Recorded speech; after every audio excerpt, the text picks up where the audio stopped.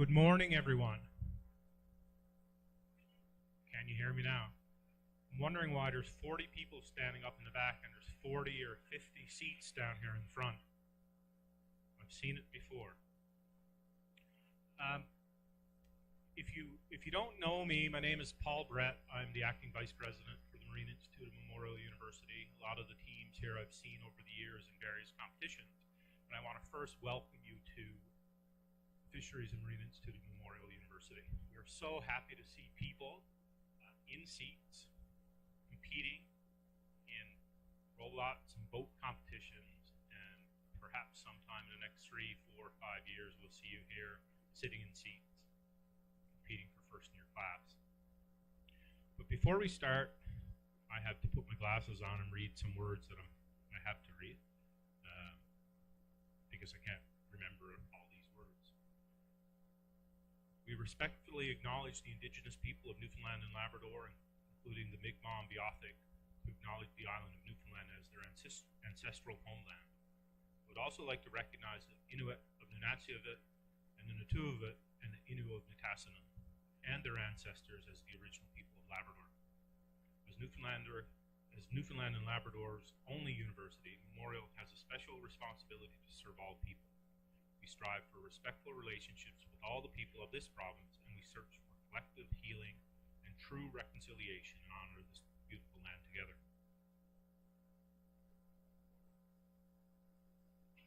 The model boat competition has been going on here for quite a few years, and I had said to Trevor Butler, one of our key sponsors, I saw him a moment ago, I don't know where he went, there he is right here, from Lloyd's. He helped me bring some things in this morning, and I said, it's the only time on a Saturday morning where we see all the youth with big smiles on their faces and excitement. Usually Saturday morning you get them up at 4:30 in the morning, as I heard today, that they're pretty grumpy people. I know, I have a grumpy one at home. Getting up at 4:30 is difficult. 5:30, 6:30, 7:30, 8:30, 9:30, 10:30, 11:30, and 12:30 are typically grumpy on Saturday. But glad to see the smiles. I think it's part of the reason we do what we do today. So I want to just say a big thank you to Lloyd's as a sponsor, Synovus, NUDOC. You see all our, and Fleetway, you see all our sponsors here to help make this happen, help get you here, and help you have a bit of fun today. We also have a bunch of people behind the money, because the sponsor is a big word for money. Money helps us do it. But there are a lot of people behind that. And the people organize it. They get up here, come in on a Saturday morning to help you. And I've got we have an organizing committee, Chelsea, Spencer, and Ken Baker, who are key to this. There's a number of others that you'll see around. I was going to say wearing purple shirts, but shirts kind of common here this morning. There's 4 young men behind the scenes who've gone through these competitions, are out working in industry now, and they continue to give back. And there's this guy in the tie-dyed shirt that came there a moment ago. He's not there. I'm pointing to where he was. He's in the back there. They're running the word is going to escape me right now, a live stream. That's the technology part of me that doesn't work. A live stream now, so people, your friends, can watch this at home. So Anthony, David, Stephen, and Badir are here, and they're running a technical, some technical marvels. You can tweet it out. Your friends can watch you win, watch you sink, watch you lose, whatever's going to happen here today. I just want to finish by saying I'm so happy to see the teams coming in from out as far away as Clarenville this morning to get in for this competition. Have some fun today. Doesn't matter if it sinks. Actually, you'll remember it more if it does sink. But not jinxing anybody. But maybe there will be a prize if it does sink. But good luck today. Don't break the flume tank. That'll be my problem if you break the flume tank. But it won't be yours. Have the most fun you can and make some friends. And we'll see you here later this afternoon to do some crowning glories. So, handing it over to Ken for the details of what the rest of the day is going to be like.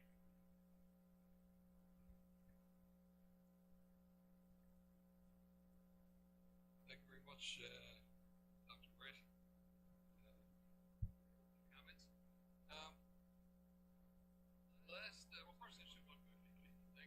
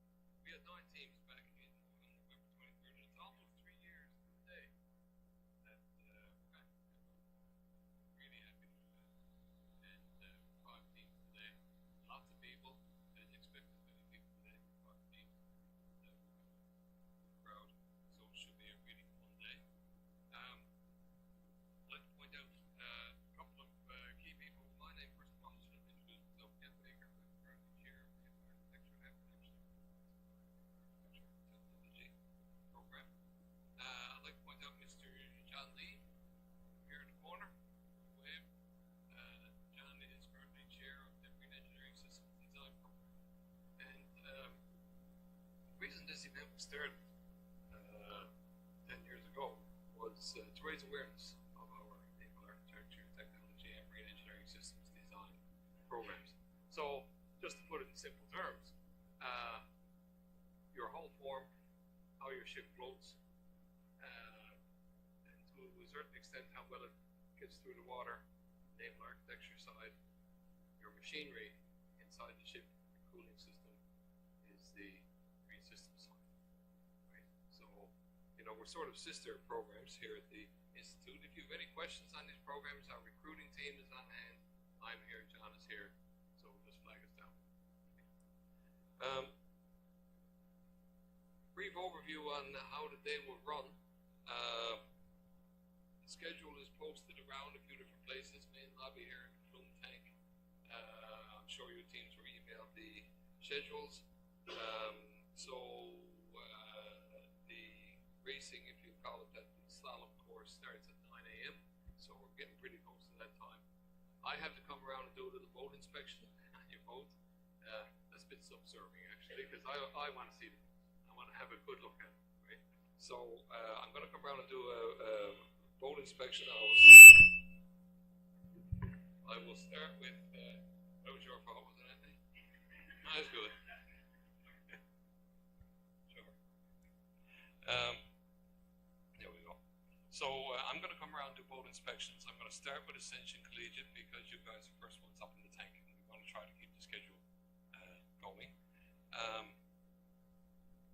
And then I will make my way through the schools in the same order that they're in on the schedule. We will follow the schedule as closely as possible. If we're behind or if you're behind and you're not up at the tank in time for your run, there will probably be a volunteer come and get you and tell you to get up to the tank. We have a little lunch break from 12 to 1, or 11:55 to 1 if you look at the schedule. Lunch is served in the cafeteria. Is that right? Yeah, cafeteria. So down over the stairs here in the main lobby.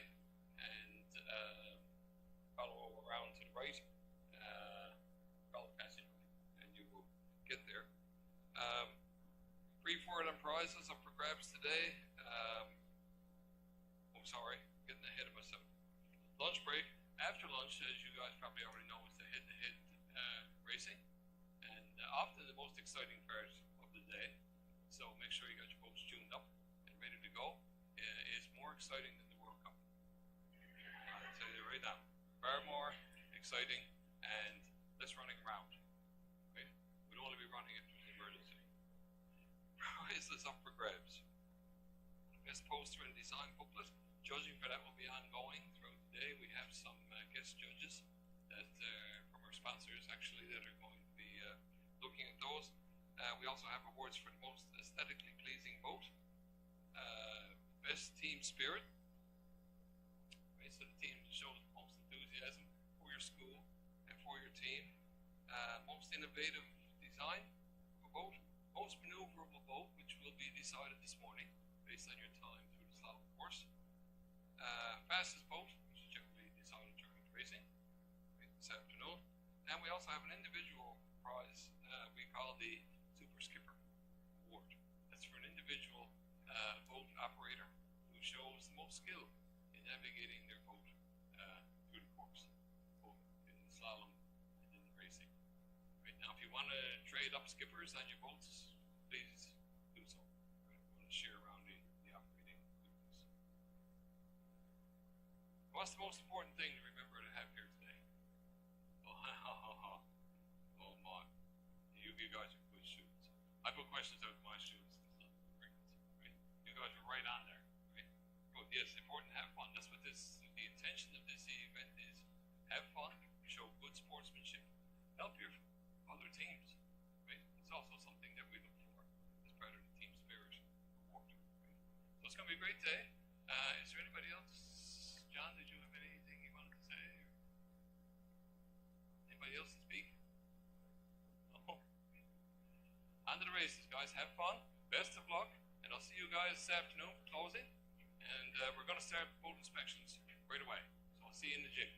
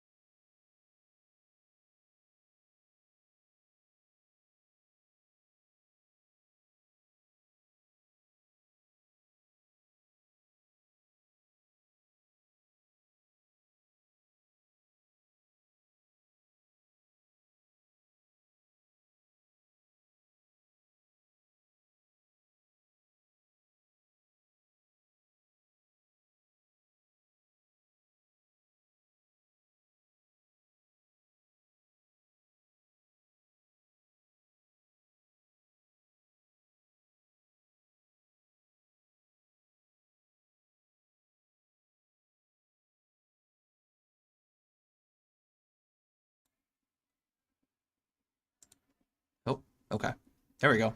I've been talking to myself for the last little while because apparently one of the settings were on something else and the microphone was muted and there is meant to be audio, folks. So let me go and rehash everything I've said for the last 10 minutes and hopefully not bore you all to death. But the whole, actually, well, first of all, we're at the Marine Institute here in St. John's, Newfoundland, third windiest city in the world. The wind howls, I tell you. And we're looking at the model boat race for the year 2022. Thank you very much, Various.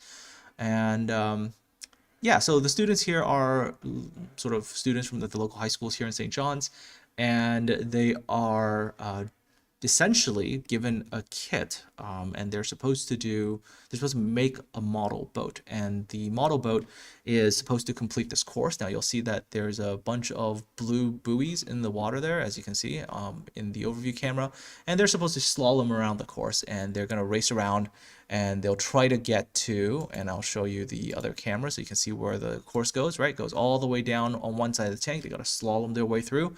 They make a turn at the end, and then they got to dash for the finish line, which you will be seeing essentially here, assuming that, you know, the boats actually make their way around the entire course and they actually get to this particular finish line. So that's the objective of their first race of the day, the slalom course. Now, with the actual vessels themselves, there's obviously a bit of a challenge, not that easy, right? So the first team that put their vessel into the water today, that particular vessel basically went in, had a bit of an issue, and got about maybe halfway down the tank, and then it essentially stopped. So they're putting in the next one now. Okay, so let's see how that is going to perform. This one on first impressions, as oh, it looks like this vessel is actually, oh, okay, yeah, whoa, that's I think that's become a planing vessel there from what I can tell. So they're making their way, yeah, nice and gentle is the way to go, I would say. Too much power, and you can see the vessel just comes right out of the water. And it's most likely because the motors that are in the model boats produce a lot more power than would otherwise be needed to get the vessels to do a certain thing. So let's see where on earth that vessel has gone, because it has disappeared. I think it's maybe coming to the finish line right now. See here, I think it's almost there. It's coming slowly. It's kind of hidden beneath the platform right now, but you can see the ripples in the water that there's something approaching. So let's see here. I do believe that vessel is slowly making its way to the finish line here. Some intense waiting.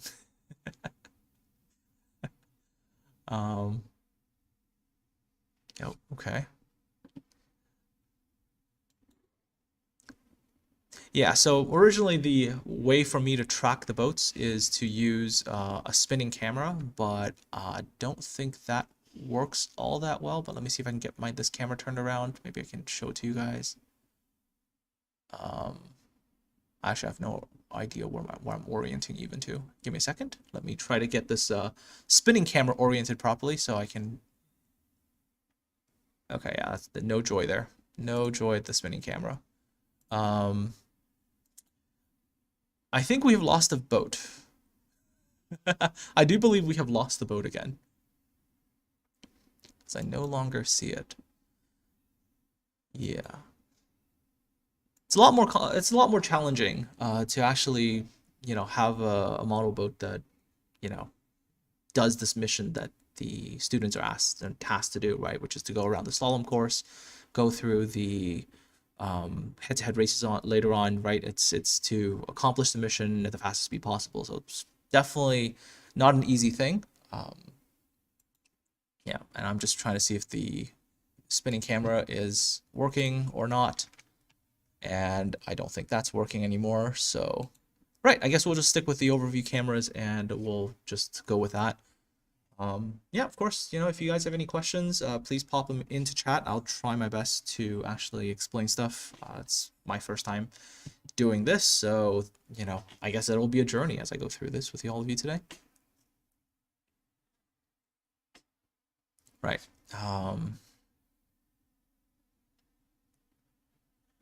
I'm not really sure who the last school was either, so I think that last one might have been, well, according to the schedule, that last one should have been, let me just double check this. The last one should have been Clarenville High School, and I believe it's Fatima Academy coming up next.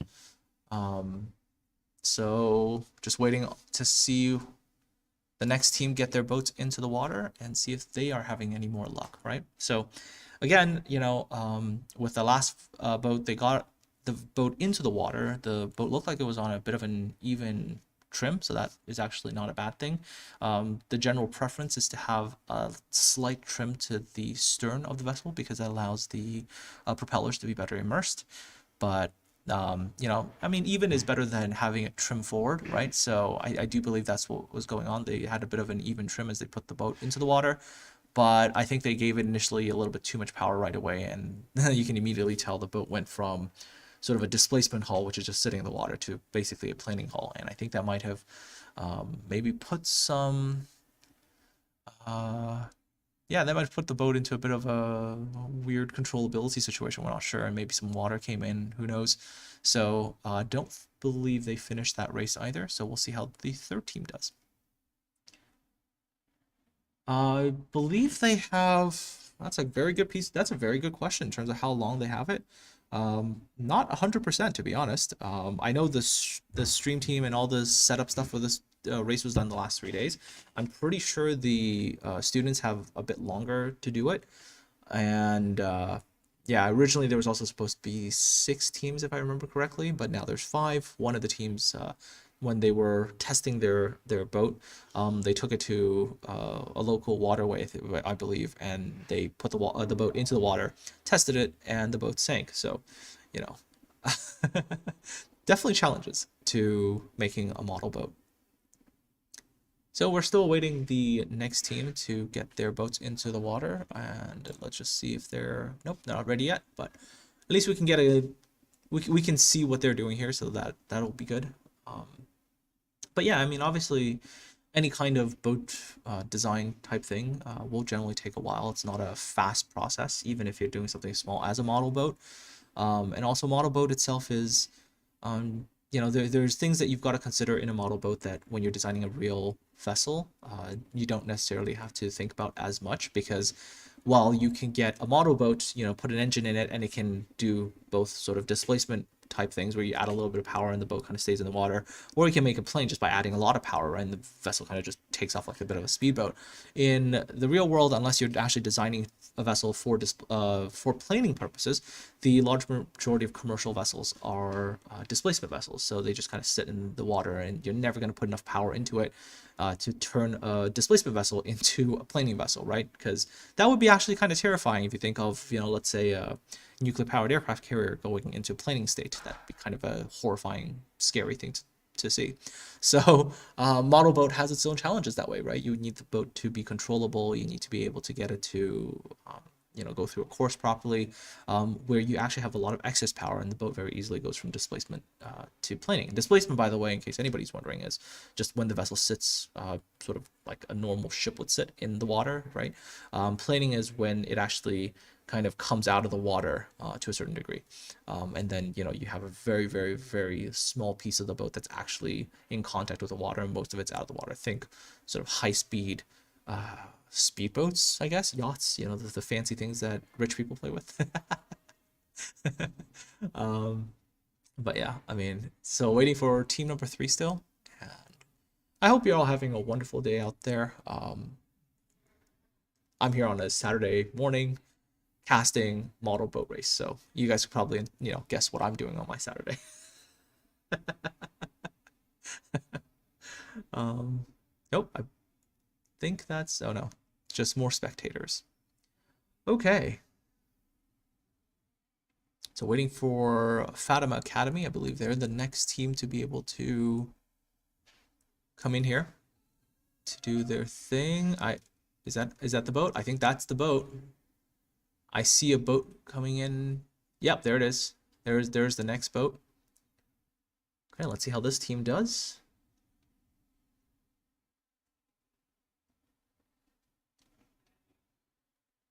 I believe instructions are being given or exchanged. Then we'll get the boat into the water and the race underway. Oh.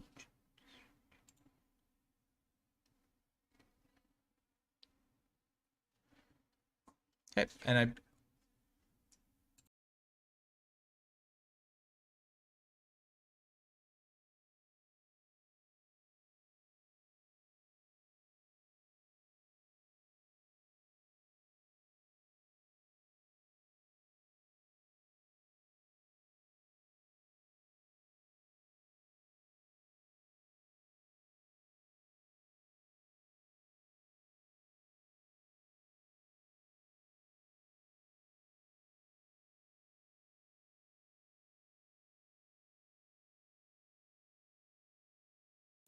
all right, and I believe we're still waiting on this team. I've finally been given a radio, so now I can actually figure out when things are going to happen. So that's a real big plus.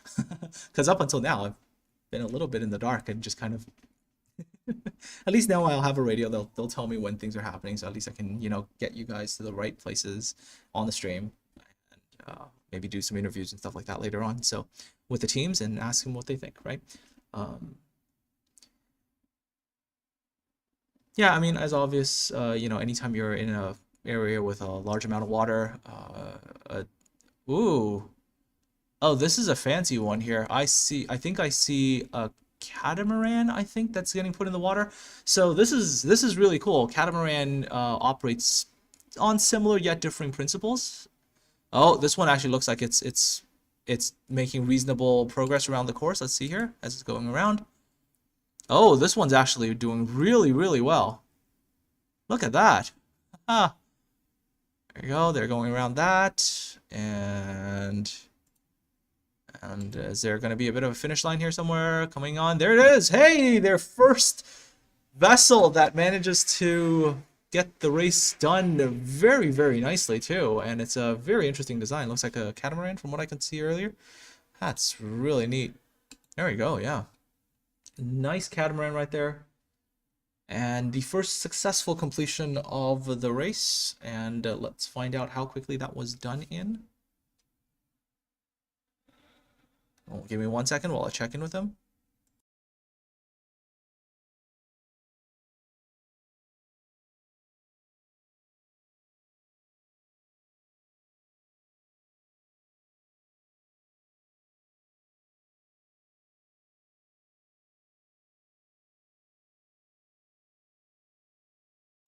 Okay, not sure what happened there, but they're going through the race again. So the boat's gone, off they go, and around the track again. Not sure, maybe there was some error with timekeeping earlier, so we'll see how that is. But this boat is definitely seeming to get around the course without much issue. And here we go. Let's see if it comes in and crosses this finish line. There it is. That's a beautifully designed model boat right there. Wow. And it performs really, really well. Very good control. Doesn't seem to be coming out of the water much at all. So yeah, very, very well designed vessel right there. And let me, again, see if I can get you guys a finish time for that one. So give me a second.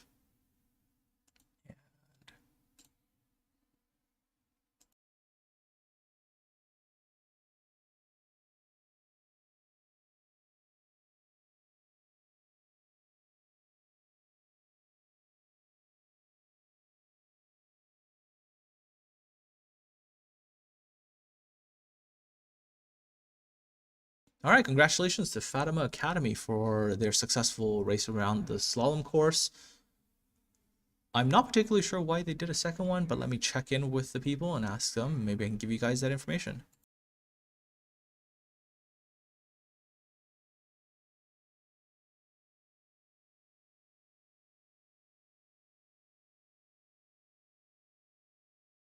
Aha, I have an answer. So the whole purpose of the second race was that they're allowed to go as many times within their assigned time block to go for the best time possible.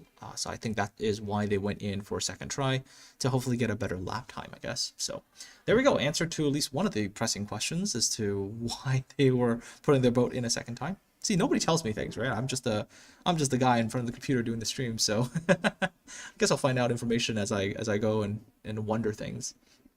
But yeah, very, very, very good design there. Congratulations to Fatima Academy for a successful race.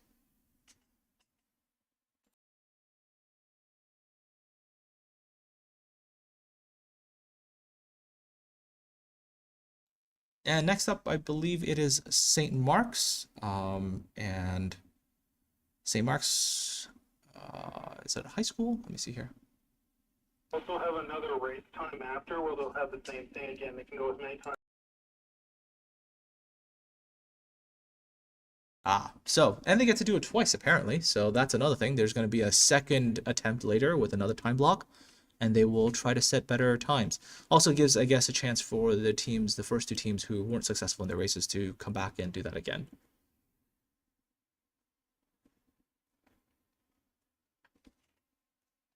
Hold on 1 second. We'll be right back.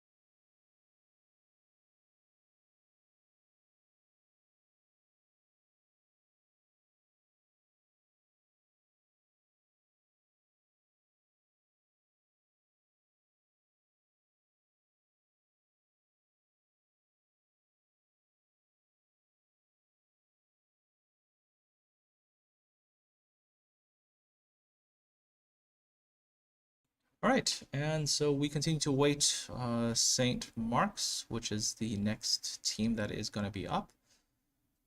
And we'll see how they do with their boats. It is quite interesting to see a catamaran. I definitely am surprised to see someone going with that very ambitious type of design, but it seems to have gone swimmingly well for Fatima Academy. So, I do believe that is the next boat that is coming in here. There's the next team. I believe they have that one with the red hull that that person is carrying. Not particularly sure, but we'll see. I actually did find out that I actually have another camera that I can use. So when the boat goes into the water for the first time, might get you guys a better, more up close shot of it, I guess. So we'll find out how that goes in a second. Believe more instructions are currently being given. Now let's see if team number 4 can replicate the success that team 3 had. Oh, there we go. Let's take a look at this boat that's coming into the race area now. I'll give you some initial thoughts when they put the boat into the water. Generally speaking, as soon as the boat goes into the water, you have an ability to take a look at sort of like the trim of the vessel, see if it's, doing anything a little weird, is it kind of trimming by the bow, or is it trimming by the stern? Might see if they've got any of the sort of weights placed incorrectly and the vessel's listing a little bit. So we'll see. The catamaran, when it went into the water, really stable platform, as expected of a catamaran, and it did very well. So this is obviously a more conventional hull form from what I can tell. So let's see how this one goes. Okay, there's the boat getting put in. I do believe that is... I believe the individual holding onto the vessel is actually one of my instructors. He is a really cool chap. Talk boats with him a lot. And it would not surprise me that he is the one handling the boats as they go into the tank.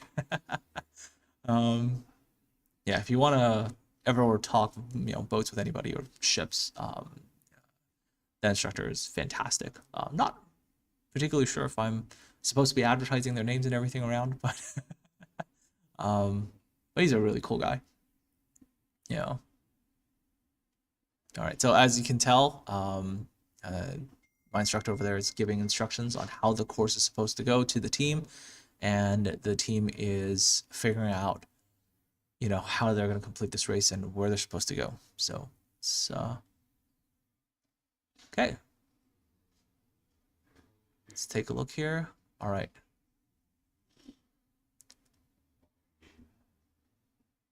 Waiting for the boat to get into the water. Looks like a Kind of reminds me of a bit of a fishing boat, to be honest. But let's see here. Okay, vessel is in the water, and it does look like it's actually on a reasonably even trim. Yep, and it's going, and off it goes. Oh, and this one's looking like it's doing quite well as well. Oh! And let's see here. And there we go, the boat's going around. My apologies though for the camera today. The camera, the one that you can see in the middle of the pool, that's supposed to be the one that allows the boat tracking.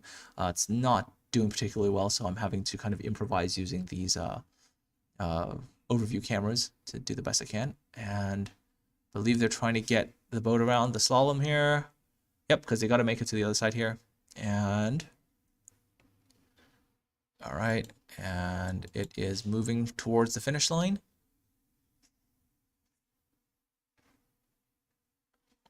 We await the boat. We are awaiting the boat.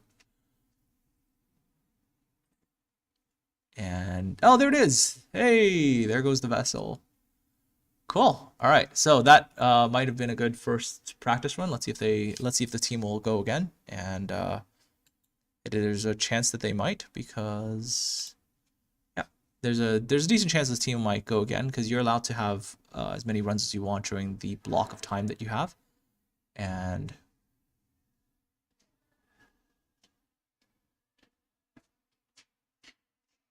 okay, I think they're checking the boat here to see if, I guess, watertight integrity has been maintained and no water's flooding into the boat. Looks like it will be good, and I think they're going to go again. Yep, here we go again. Fantastic. All right, and team is going to go again, so let's watch their progress.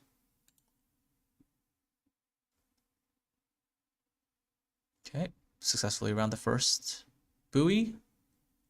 Around the second buoy. Whoa, a little burst of speed there. Around the third. Coming around the fourth. So far, so good.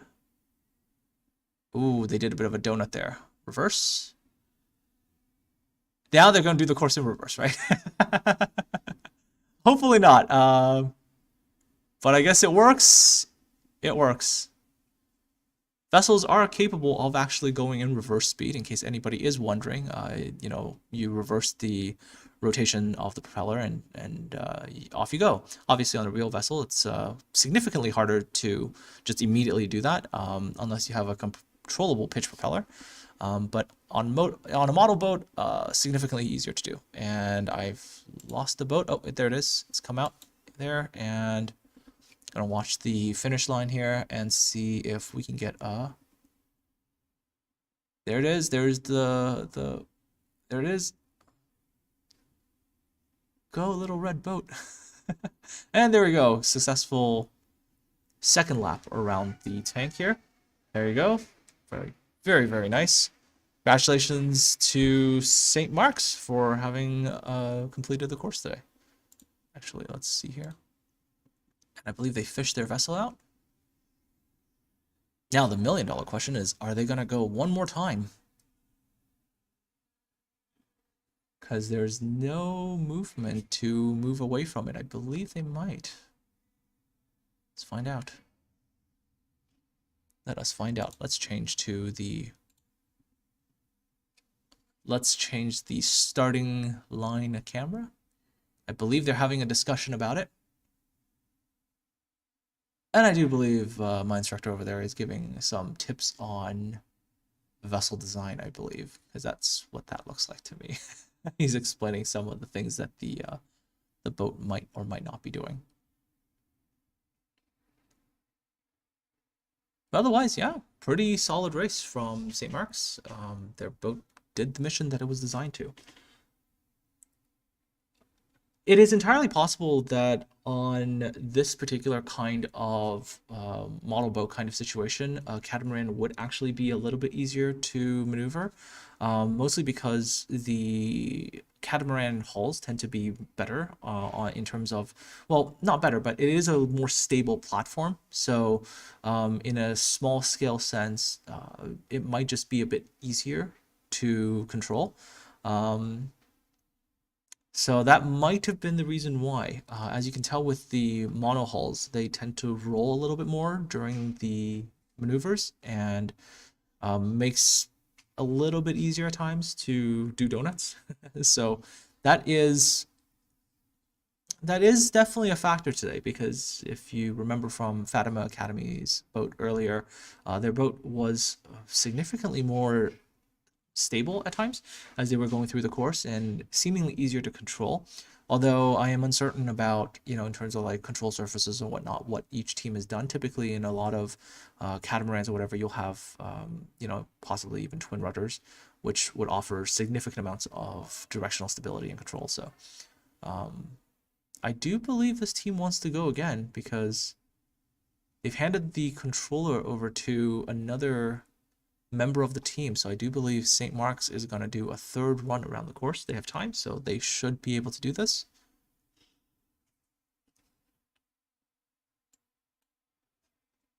Okay, yep, boat's in the water, so they're definitely doing this again.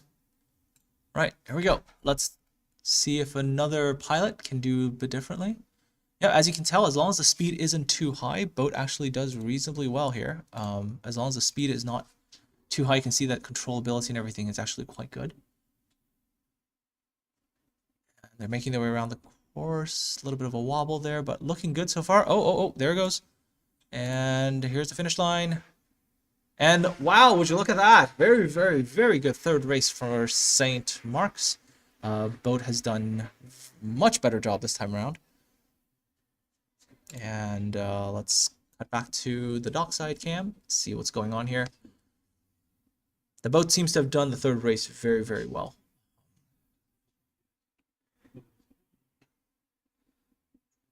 Oh. Is St. Mark's going for round 4 to improve their lap times? Might be a possibility. Now, if you notice at the bottom of that particular vessel, you should also see a skeg. That also helps with directional stability. So the skeg is the kind of the yellow piece of, I guess, material that's sticking out of the bottom of the vessel. So I guess they're going again. Here we go. Believe they can go for a better lap time. And see here as the boat's going around. Yeah, very, very smooth this time around for St. Mark's. And there goes the boat. Let's see where it... There you go. Very nicely done. Yeah. Definite improvements from the first 2 runs. And the boat is doing exactly what it is designed to do, which is to go around without actually turning into a planing vessel, kind of staying nice and stable as well for the pilot to control. Overall, very, very good race. Okay. Oh. I believe we have an adventurous pilot who wants to really get the best lap time possible. So here we go. Ooh, see, a little bit anxious to get that better time. And you can see that the vessel, when they added too much power, a little bit harder to control. Yeah, you can definitely tell it's adding too much power actually is not easy to control at times. And there goes the boat. And there it goes. Wow, okay. Wonder if we can get a lap time for that one, their final lap time. We'll try to find out for all of you, so please hang tight, and I'll be right back for that.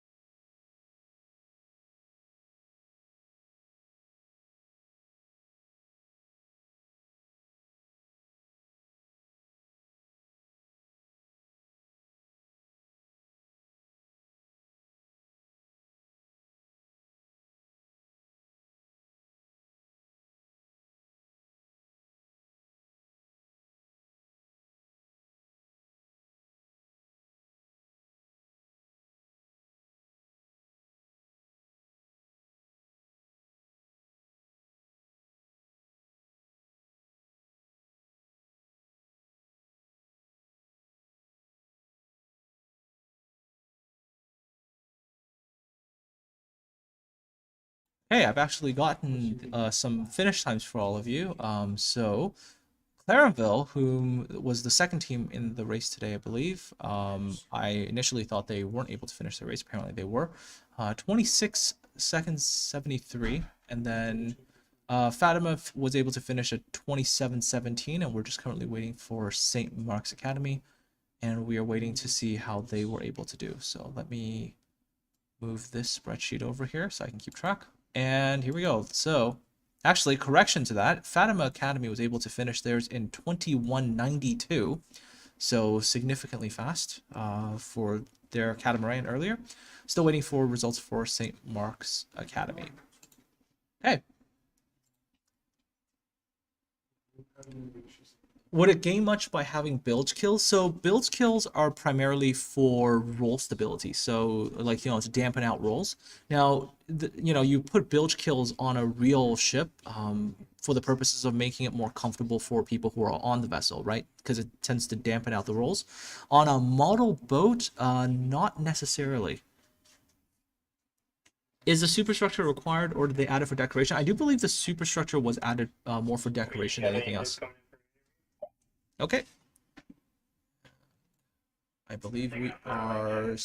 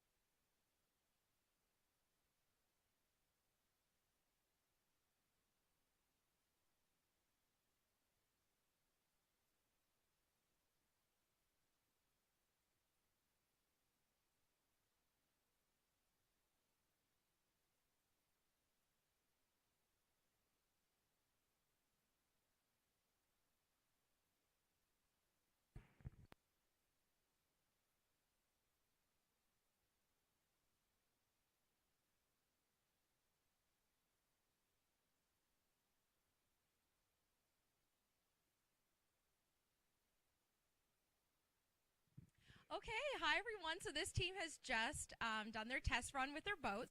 Super excited. So who do we have here with us today? What school are you guys from? Fatima Academy. Fatima. Okay, what's your name? Brady. Brady. Molly. Molly. Claire. Claire. Sarah.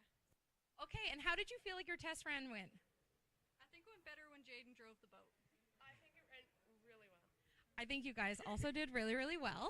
And I noticed that your boat has a name. Can anyone tell us the name and maybe why you chose that? It's called the Keen Notion. Keen Ocean. Awesome. Yeah. Any reason for that name? Or? Our school vice principal always says it, so we just chose it. Like everyone has like a key notion on them, Yeah. Oh, okay. and we chose to spell like notion with like ocean. Ah, the notion of the ocean. Love it, love it. Okay, cool. So, what are you most excited about for today now? Well, I mean, I'm excited to just see like who wins it all and what places where, but overall it's just for fun. So Just for fun And meet new people. and meeting new people. And is this your first time? I don't think it is. this is my first time. Your first time? Third time, I think. Oh, awesome. All of you, your first time? No, it's my second time, I think. Okay, amazing. Awesome. So we're super excited. Do you want to say hi to your school, friends, family? Hi. Okay, awesome. So good luck for the rest of the day. We might grab you again throughout the day. Okay. Thank you. Bye.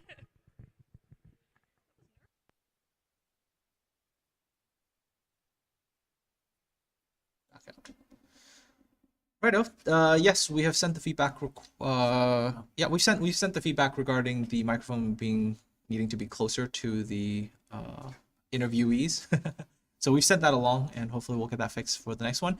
Interesting piece of information that I just actually heard from some of the people organizing the event right now. St. Mark's, their boat was actually made from fiberglass, which is actually really, really impressive since that's a material that's not easy to work with. Composites are complex material to say the least. Anyways, let's take a look at the next team here because I believe their boat's in the water. Oh, there it is, and I believe that's clear plastic. I think it's hard to tell what that boat is made of, but looks good so far. Making their way around the tank, nice and gingerly at first, which is probably a good way to get a feel for the vessel and to get the sense of how the vessel will behave in the tank. A little bit more wobble on this particular vessel. Oh, it's this one's made out of plexiglass. There you go. I got confirmation as to what this vessel is made out of. So it's a plexiglass boat, and off it goes. And let's see if we catch the boat. Whoa, and there it goes. Dashed right by the finishing line there. Okay, so let's take a look at this vessel in detail. Hopefully we can get some details of it. So from my look of this, oh, they had a little bit of water coming in here.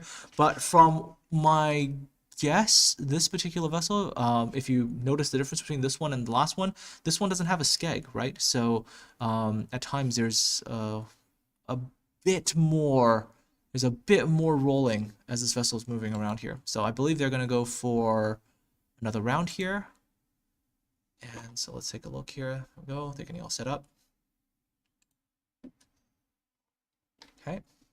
Moving around the course. Yep. Looking good so far.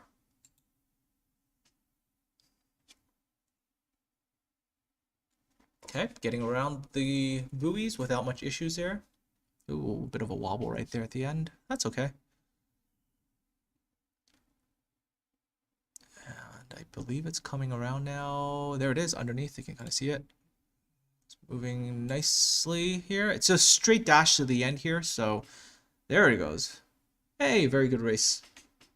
That is a very, very, very nice race there. Wonder if they're going to go again because they do have multiple attempts to get their best result.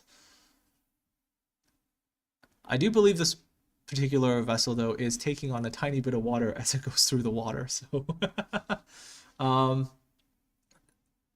the water is turbulent, to answer that question. So right now, what most likely is happening is that the as the vessels are moving through the water, as they're going through it, they're generating waves, and these waves are sort of resonating around the actual tank itself. And then what you're ending up sort of seeing is that as the boats go through it multiple times, they'll keep putting out their own generated waves, and then that has an impact on it as well. In real tank testing, of course, in a larger, more I guess sophisticated tank, there's definitely actual. And I just missed the finish line. I just missed it. It went by too fast. But yeah, in a real large tank, yes, they would actually have wave generators that would actually make waves, and the whole purpose of that is to see how a vessel goes through water and how to interact with things, and then you'd be able to figure out resistance and motions and things like that. Yep. So getting more information for all of you, and hopefully I will make it more interesting for you guys with more information known, and see how that goes. All right, so I do believe they're going to go for another attempt at the course here. So I mean, they're trying to obviously set the best possible time, and as you can tell, there's a bit of a practice effect going on here as the students are piloting the vessel around the tank more and more. They are actually becoming more efficient at it, and they're doing better. So on a speaking of tanks and tank testing as well, so down the hill from this school, there is the NRC tank, and that is a much bigger tank. And just to give you an idea of the impact of waves and stuff on testing, so I believe, if I remember the story from one of my instructors, many years ago, they were testing racing sailboats, and the racing sailboat, they put it into the water, and this is a scale model of it. And they were able to do just one run per day because the boat would generate such, I guess, strong waves within the tank that they would get basically one good run per day, and then literally had to wait until the next day until the waves all dampened out before they were able to do it again. This tank, obviously, as you can probably guess, is a bit of a smaller scale tank, and won't really have as much of that, and also the boats being run through the tank currently also much smaller, so again not generating probably as intense of a wave pattern as a larger boat or larger scale boat in a larger tank would. So but still, as you can tell, the motions, well, the waves and whatever, does have an impact on the actual boats themselves. There we go. Very, very nice run here at the end. They're obviously, I think, going for the best possible time here. Up until now, let me just check for all of you. And okay, I don't really have time currently. They haven't updated. My apologies. I'm trying to get you guys as much information as I possibly can. And I'm not sure if they are. Wow, this team they're really trying to get as many goes at the as many kicks of the can as they can get with their boat right now. So I believe they're going for another one here.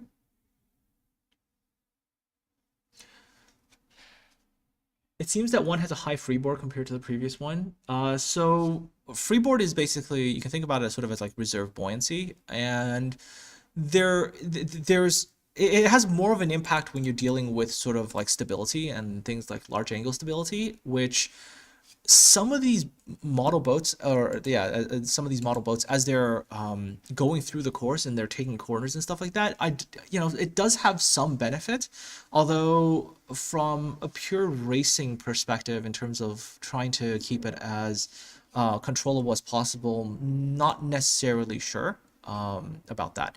But it does have an impact. The high freeboard does have an impact on sort of reserve buoyancy, and it is very useful in real vessels to essentially have that reserve buoyancy when you're dealing with larger angles of heel.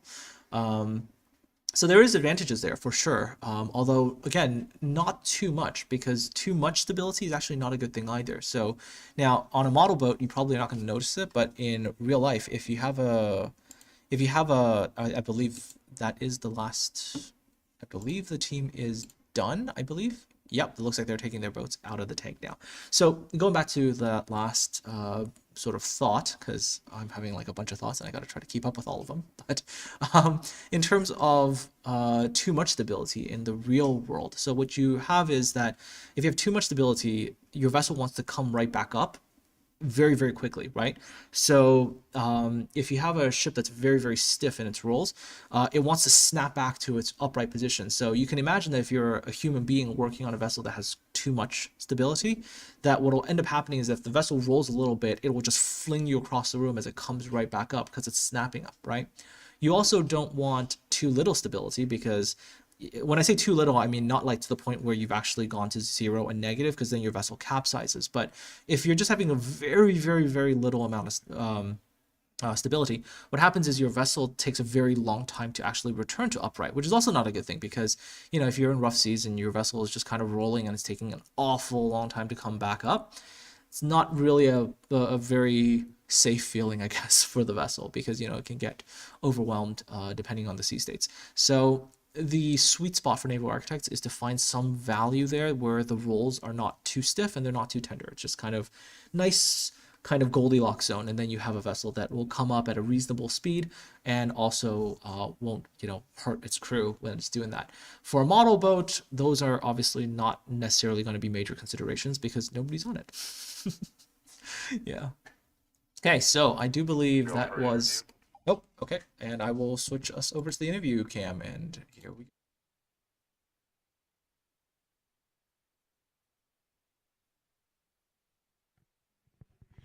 Hello, hello. We're back with another team here at the 9th annual model boat race here at the Marine Institute. Who do we have here today?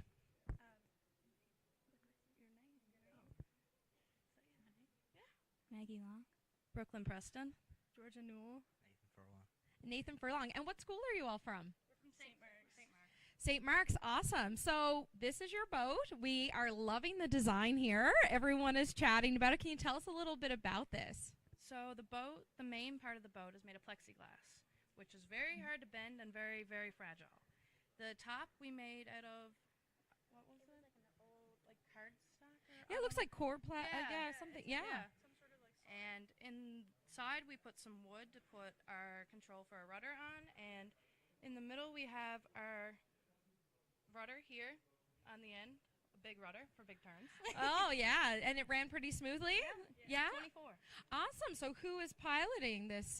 Me and boat? Nathan. Oh, awesome. Cool. And what grade is everyone in here today? I'm in grade 12. Awesome. I'm in grade 10.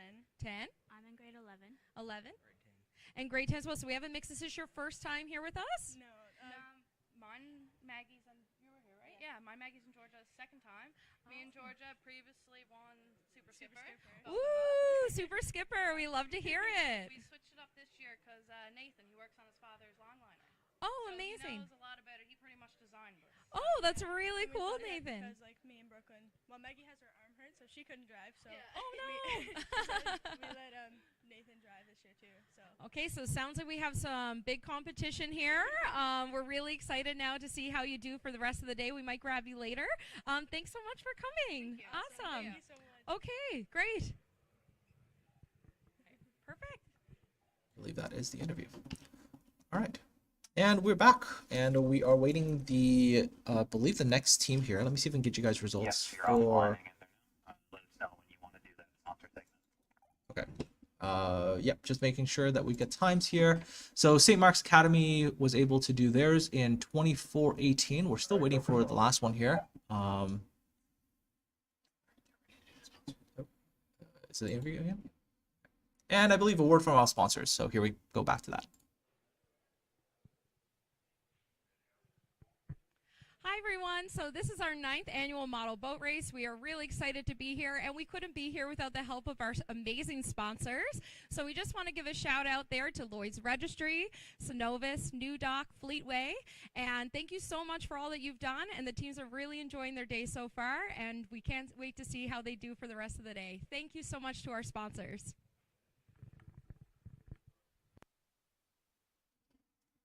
And that was a word from our sponsor.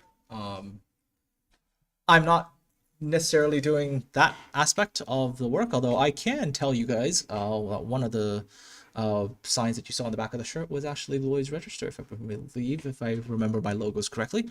And in case anybody's wondering what they do, they're a classification society. So basically, if you ever want to get your real ship built and insured and all that, you've actually got to go through a whole process, a whole song and dance with the class society, and that ensures that the vessel is insurable, which is really, really important considering the cost of some of the vessels out in the world right now, and also make sure that the vessel itself is actually safe and efficient and does what you're supposed to actually do.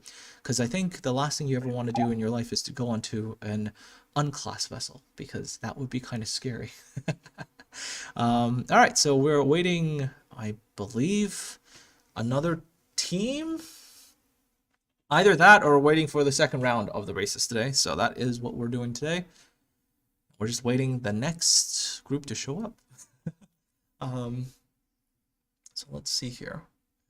Get the cameras all ready for all of you so that we can transition to the fun stuff as soon as the next team arrives. Other person just standing there menacingly. Yes, indeed. Alrighty, let's see here. And of course, oh yeah, I mean, I forgot to mention, yeah. So since I talked about one sponsor, I don't think it'd be fair if I don't mention any of the others. So a few of the other logos, I believe, on the back of the shirt. Fleetway is responsible for a lot of the design and maintenance stuff here with the like Canadian Navy ships and stuff like that. And then New Dock is a local dock.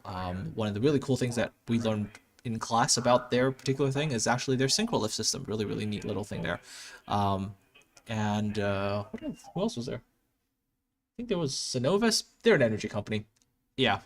I'm not in that field. I can't give you guys any more information on that. But a couple of things that, you know, for a naval architect that, you know, we are kind of told about is, you know, how things work. So, you know, how does a synchro lift work, and how do you get a vessel out of the water? How do you dry dock it? How do you do? These are all things that we picked up as we were going through the program. Obviously, you know, as the years go by, the final year of the Naval Arc program here at the Marine Institute is primarily to design a vessel of your choice. So sort of different people in my class are designing different kinds of vessels. There's believe 2 bulk carriers, 2 tankers, a Ropax ferry, and let me think. There's 2 container ships and an Arctic expeditionary cruise ship. So, Marine Institute, if you're interested in naval architecture, this could be a place to definitely consider visiting for that and doing your education here and really get an education on vessels. Alrighty, so still waiting for the next team. And I believe that, ooh, I wonder who the next team will be. Actually, let me go check on that for all of you. So just to get a sense of who's coming next.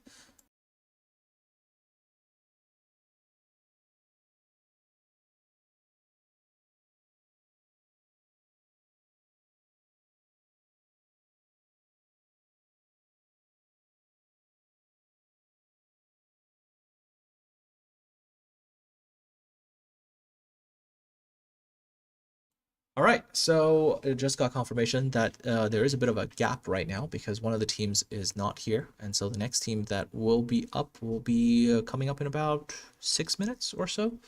Obviously, if you guys in chat have any questions about anything kind of boat related that I'm able to answer off the top of my head without having to go to reference material, I will be happy to answer those.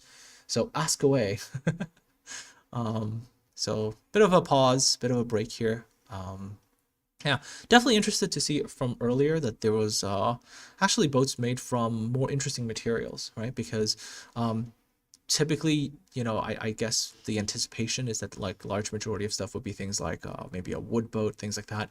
So to see a fiberglass boat, that's actually really, really cool because fiberglass is not particularly easy things to work with, especially considering at the high school level. So for those of you wondering how FRP boat construction generally works, so you would basically be having to make molds and things like that, and then you would be layering in layers of resin, layers of the fiberglass material mats and stuff like that, and you get those all into nice one, you know, kind of nice layer, and then you've got to, you know, make sure that it's smooth, that, you know, everything is done well. Very, very difficult material, and to see that high school students are doing that is very, very, very impressive.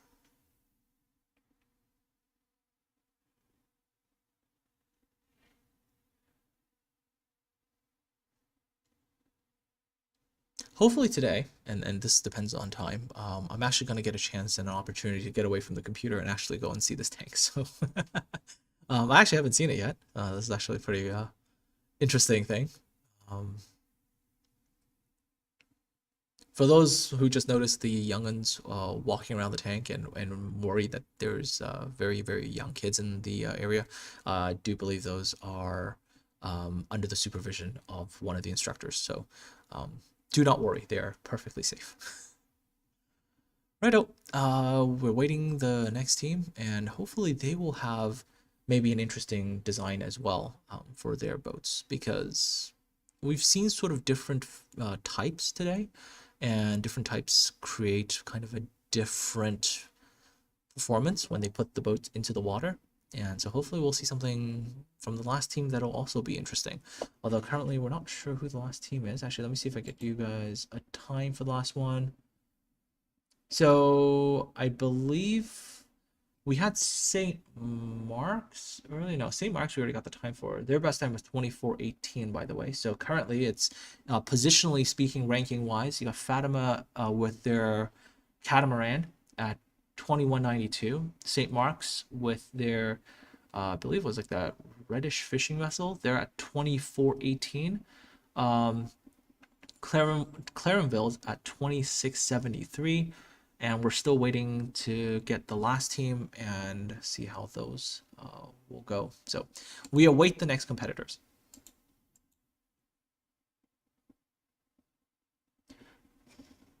That's a very, very good question in chat here. Most teams aren't able to use full throttle because of stability. Actually, the major reason for them not being able to essentially go full throttle, most of it, is that the vessel itself actually goes into a semi-planing or planing state when they actually go to full power. And it actually has a lot to do with just how much power is available with just the vessel itself, right? Like the if you have a lot of power that's able to push a vessel beyond a Froude number of 0.4, a Froude of 0.4, you basically end up with semi-planing slash planing. And that is what was happening, because once they were able to push the vessel beyond that particular Froude number, what you ended up seeing is the vessel entering sort of planing, semi-planing, well, semi-planing first and then planing.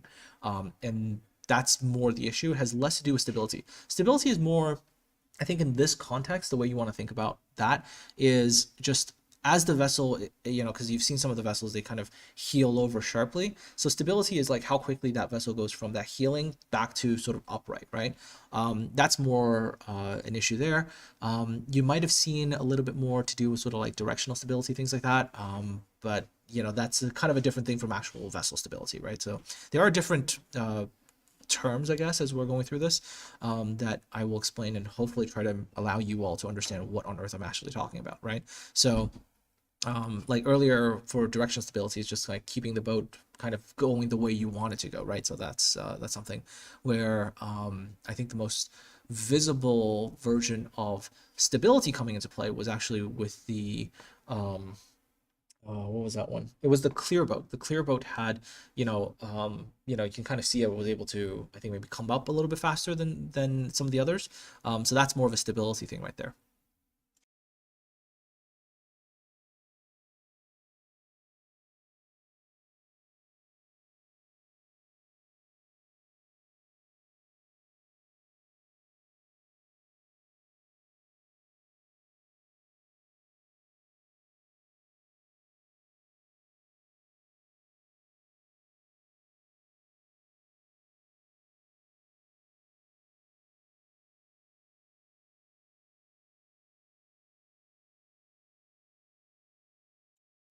Overall, I mean, gotta say that, it's really cool that high school students are participating in this kind of competition. Gives them exposure to an entire industry that a lot of people don't see that much off of. So with the marine industry, one of the things is that you typically have vessels that disappear off the horizon, and most people never realize how many ships are actually out there. If you ever want to get a sense of it, and if you want a good comparison as well, like if you look at like the number of planes flying around the world, you go on Flight Radar, take a look at that. But if you also look at like things like called marine traffic, and you zoom out, you'll notice that there's a ton more things that float, and most of them are just over the horizon, so you can't see them, right? So, I believe our next team is coming in. So here we go. And I can't necessarily tell what kind of boat they've got currently, so they're being given instructions, but I can't really tell what kind of boat that is. Hopefully I'll have a better view of it as the boat enters the water. And, ooh, they have the big rudder. I can tell there, that rudder that's moving right at the end of the ship.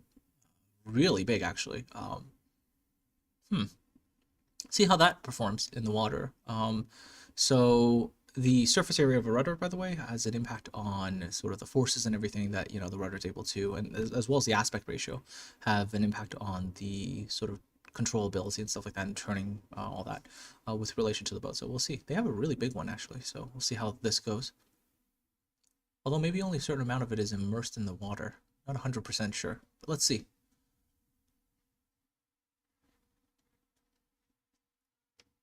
Almost think that the boat's rocking some kind of camo pattern. It's actually hard to tell what kind of boat this is. Here we go. All right, it's gonna go into the water. Okay.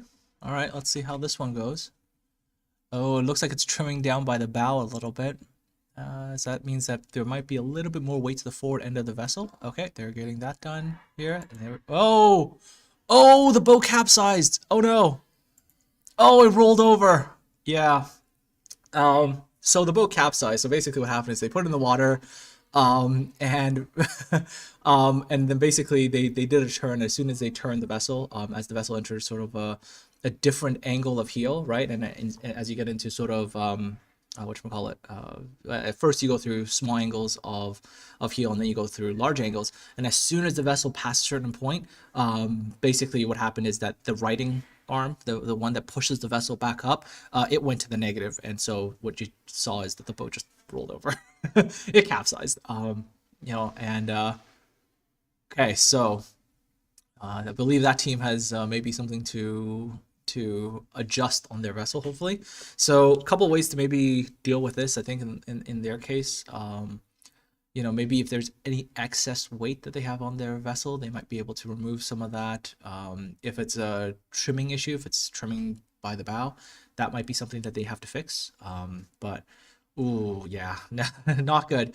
Now, for real vessels designs, and for those of you who think that like actual naval architects don't make this mistake, if you just go on YouTube, for example, and you take a look for like you know, like manufactured vessels, like real yachts and stuff, there have been some with you know, sort of bad stability, and yep, those have actually capsized.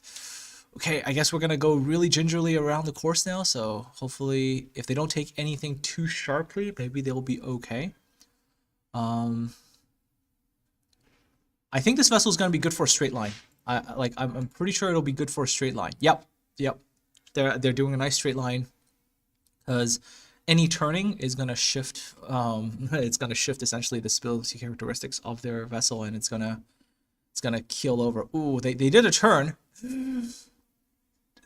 Oh, they're making their way around. Oh no, not a big turn. Small turns only. Okay. Oh, okay. Nothing too sharp, because if they do too sharp of a turn, possibilities of rolling over become real. So, oh, okay. I mean, it's still there, it's still up. Just, I think it's up against the wall on the backside of the tank right there. Yeah, they've got to go real gingerly, real nice and slow. They can't apply too much movement essentially to their vessel, nothing too sharp of a turn, because it changes the underwater geometry when you do a turn. And if you change the underwater geometry of the vessel, you enter a different realm of what kind of stability you're dealing with. And I'm pretty sure that as soon as you enter sort of large angle stability, yeah, vessel's in trouble. So that's why I think they're taking their, well, they're being very patient with it. Nice and slow, gentle movements around the water. Okay. Yep. So you can tell that they're being very careful right now. Yeah. And I'm not sure if the vessel's still under control. It has stopped. And I'm a little bit uncertain as to what's going on here.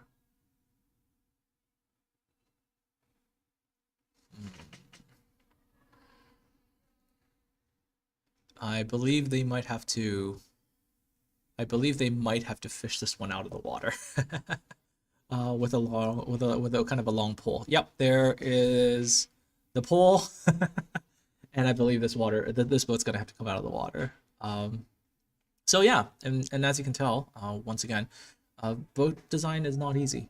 Even on a very small scale where you think, oh, it should be reasonably straightforward, it's actually quite difficult. Because, you know, if you don't get the characteristics right, then, you know, if you don't consider certain things, you end up with a boat that doesn't really work.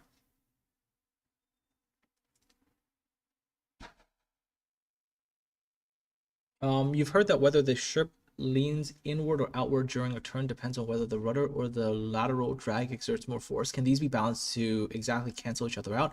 No, not necessarily. Actually, almost impossible, just because if you think about it, it's like the rudder is generating X amount of force, right? And then what it's trying to deal with is the, you know, the lateral drag being sort of like generated by the entire side of the ship itself. So no, you won't be able to cancel those two out ever. Just yeah, I mean, unless you, I guess, build an absolutely gigantic rudder then maybe, but I wouldn't assume that ever to be realistic or feasible or whatnot. But yeah, it's a very good question actually. This is actually one of the reasons why during turns vessels actually keel over a little bit. And and typically what you have is opposing angles. So the rudder will generate an angle, and then the hull will generate another angle. And then how you figure out the actual angle of the heel is you subtract one from the other, and that's how you end up with the actual heel of the vessel during a turn. Yeah, rudders are surprisingly not the main thing that causes the vessel to turn. It starts it, but it's actually not the main thing. There's actually a bunch of other things that are also responsible for your vessel actually going around in a nice big circle. Yep. It's actually the reason why, if you look at the way a vessel turns, it's not initially in like a perfect circle or anything like that. There's a bunch of different, I guess, elements to the turn, and you actually see kind of a very different circle in the initial turn. So it's not like necessarily like driving a car or anything like that. Vessels have their own way of going about it. Okay, so let's see what's actually happening here. Hold up. Let me go check with the crew. 1 second.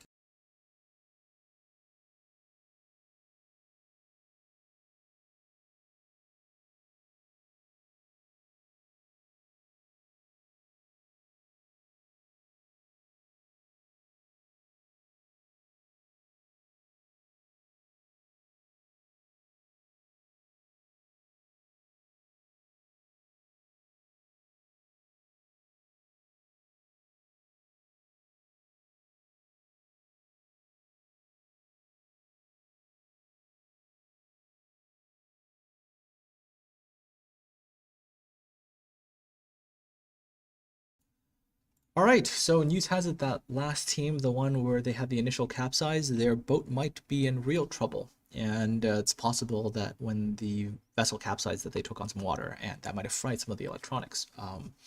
So that seems to be what is happening with that last team. They probably could have used a bit more freeboard on their vessel, just to sort of, I guess, increase the amount of reserve buoyancy that they had. Yeah, so we'll see how that goes for that team. But their vessel might, unfortunately, be out of commission. So that means that we're going to have fewer teams at the end of the day doing the head-to-head races. I think those will be exciting. Actually having two teams in the tank at the same time, putting their boats in and actually racing them. And that will also give you a sense of kind of, I guess when you're going to head-to-head, you can kind of see the different impacts, I guess, of different design choices are going to have on that kind of a race. Commit to just become a full submarine. Actually, submarine design is a very, very different thing from just regular ship design, because a big part of how a submarine is designed essentially is you have this thing that's supposed to go underwater, and the pressures and the forces you're dealing with are actually quite different. So submarines, interestingly enough, are a branch of naval architecture that I haven't really touched as a student, and I don't think I'll ever really touch it in school until I decide to actually join something specific, I guess. Maybe higher level education for submarine design. But submarines are actually a very interesting like vessel type in terms of design. So yeah. Anyways, so I guess we're on a bit of a minor break, if I'm understanding this correctly. And we will hopefully be back with the second runs for a lot of the teams that still have their vessels operational. And I think we're also waiting to see if we get an interview with the team whose vessel capsized earlier. So we'll see how that goes. Yep, so hang tight, chat, and hopefully we'll get that information for you as soon as possible.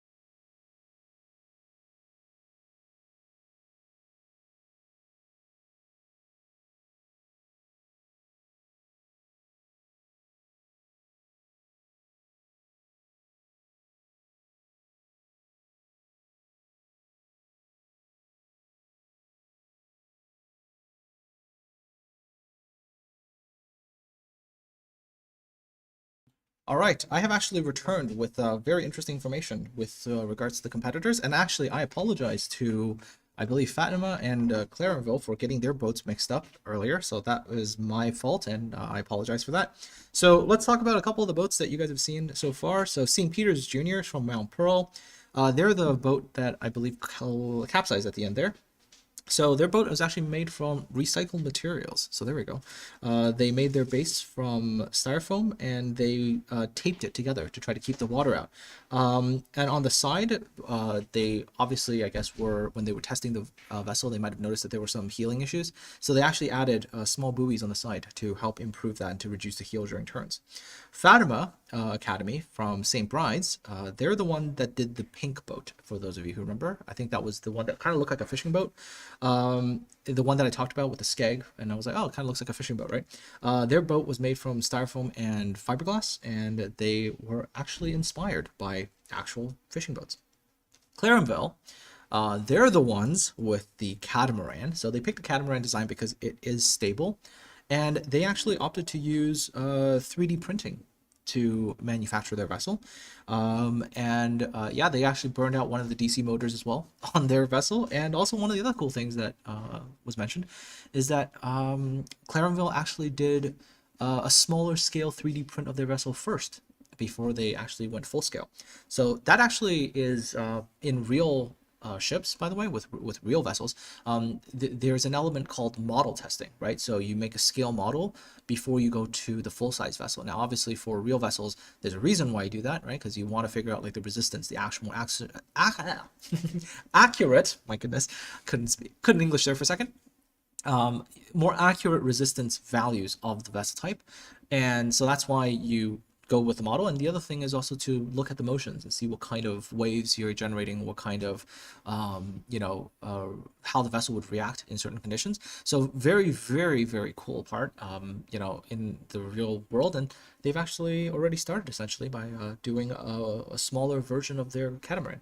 And Ascension Collegiate from Bay Roberts, they used gardening foam as a mold, and then they did fiberglass on top of that. And then finally, I believe the clear one that was made from plexiglass, that was St. Mark's. They use hot glue and epoxy to keep the plexiglass together, which actually might be the reason why they were suffering a small amount of leaks as they were going, because any small sort of imperfections there could possibly lead to that. So I believe the next team is on the way. From what I can tell, they seem to have come in. And let's see what vessel they have. And we will hopefully get some more interesting... I just came with more interesting... more interesting information has arrived from my runner. So this is for the Fatima. Okay, so for Fatima, they were the ones who did the fishing boat-like vessel. They constructed their vessel in a week, and then they added the parts. The boat was officially completed 10 days before the competition date, and unfortunately 7 days before the competition date, while running tests, they lost their boat at the bottom of Cuslet Brook, if I'm saying that correctly, and apparently water had leaked into their boat and it was irretrievable. And they actually had to rebuild their boat with new parts before the end of the week. So that was apparently a pretty stressful week for Fatima. I'm glad they were able to get their boat here to the competition today, though. So very, very good work there. Actually, being able to recover from something so unfortunate as to lose your project a couple days before the beginning of the actual competition. So, believe the next boat here is heading into the water here. So let's see how that goes.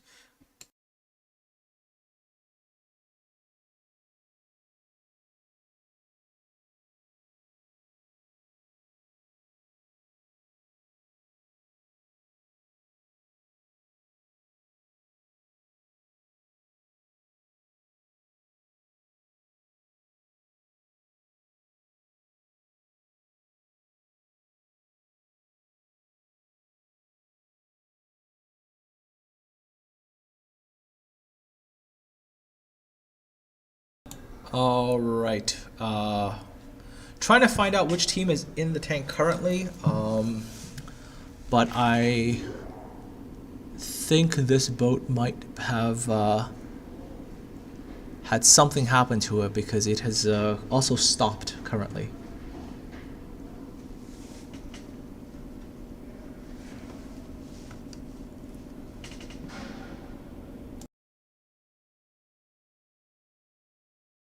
They're easy.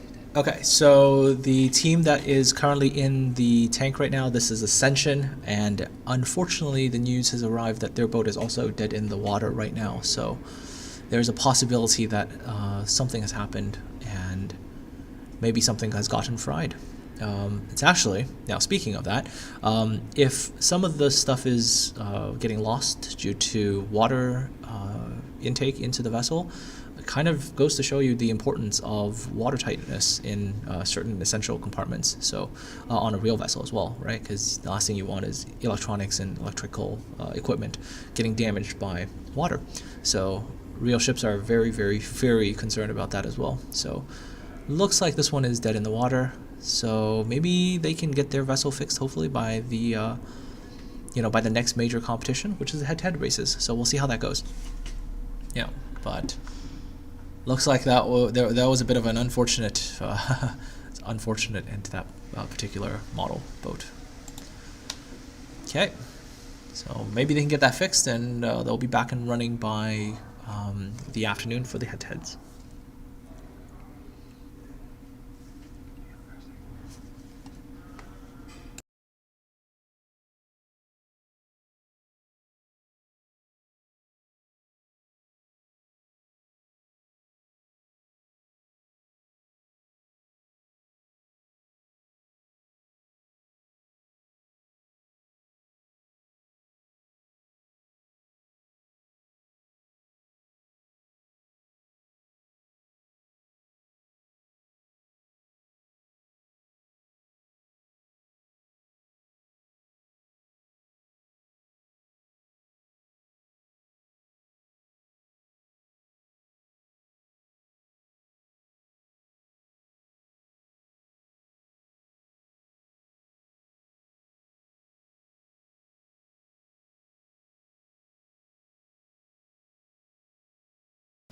Okay, and whoa, hopefully that didn't blow out anybody's ears. And notice the sun is spiking the microphone there. So that was Ascension. So next up will be Clarenville, and then Fatima, and then St. Mark's, I believe. And there is going to be St. Peter's after that. So that's the current schedule right now. Yep, and hopefully we'll get the teams through over the next little while.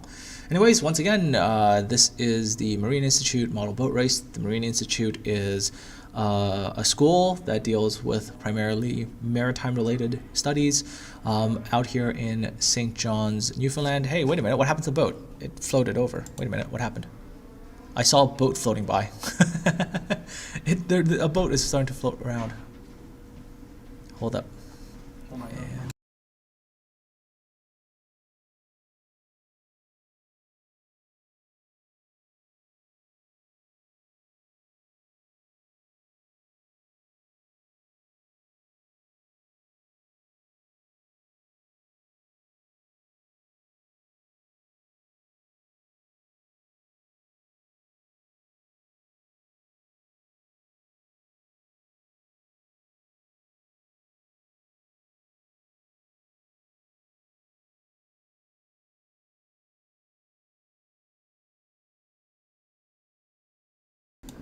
All right, and we are back once again. Hopefully you guys can all hear me in chat. So Clarenville's coming back. If you remember earlier, they're the ones with the catamaran. Their boat is 3D printed. And speaking of 3D printing and the marine industry as a whole, and this is just something that I remember from a couple years back, 3D printing is probably going to see greater and greater use within the maritime industry as time passes. Right now, one of the applications that I've heard about for 3D printing is there's a company called Wilhelmshaven, I think, and they're doing 3D printed parts So one of the things that is difficult, obviously, for marine operations is to have readily available parts on hand, you know, the second that the ship arrives in port and needs them. So one of the things that they can do is, you know, or at least they're venturing to do, is to have parts printed. Now, obviously, any printed part has to pass a series of quality checks to make sure that the, you know, that the actual, whatchamacallit, to make sure that it actually will be up to the same quality, I guess, as the original manufactured part. I believe the team is back, and I believe this is still the same team from earlier, so I think this is still, I think we're still dealing with Ascension right now. So Ascension's back. They've fixed something with their boat, and see how that goes for them. Hopefully better than that last time when the vessel just kind of stopped in the middle. And let's see how this goes.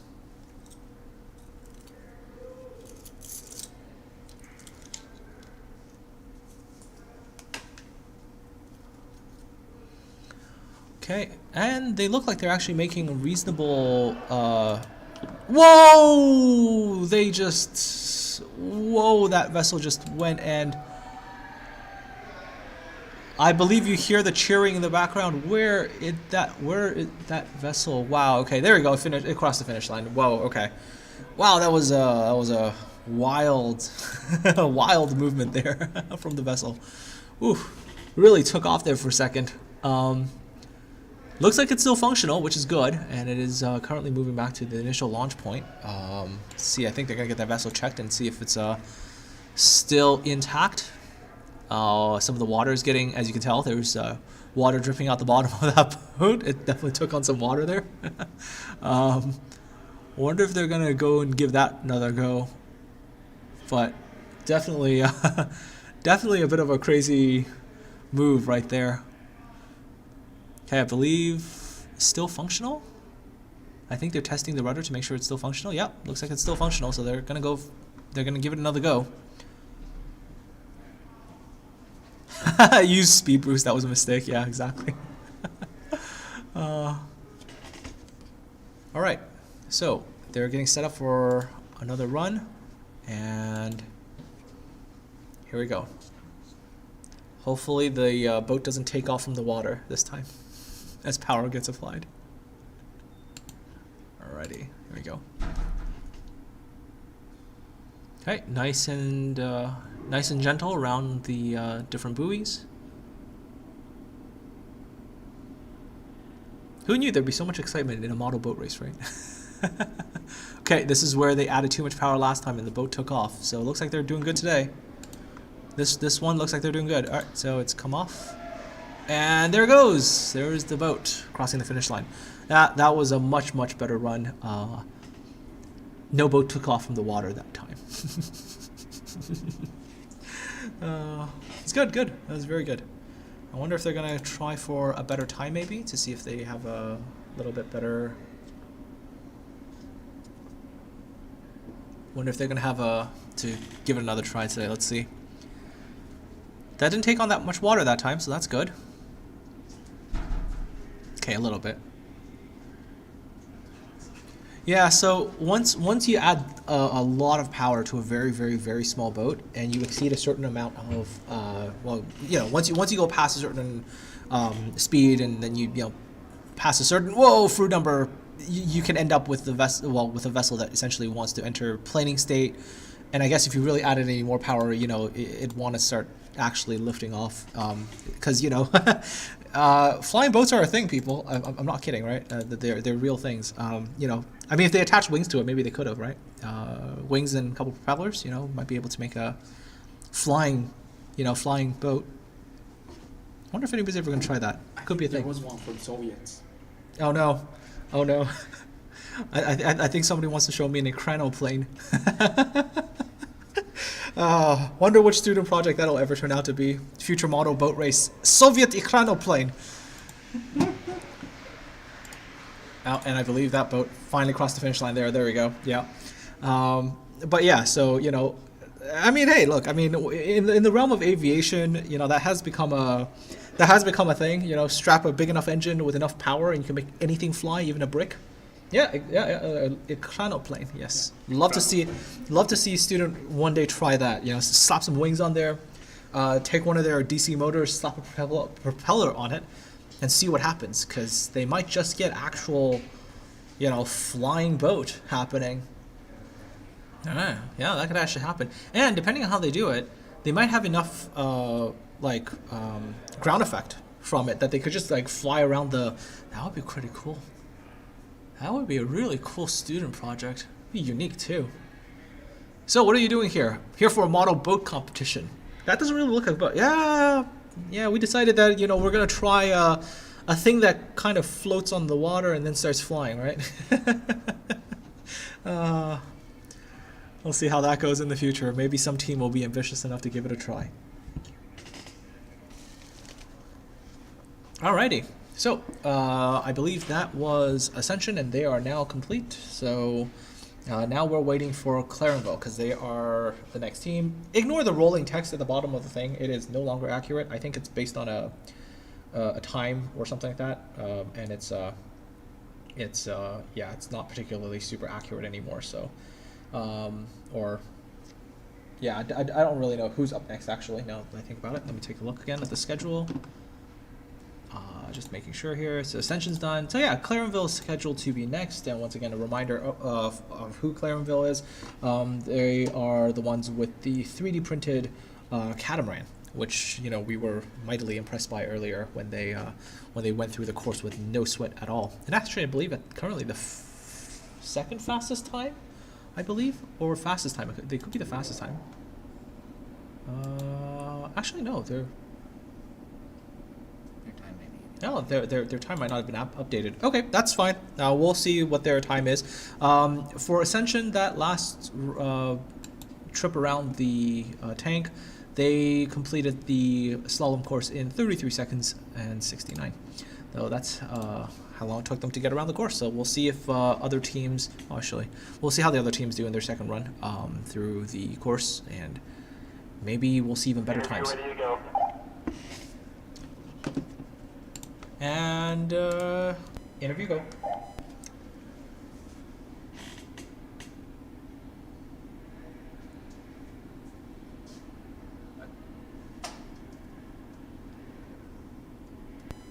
The mics are clearly muted if you guys are talking. Wait, All never right, mind. It's we're elevated. back. Never mind. Can you tell us what school you're from? From Ascension Collegiate. All right. And what are your names? I'm Alexander. This is Adrian. Hi. I'm Ben. Yes. I'm Tyler. Jack.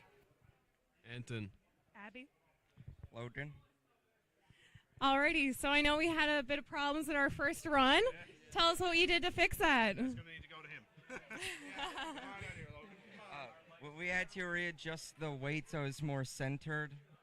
We also had to adjust the motor speed and the rudder placement because it wasn't straight by default. So we had to turn to keep it to go straight. So, yeah. Wasn't there an issue about where one of the pins were, Logan? We had to fix the pins in the power controller too, that was why I was studying out. All right, now tell us about that flip your boat did. Can we do that again? Yeah, probably if I wanted to, but I don't want to do that again. I was scared for a second. When it was in the air. When it flips, it seemingly tries to end the race prematurely. Fair enough. We all enjoyed watching it, though. That's cool. All right, thanks for...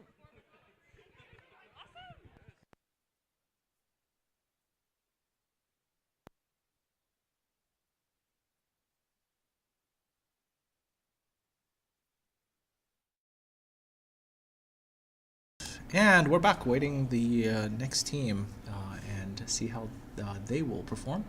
I believe that is the team right there. So let's see how that is gonna go. I believe they're bringing their boat here. So, oh, the catamaran makes its appearance again.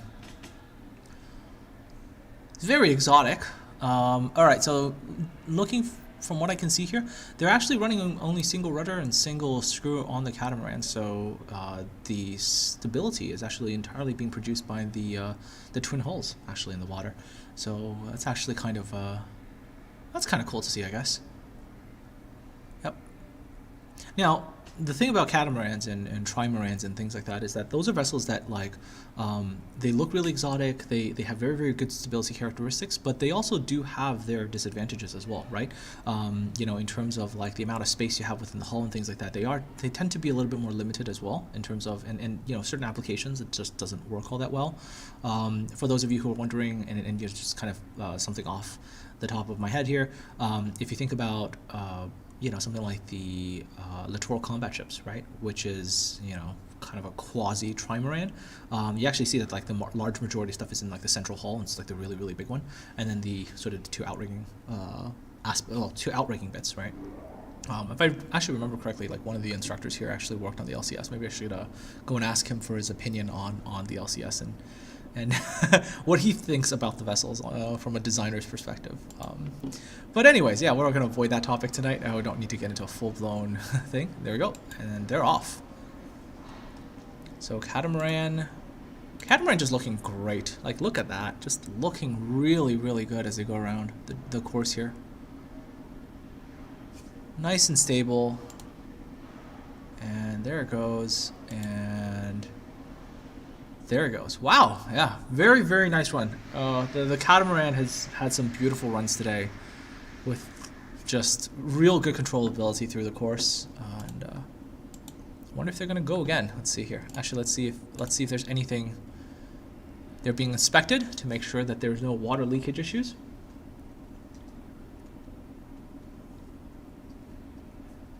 Yeah, so the question regarding sort of asymmetrical catamarans. Now, I'm not a catamaran expert by any stretch of the imagination. You know, it's not really a topic that I've covered in much detail. But I think the asymmetrical catamaran is basically trying to get some of the advantages of a catamaran while maintaining a larger main hull. But any vessel in the world, for any kind of design that you do, there's always going to be trade-offs. There's no perfect solution to any problem, and there's always disadvantages to every design. There's pros and then there's always cons, right? So catamarans, which, you know, have that very sort of exotic, kind of really cool look, you know, and they're great for certain applications, but they have their issues as well, right? So it's always a you know, naval architect's job really is to find that compromise, to see, you know, what is the ideal kind of situation and scenario that you can. And Clarenville's happy with 2 runs, and I think they should be. Their vessel has done these runs very, very smoothly today.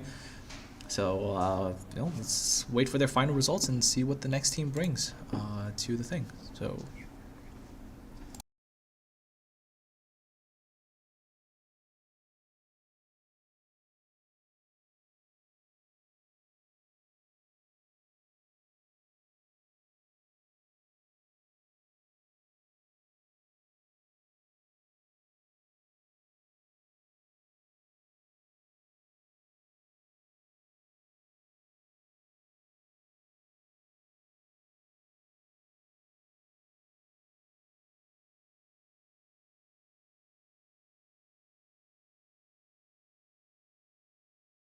Should be real.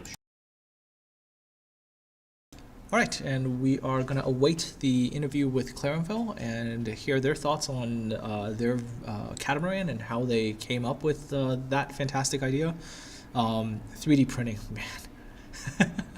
man. Actually, speaking of 3D printing, oh my goodness, like I keep talking about all these other cool things. So recently, not too long ago, maybe like a couple weeks ago, we as students, we were given a tour of the place that was doing tank testing, and one of the things that that currently takes a really, really, really long time is to manufacture a model, a scale model of a real vessel using the current methods, which is mostly like fiberglass and, you know, things like that.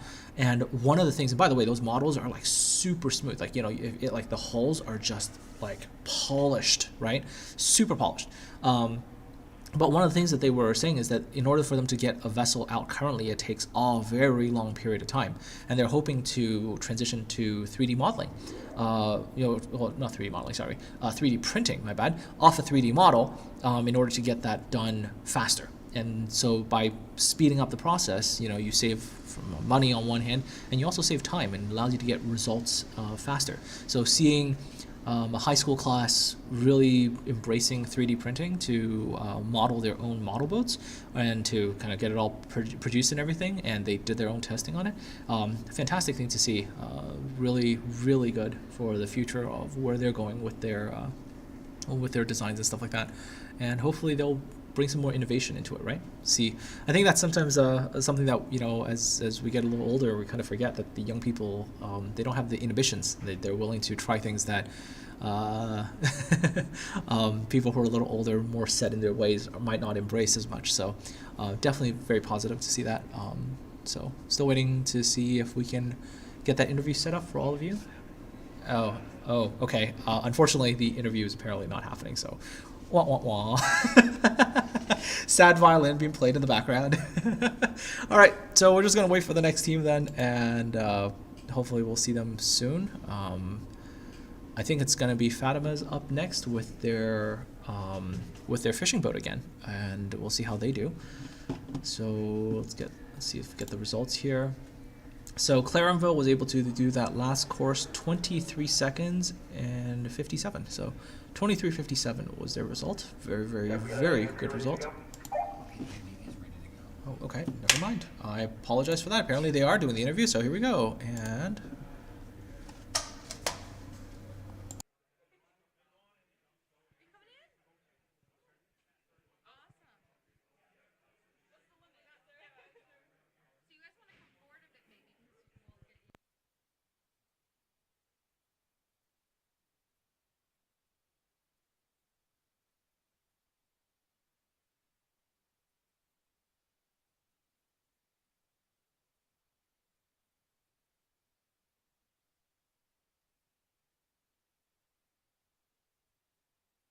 Okay, hi everyone. We're back with Clarenville High School. So this morning in their test run, I believe you might have had a little bit of smoke. Is that correct?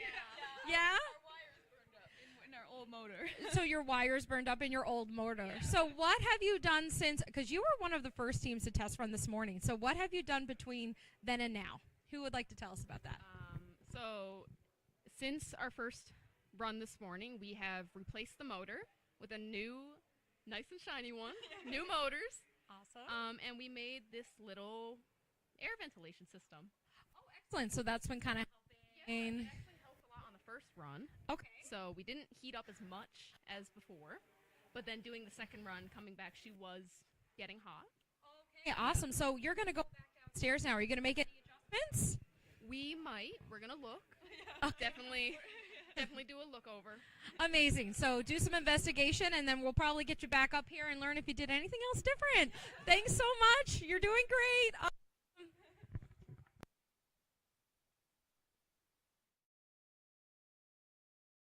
And we're back with the race. Unfortunately, there was a bit of a slight communication gap there, and we had Fatima do their first run already, so we're going to see how they are doing with their second run here. And we'll see if there's any additional information that I can provide all of you who are watching today. 1 second.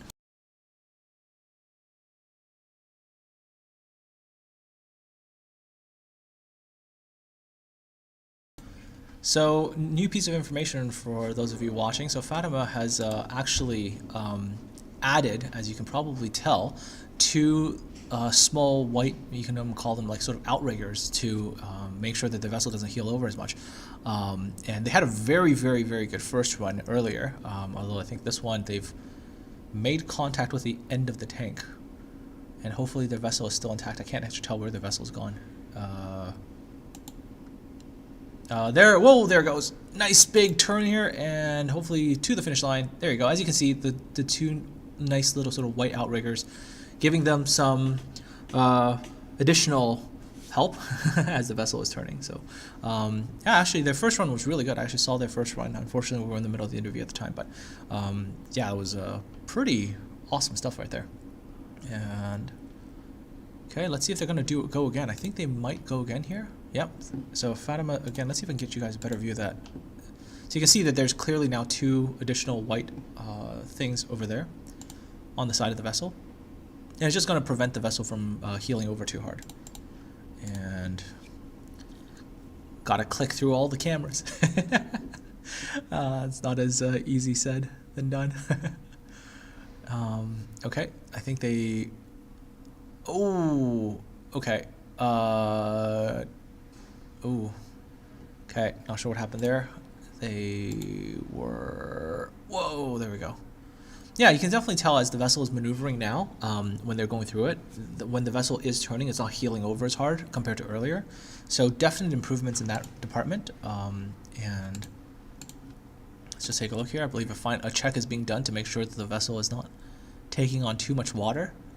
One of the challenges for a lot of the model boat builders is to try to make sure that they don't take on too much water, and that can sometimes be a challenge. So sometimes the thing is, whoa, what happened there? Yeah. So one of the things that sometimes happens is that you know, they try to just say let's not take on as much water so we can actually get through the course, right? It is definitely difficult to make sure that you know, you pack the stern tubes and whatever in this case tightly enough so that water doesn't get in. And yeah, definitely having good races here. Fatima getting through the course with reasonable ease, and the vessel seems to be doing quite well. It's not heeling over as hard as earlier, so definitely a positive. Definitely a positive. But they are going through a lot of runs, I believe, here. Yep, I believe they can. They think they can get better results. So I think this is why they're doing a bunch of runs, and they're totally allowed to. They're allowed to have as many runs as you want during the course of the period of time that you have. So if you can get a better time, go for it. There you go. Oh, look at that! So smooth, so smooth. Yep, nice turn at the end there. Very nice, good. And straight to the end here. Let's see. There you go. And crossing the finish line there. Nice smooth run from Fatima.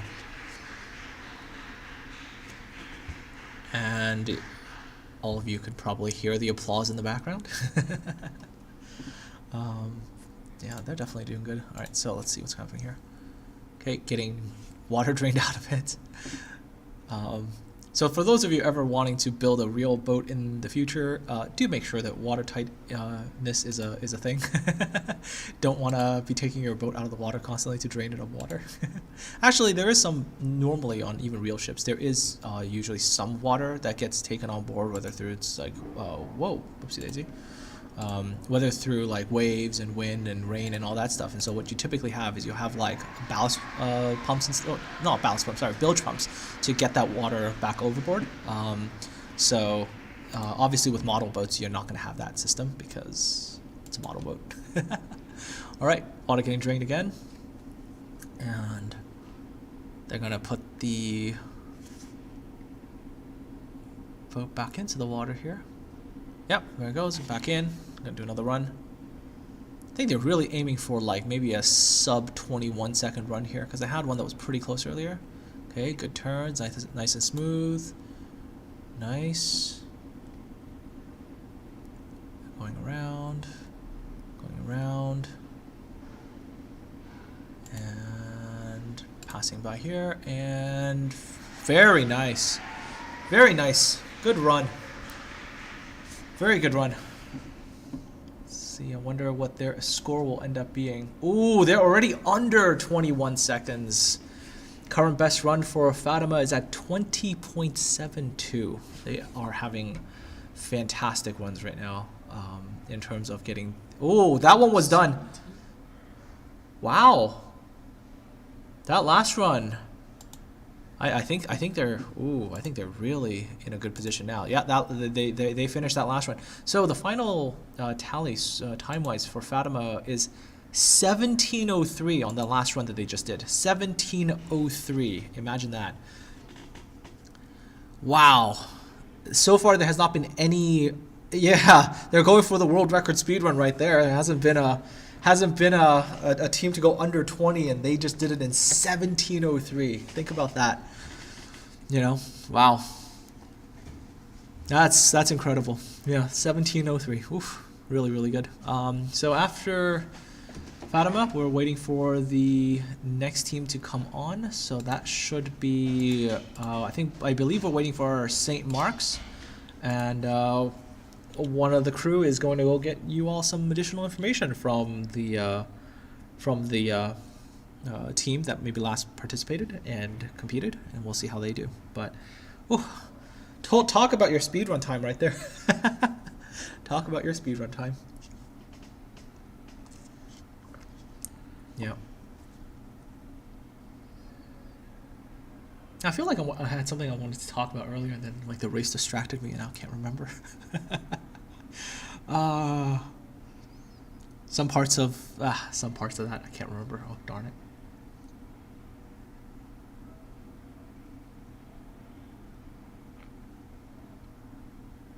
Had something to do with fishing boats. Really had something to do with fishing boats. Had something to do with the fishing boats that are here in Newfoundland as well. Oh yeah, there we go. So speaking of designing for a particular kind of mission or whatnot, right? So way back in the day, a long time ago, out here in Newfoundland, they had these regulations that basically said below a certain size you don't have to do something, above a certain size you have to have something. And so with that in mind, in order to build a fishing boat that would kind of just be under that regulation or whatnot, right? They ended up making these fishing boats that quite literally, if you ever go on Google Images and you Google it up, Newfoundland fishing boats, there are these things that you look at and you think they look like floating bricks, like literally. And when they are actually moving through the water, the bow wave they generate looks like a brick kind of going through the water. Really cool thing. Now, obviously, the one that Fatima put in the water, that fishing boat, obviously way more streamlined, way more hydrodynamically efficient. So, again, that kind of goes to show you that you don't always do things purely based on the hydrodynamic efficiencies. You also base it on regulatory things, and whether or not you can get improvements and whatever based on the currently existing regulations and stuff like that. You might sacrifice something on the one hand to get something else on the other, right? A funny story here is that actually one of the instructors here at the school was very, very, very responsible for those floating bricks, and let's just say he's not proud of it. Every time he talks about it, he just pretends that it wasn't him that did it. He every time we talk about the Newfoundland fishing boat, he just kind of looks at the ceiling and goes, "I didn't do that. That wasn't me." But yeah, it's fun stories that you hear at the school as you're going through it, and you get sort of different kind of these older stories about how certain ships came to be. And actually, speaking of those fishing boats, I mean, yeah, if you Google image search them, they are quite something to look at. Yeah, they're very, very, very, very, very full. Nothing like the very streamlined fishing boat that we just saw from Fatima there. So, hold up, let's see if there's anything else going on there. Let me check in if there. Let me see here. Let me just double check something real quickly again.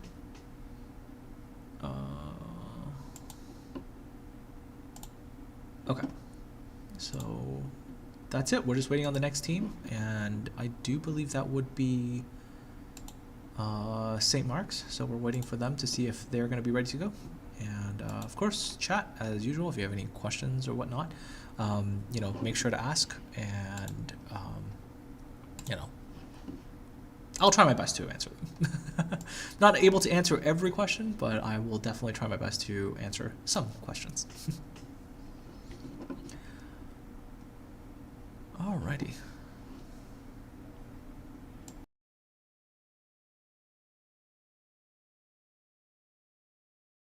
And I believe there's a team that just came in, so I see a boat coming in right now. There you go, team has brought it in.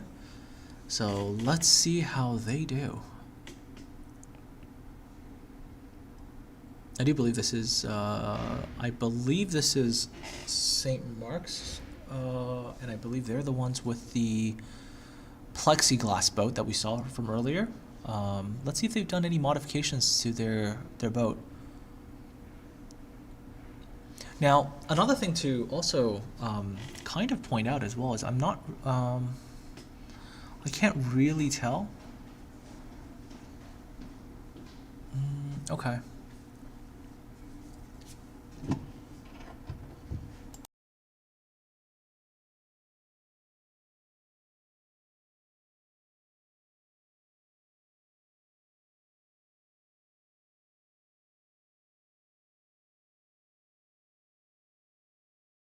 All right, and St. Mark's from Kings Cove is ready to go with their plexiglass boat that we saw earlier. This is the one where they hot glued and epoxied the plexiglass together. So let's see how they are going to do. Now, if you remember from a little bit earlier, they had a little bit of water intake issues. So hopefully they've got that fixed on this run, but we shall see. Okay, and off it goes.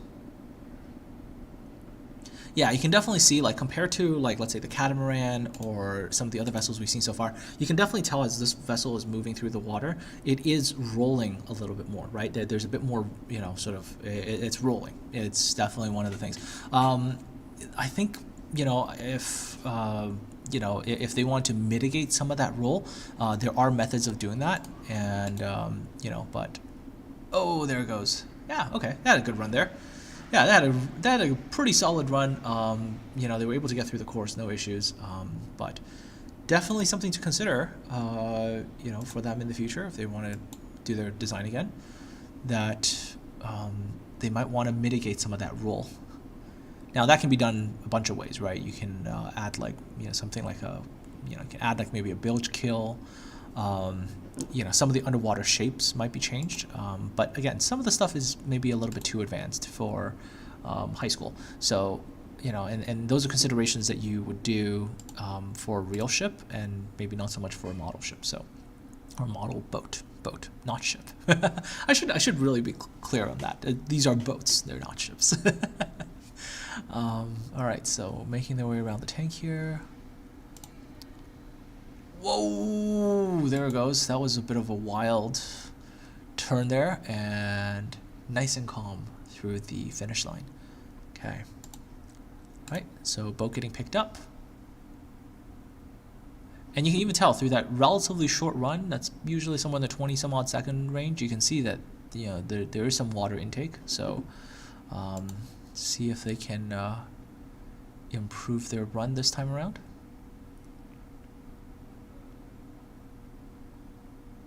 The really cool thing about plexiglass, though, and you know, in terms of, I guess for, you know, looking at the vessel, is you can kind of see the internals and stuff like that. So, you know, I guess they're taking inspiration from PC builders. You know, gonna see the inside parts and everything.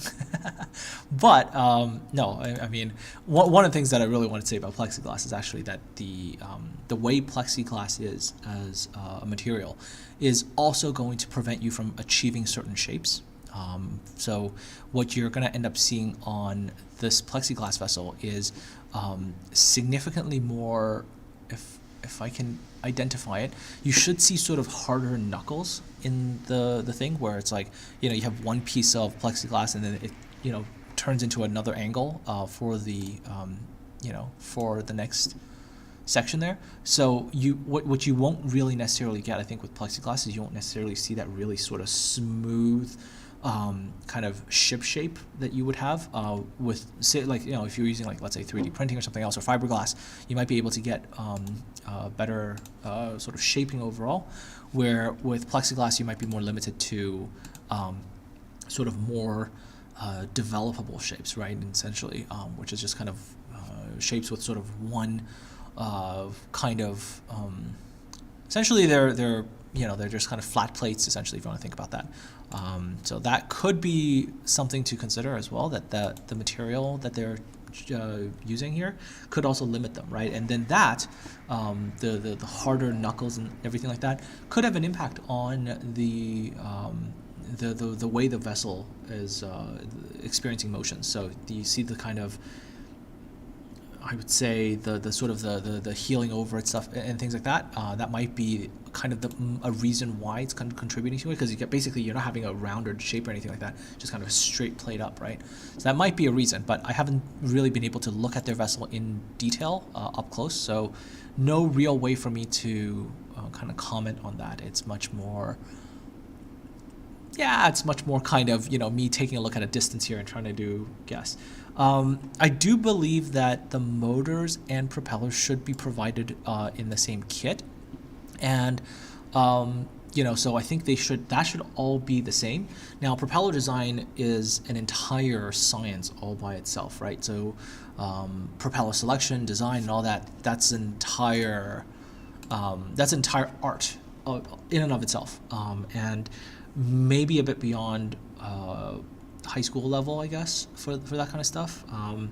Because I think in terms of actual like talking about propellers, only in the third year of naval architecture did we really start talking about like propellers and aspects of propellers and the issues with cavitation, things like that, and how to choose a propeller. It's like really that came kind of more later on. So I wouldn't really expect high school students to have to design their own prop or anything like that. Although if 3D printing really becomes a thing, I entirely see that possibility in the future where teams actually get to do 3D printing. Whoa, there, the boat just went flying by and flew through the finish line there. But I would hazard a guess that with 3D printing, there's a possibility that maybe a propeller can be made, sort of custom made, based on a certain defined sort of set of parameters and shapes and things like that. I think that is possible, just maybe it's more of a future type of thing. Because propeller is entirely an art, right? Because, and also, I would definitely like to see where this kind of thing can be pushed to in the future, right? Because if you have, let's say, more adoption of like 3D printing in schools and stuff like that, it can definitely allow students to really push the edge in terms of like what they can actually do as a student project, in terms of things they can design and things like that. And that boat's just flying right now. There you go. Yeah. But it could be a future thing. Definitely could be a future thing. And I think 3D printing in the future will be a significantly will become a significant aspect of the industry as well. Uh-oh. What just happened? Okay, just making sure that we're still connected. Okay, yeah, for a second there, YouTube kind of scared me there because it went no data, and I'm like, uh-oh, what does that mean? But I think everything's still okay. So there you go. They're still making their way around the course.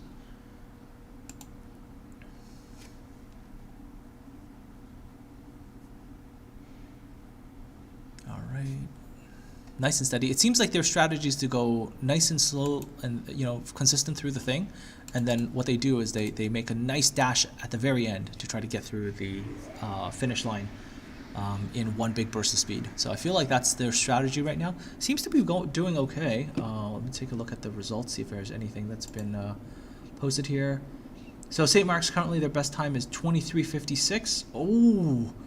Oh, they are 0.01 second better currently than Clarenville. So St. Mark's is currently in second place with that last run, I think. So let's see if they're going to do another one. I think they are. It looks like they're going to continue to try to get the best results they can. And yeah, so very smooth around the slalom, make a turn, and then I think they just kind of gun it at the end. The vessel seems to be quite good for that. I've definitely noticed that they seem to have quite a good capability of just gunning it at the end there. Yeah, you can see it. They're just gunning it right there at the end. Yep, definitely seems to be a good strategy for this particular vessel. Okay, another check to make sure that the vessel is not taking on too much water and also draining what little water it has been taken on. Oh, okay. Oh. I think it's going to be hard. I think it's going to be difficult to beat Fatima today. Their 17:03 time is quite impressive. So we'll see how this goes here. And yeah.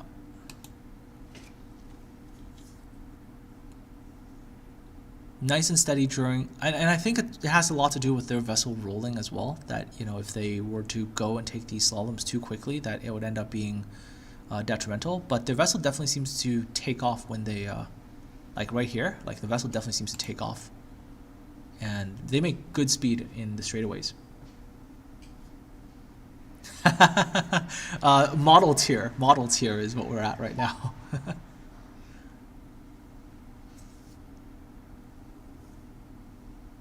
Yeah, it's been really impressive to see a lot of the boats doing very well, completing the course without that many problems.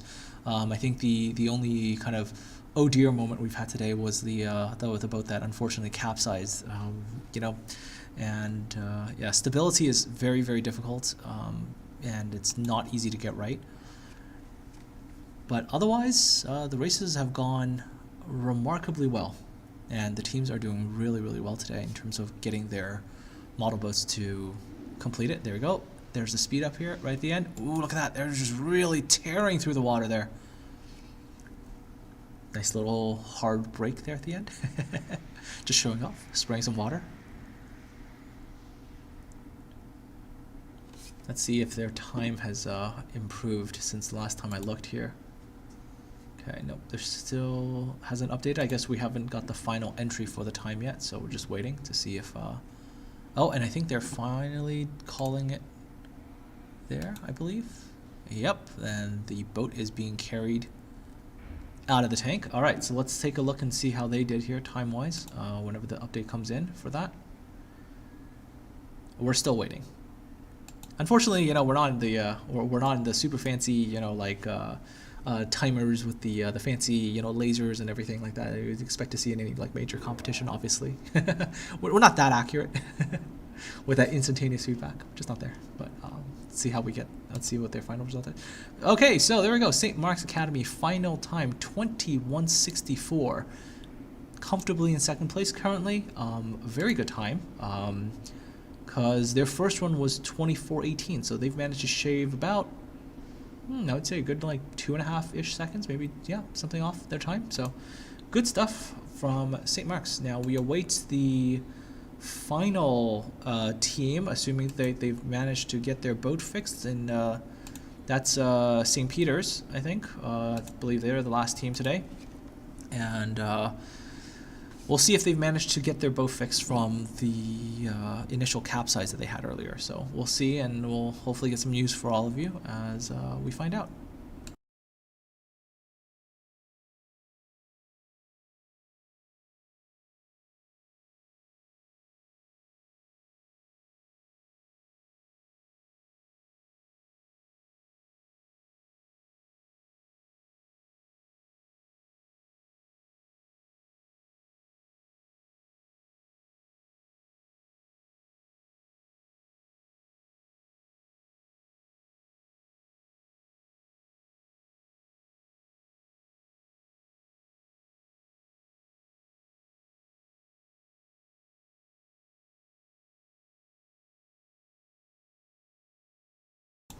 It would be interesting if someone showed up with an autonomous vehicle, since reaction speed seems pretty important here.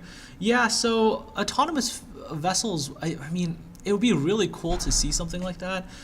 It's always challenging, I would say, you know, for students, because you're dealing with a whole new realm of information processing requirements, right? And you know, you have to put on sensors, you have to put on a whole bunch of things, and on a model boat, I mean, if you add more weight, what is the impact of it, right? Because by like, you know, you already saw one of the boats earlier coming in a little too low freeboard, not enough reserve buoyancy, and then, you know, on maneuvers the vessel just capsized, right? So adding a lot more equipment into it, you know, it's, you know, if you think about it, if you're going to run some electronics in there or whatnot, for maybe a Raspberry Pi or something like that, put on a bunch of sensors and, you know, have to feed the power to that, might be extra weight, and not sure how the vessel will go, right? Because you got to think about it. Every time you add additional weight and whatnot for stability characteristics and stuff like that, you got to change the way the vessel is size-wise. You got to change the dimensions of it, and you've got to do a bunch of stuff that are different. And you know, all of those come at a cost, right? The bigger vessel,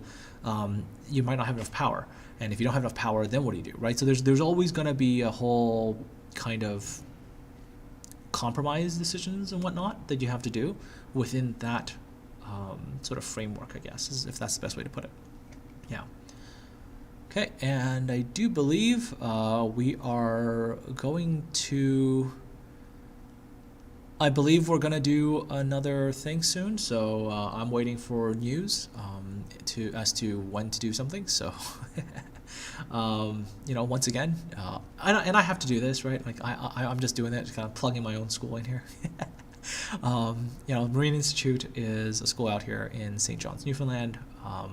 In Canada, in case nobody knows where St. John's, Newfoundland is, and it's a school that deals heavily with sort of maritime related subject matter. So naval architecture, that's what I'm doing right now. There's a marine engineering systems design, which is where you're dealing with more of the inside stuff within the vessel.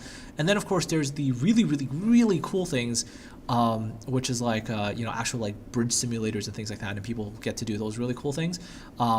Unfortunately, since I'm not in that program, I've never seen the inside of that, and feels bad, man, feels bad. But you know, if that tickles your fancy at all, and you're like, I want to go out to sea, I want to be a sailor, yep, then Ready to go? okay. And to the interview, here we go. Let me know when you switch. Switched. Hi, everyone. We just wanted to say another big thank you to our amazing sponsors who we couldn't do this event without. So a big thank you to our Platinum Plus sponsor, Lloyd's Registry. We like to thank our other sponsors. We have Fleetway, Synovus, and New Doc. I also wanted to bring over one of our volunteers today to say a quick hi. So we're gonna say hi to Courtney. Hello, Courtney. Thanks so much for being here and volunteering with us for this event. So Courtney, tell us what program you're doing here at the Marine Institute.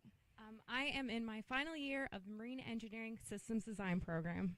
Love that. And can you tell us why you chose Marine Engineering Systems Design?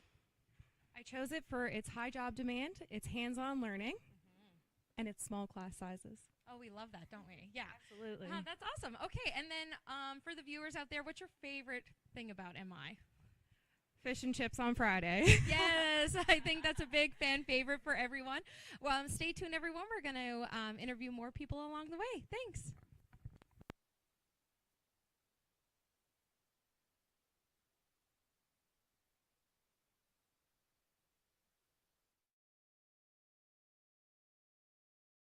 I believe that I believe they are done, unless that was meant to continue. But I assume that's done. So, Stephen, we switched off that camera.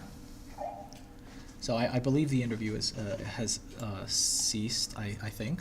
Yeah, it's definitely. Okay, and yep. So there we go. We're back, and we are waiting for possibly the final team to come and do theirs. Now, hopefully, they're able to get some repairs done to their vessel, because they're the ones who, very interestingly, used whatchamacallit. They used recycled materials, and they had some issues with stability and stuff like that initially, and hopefully they can get the vessel fixed. Can you outswim these boats? I don't think so. I'm pretty sure that tank that you see over there is actually not small, and I think these model boats are actually going faster than I think most people can just outright swim. I guess maybe if you're Michael Phelps or something, you can maybe outswim one of these boats, but I wouldn't bet on that. I wouldn't bet on it at all. Well, it's possible though, but who knows? I mean, I wonder how big this tank is. Actually, let me find out. Let me go find out this very, very random fact about this tank.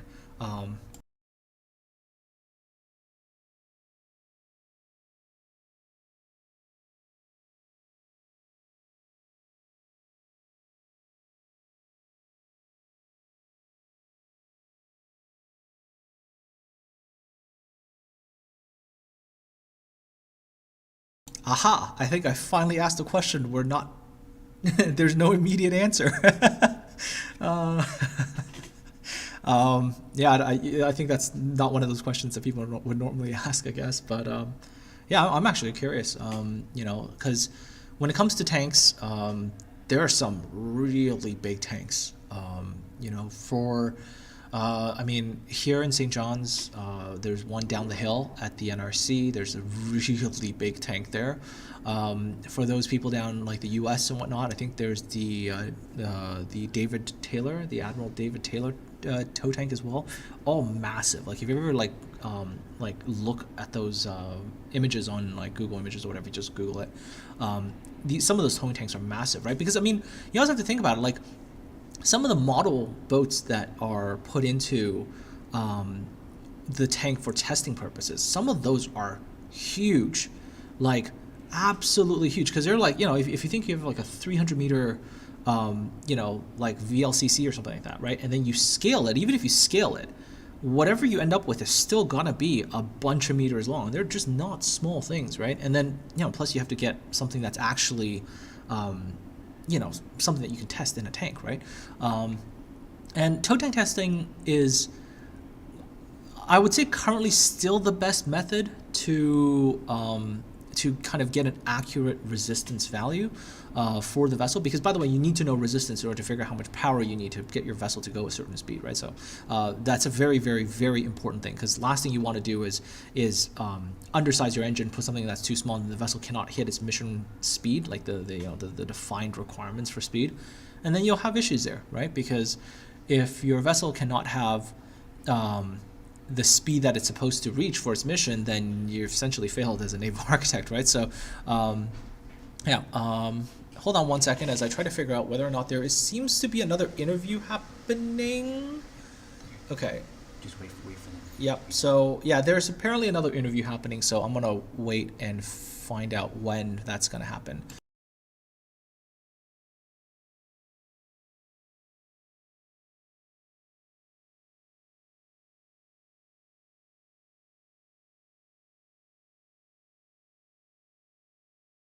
All right, I have sent a runner to find out how long the tank is, because I feel like that's an interesting piece of information. Oh, okay. And here we go to the interview.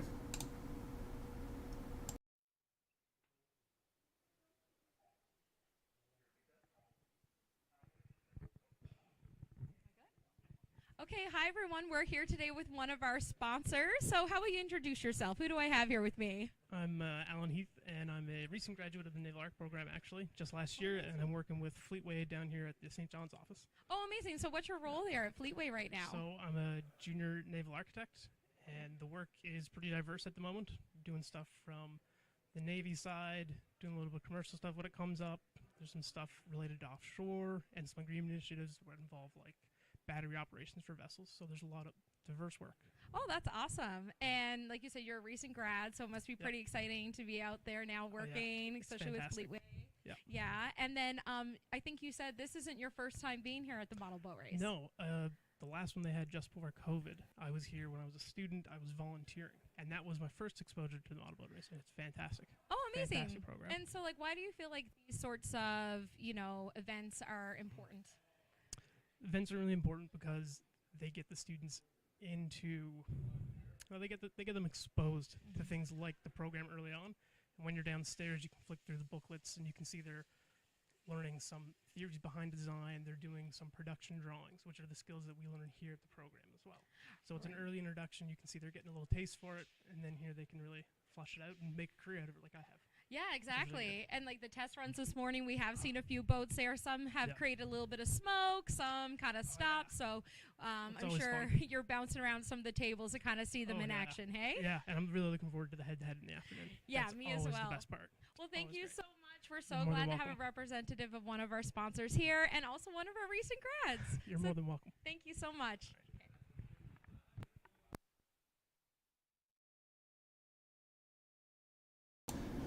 And we're back once again, and hopefully I have something interesting to tell you guys in just like a couple of seconds.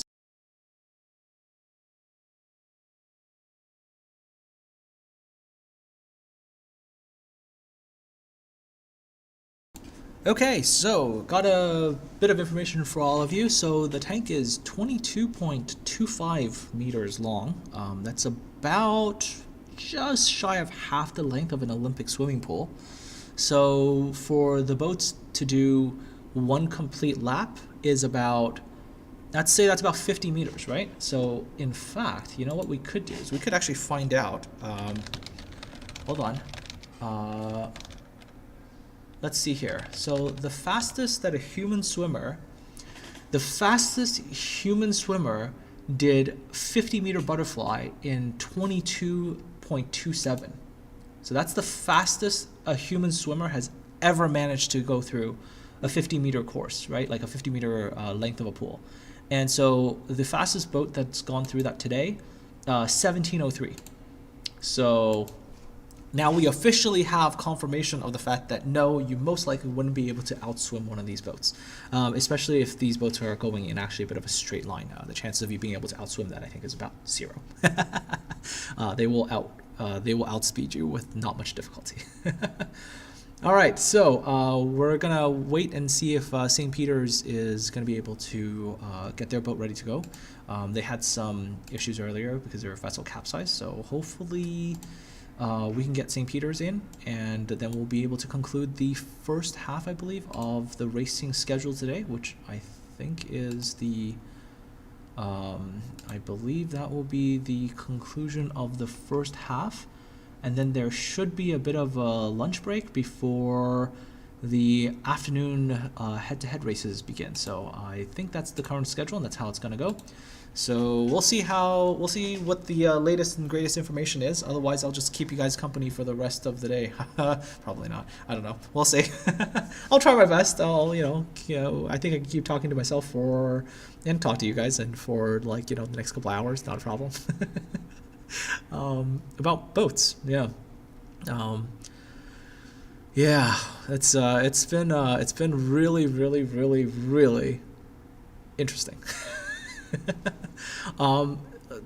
Personal expectations wise, the boats have done a lot better than my, I guess, initial assumptions they might be.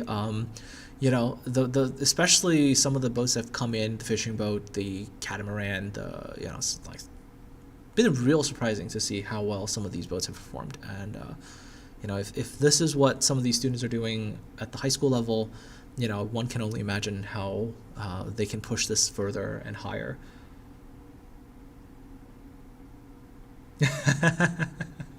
Yeah, I think that might be one of the advantages.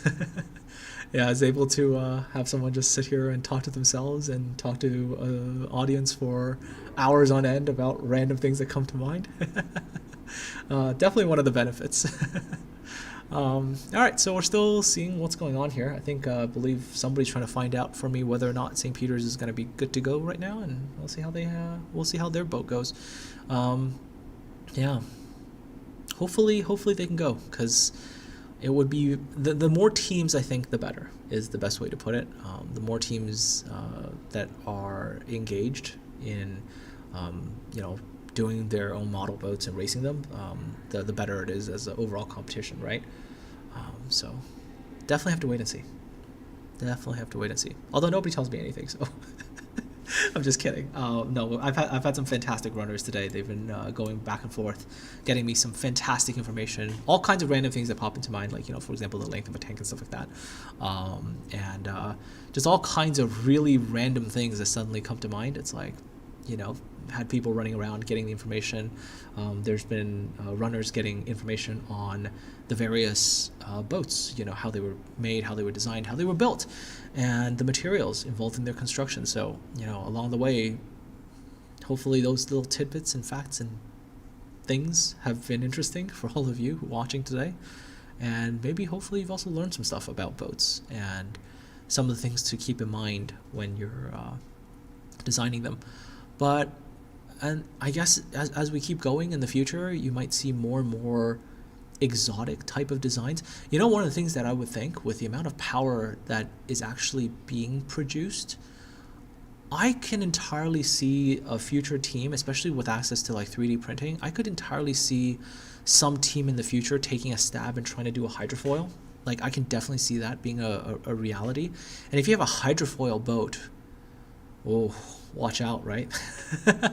Because one of the things about a hydrofoiling vessel is that a lot of the resistance gets reduced dramatically because you're essentially going through the water on a pretty small sort of area in the water. And a hydrofoil with the amount of power that some of these boats have access to with the motors, I can definitely see that happening. And one can imagine what that might be like. Yeah, but yeah, one of the fun things to imagine, I guess. But of course, obviously, to get it underwater, foil shape correct and all that is obviously going to take a lot more, whether it is just knowledge, guidance, math. I don't know how much of you out there like or dislike math, but I can tell you that math is like real major use when you get into things like naval architecture and things like that. Yeah, so that's a really good point. That one of the teams had an overheating DC motor earlier, and on real vessels, you actually have essentially like sea chests and stuff like that, things to draw in water from the outside. And well, actually, no, hold on a second. Heating would be fresh water. So no, you would have a reserve of fresh water somewhere on the vessel, which might, which in a tank like this, which I think is also fresh water, that shouldn't be an issue. Might be able to draw water in. But again, it's a weight issue, right? Like if you're going to draw water into the vessel to use it as a cooling solution, you'd first have to put a pump into the vessel itself, right? So you have to put in a pump. And if you put in a pump and then the associated power needed with it, you might have to deal with some kind of additional weight issue again. And if you have an additional weight issue, you might have to change the size of your vessel in order. And see, again, it's this kind of issue of compromise, right? And you might be able to cool the motor so it doesn't burn out, and that might work really well. But on the flip side, you will have the additional issue of like, okay, well, the motor doesn't burn out, but now I can't reach the speeds that I could, right? Because now the vessel is a different size. It's now, there's a larger amount of area under the water. There's a greater amount of frictional resistance between the water and the hull, and that in itself might be an issue as well, right? So with any kind of addition, I would say, like, add anything to the vessel, always comes with some degree of compromise. There's always going to be something that you have to sacrifice on one end to get something to go on the other end. That's basically how it works. So yeah, I mean, we'll see how these things evolve and change in the future, and maybe a couple years from now, the model boat race of 2025 and beyond, we'll see some really, really fascinating type designs. Who knows, right? We've already seen the use of fiberglass today. We've seen 3D printing coming up today. So who knows? Maybe some students in the future will go, okay, well, maybe we'll model this hull. We'll do some fancy stuff. Get it all, I guess, printed or not manufactured, and then see what the results could be. Yeah. So anyhow, just trying to figure out if, I believe St. Peter's is up next in a couple minutes, so we are still waiting. Okay, yeah, so someone on the team is going to go check on St. Peter's to make sure that they're still able to go, because they're the vessel that capsized earlier, so see how that goes.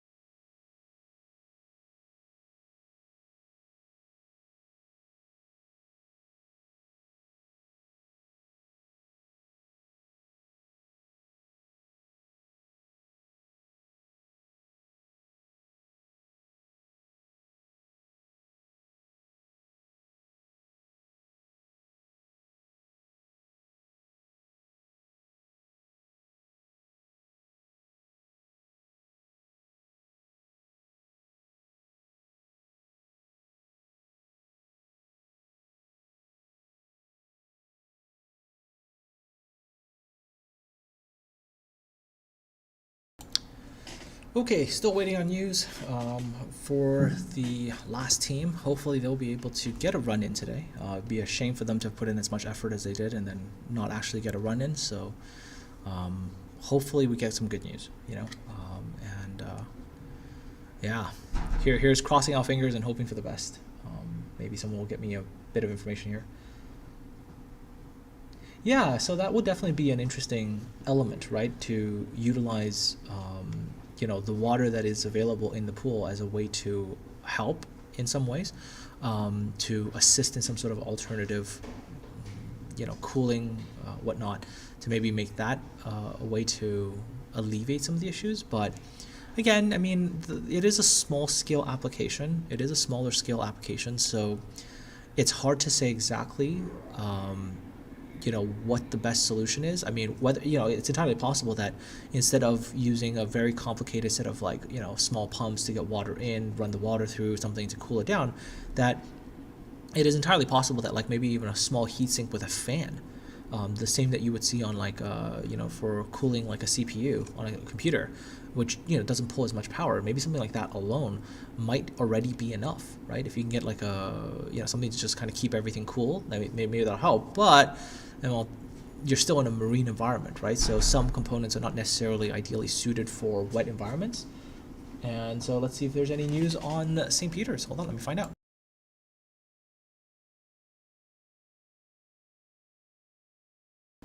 Yay, so there is actually some good news. St. Peter's is currently fixing up last little bit of their vessel, and they believe they're ready to go in about 5 to 10 minutes. So, you know, I wonder if they've been able to address some of that, some of the stability concerns that, you know, existed earlier when they put their vessel in, and maybe they've been able to take maybe some weight off of it or whatnot, or at least increase the amount of reserve buoyancy that they have on their vessel. And if they can get that part, I think their vessel might be able to, you know, get in the water and get a run in. Yeah.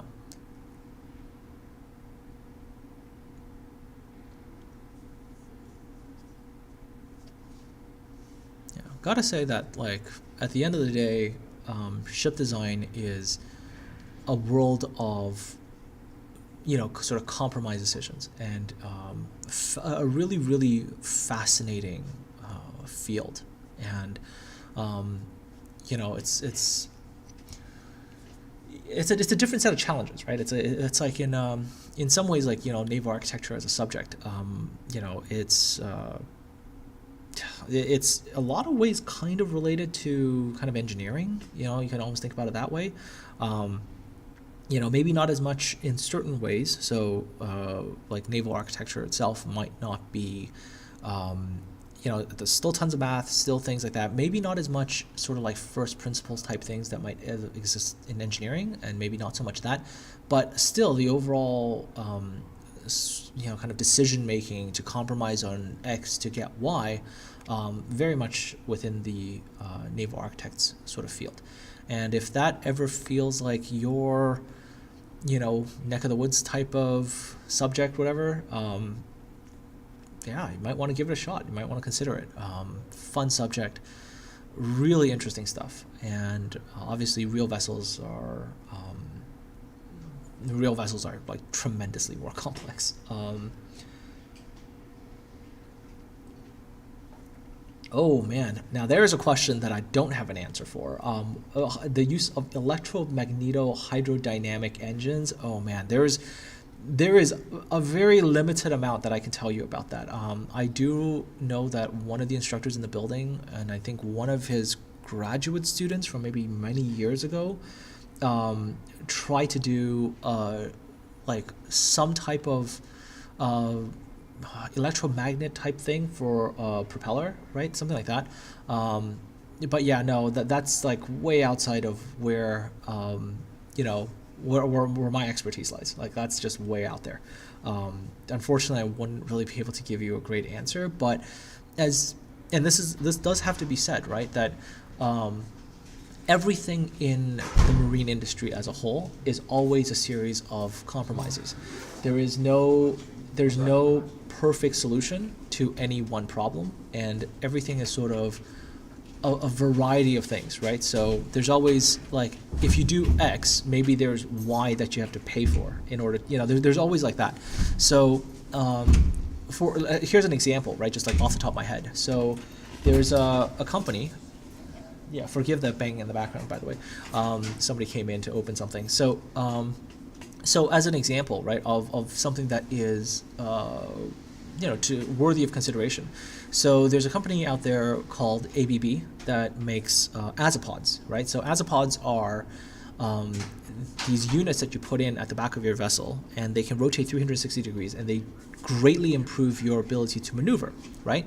So and it's a fully enclosed unit and everything like that. And so, it eliminates the need for something like a rudder. So you can look at that and you can say, well, that seems like an ideal solution. Why don't we just use that everywhere? Well, azipods, for example, you have to consider, like, how would they function in environments that maybe aren't suited for that kind of thing? Would they be great in icing environments, right, with a lot of ice in the water? Do you really want something, that kind of pivots around and stuff like that in environments where maybe things aren't super, I guess. St. Peter's is on deck. Okay. Oh, St. Peter's is on deck. That's what we just got news of. Fantastic. So they're going to come in a little bit here. But I was going on about that azipod thing. Great idea, looks amazing, and all that. And then recently there was a piece of news that came out about azipods, where the company that built them was, I think they were fined, $195 million or something like that, because they had reliability issues while in service with a cruise line. So, it's always a series of that. It's always, there's some advantages here, but there's maybe some other disadvantages over there, right? Because you increase the complexity of something, and there's bound to be certain issues, right? So within the realm of naval architecture as a subject, you're always looking to see what can you get for maybe minimum cost, essentially, like what's the best solution at the minimum negative, right, kind of thing, and you're looking to optimize that as much as possible. So you can almost think of naval architecture as sort of like the ultimate sort of min-maxing puzzle that you're trying to min-max stuff. It's an optimization puzzle with like many, many, many different components, and you're doing your best to try to find out what is the optimum solution, and hopefully you can design for that and get to that point. So we await St. Peter's. They're apparently ready to go, so we'll see if they're able to get a successful run today. So cross your fingers and let's hope for the best.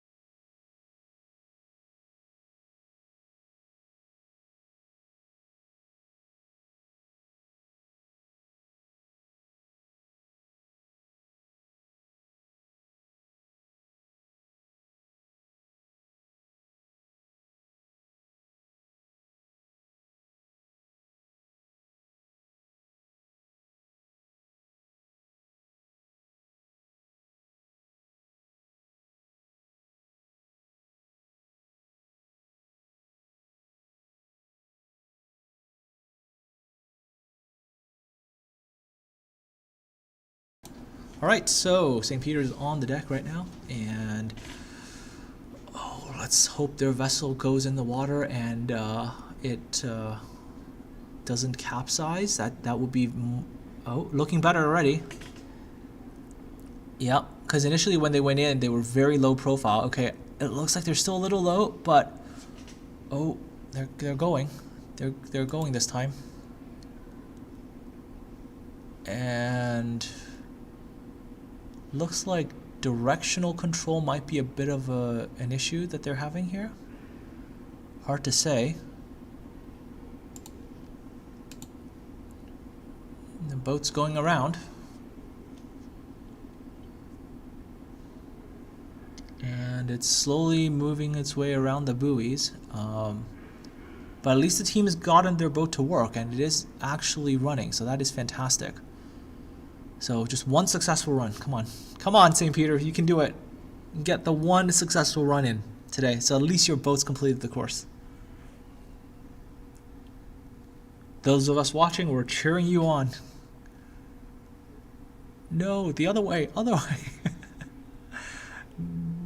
Oh. I think they're being very careful with their boat right now because of that earlier capsizing moment that they had, or the when the boat capsized earlier. I think that's made them a little bit more careful with their boat's controls, not to overdo it, so to prevent their boat from turning over. And it's the boat's back to the other camera here. Here we go. It's in the tank and it's making its way back to the starting point. So, yep. Yeah, we're not sure what happened there. Oh, it took on some water though. You can definitely see it earlier. They took on some water in that boat. Oh, and I think that might be the only run they're gonna get. Their boat. Ooh, that small shake of the head. I don't know if this boat is gonna make it, but hey, they got it in the tank and it was able to go out and come back. So, you know, any return to port voyage that you can make successfully is a good voyage, regardless, right? So let's see what's going on here, because there's a very intense discussion currently happening right now about the what to do next. Okay, rudder's working. Okay, the rudder is working, so maybe they'll give it another go here. Yeah, okay. Boat's going back into the water here. Back in. Here we go. And you can definitely see that the boat is heeling over a little bit. It's got a bit of a heel, and it's trimmed a little bit down at the forward end of the boat. Uh-oh. It's just floating. Yep, I think those electronic problems that they're having is probably affecting their vessel right now. Yep. Ooh. That's a bit of a bummer, I think. Oh, here comes the pole. Here comes the pole. Yeah, it's getting fished out. Oh no. We're fishing the boat out again.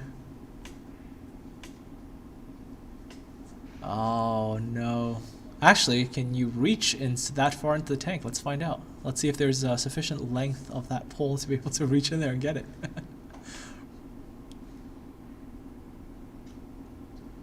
Oh. Oh, it's an extendable pole. All right. Problem solved. If you wiggle the rudder that fast enough, can boats of this scale swim like a fish? You know what? I'm not sure. I don't think so. I don't think so, but it would be interesting to see. I guess you'd have to design it a certain way, more fish-like in terms of, you know, a tail fin or something like that, and then move it a certain way, and then use the motor as a way to propel it. Yeah, maybe. Maybe adventurous enough to design a fish or water. Yeah, maybe. That'd be cool. Although, would that be a boat still? Would that be a submarine? And then if you put wings on it, would it just become like a flying submarine? I guess. Yeah, I guess inspired by nature. I guess you can call it. You know, flying fish type boat. You know. Goes underwater and then just flies. So there's not a lot of time spent on the surface of the water. I don't know. That's my take on that. And oh, I think they're gonna try again. All right, let's see if they can get their boat in the water to make a trip around. Did they? I think they might have added something on the side to help improve some of the. Oh, okay, it's going. It's floating. Hey, it's floating. That's the, and the pole is back. So I guess the best it can do is it moves out a little bit and then it floats away and then just disconnects from the. So I unfortunately I think this boat is not gonna be able to do the full course today. But hey, they were able to get out and come back once, so positives in that regard, right? Hey, it's wiggling! It wiggled! Look, it's doing the wiggle thing, guys! Look! You're wiggling the rudders! And it's it's doing it! It's doing it! Suggestion, maybe it's working. You're just like, just keep wiggling the rudder until...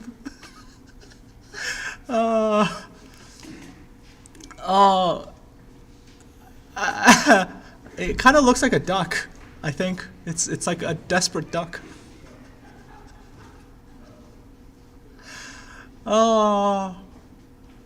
Alright, I gotta say, there we go. There's the answer to the, if you wiggle your rudders fast enough, can you swim like a fish? And the answer, I guess, is not unless you're fully underwater and your, rudder, quote unquote, is designed like a fin like a fish. But hey, look, they thought about it and they tried it, so there you go. Something to definitely, I think that has been the, it's doing the safety dance. That has got to be the most amusing thing I think I've seen today. It's fantastic to see that they thought about it and tried it. Oh man. Yeah. At least the rudder works, right? So we're definitely certain of that. All right, and I'm pretty sure that will do it for the first half of the day. So I do believe it is, actually, hold up, might be an interview coming before we transition off to lunch. So let's, okay. All right, team has gone out to confirm if an interview is about to occur. So, yeah. Hey, valiant effort, they got their boat into the water. It did manage to go down the tank and come back, and even at the end, they were still trying. So definitely major props, major props to St. Peter's for. And actually, hey, they have a recorded time for that run too, 129.3. So they're officially in the books as having made one successful run. So gotta give that to them. And I think that's the best thing. Okay, and fantastic. Looks like there will be an interview that will be occurring, so I'll get you guys there when I get poked about it, and yeah, soon, TM. But it's good. We've seen some, what would be really fascinating to see is what's going on in the afternoon with some of the really fast boats. Like the catamaran versus, like, let's say the Fatima's fishing boat. Like, I would love to see how that race goes, or yeah, just to see what the head-to-head kind of races will be, because I'm guessing that'd be more, I'm not sure if that'd just be like a straight line and they're just doing like who goes down the tank the fastest, because maybe that's the way to go. We'll see. Okay, I believe they are getting themselves set up for the interview, so I will take you guys there in a second.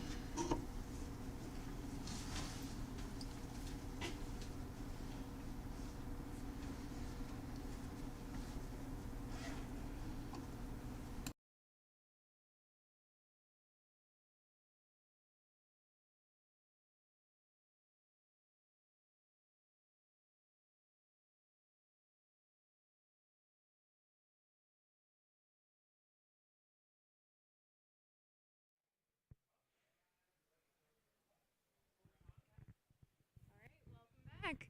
Can you guys tell me what school you're with? We're with St. Peter's Junior High. Okay, and can I get all your names? I'm Carissa.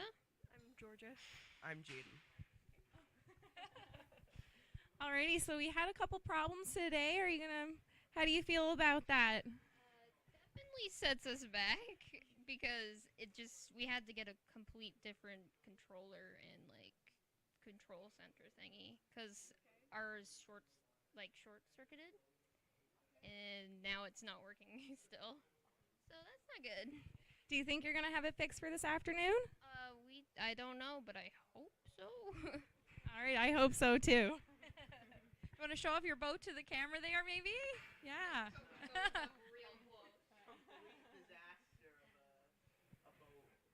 No, I love it. And your boat actually can do something really cool that no one else is. Our boat can dance. Yeah. It can do the juicy wiggles. I mean, we all thought this was a dance competition. Well, it's a dance competition. You guys would absolutely win. All right, thank you.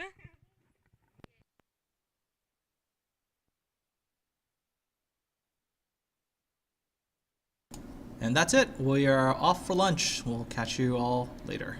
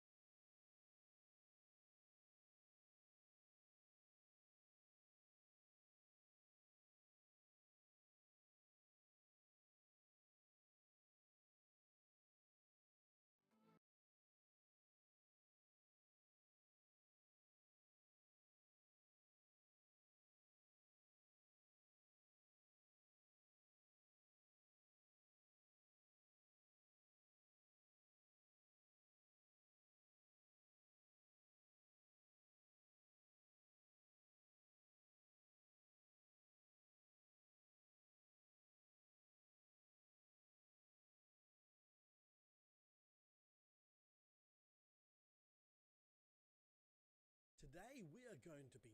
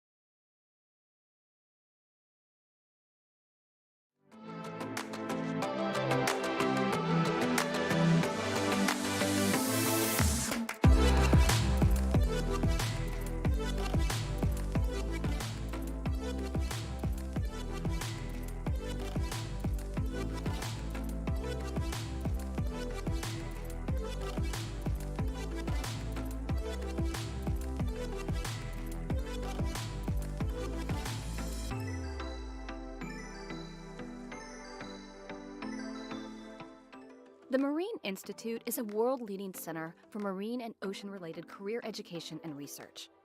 As a campus of Memorial University, we provide you with credentials that are recognized around the world. Located on the edge of the Atlantic Ocean, we are one of the most respected centers of marine learning and applied research in the world.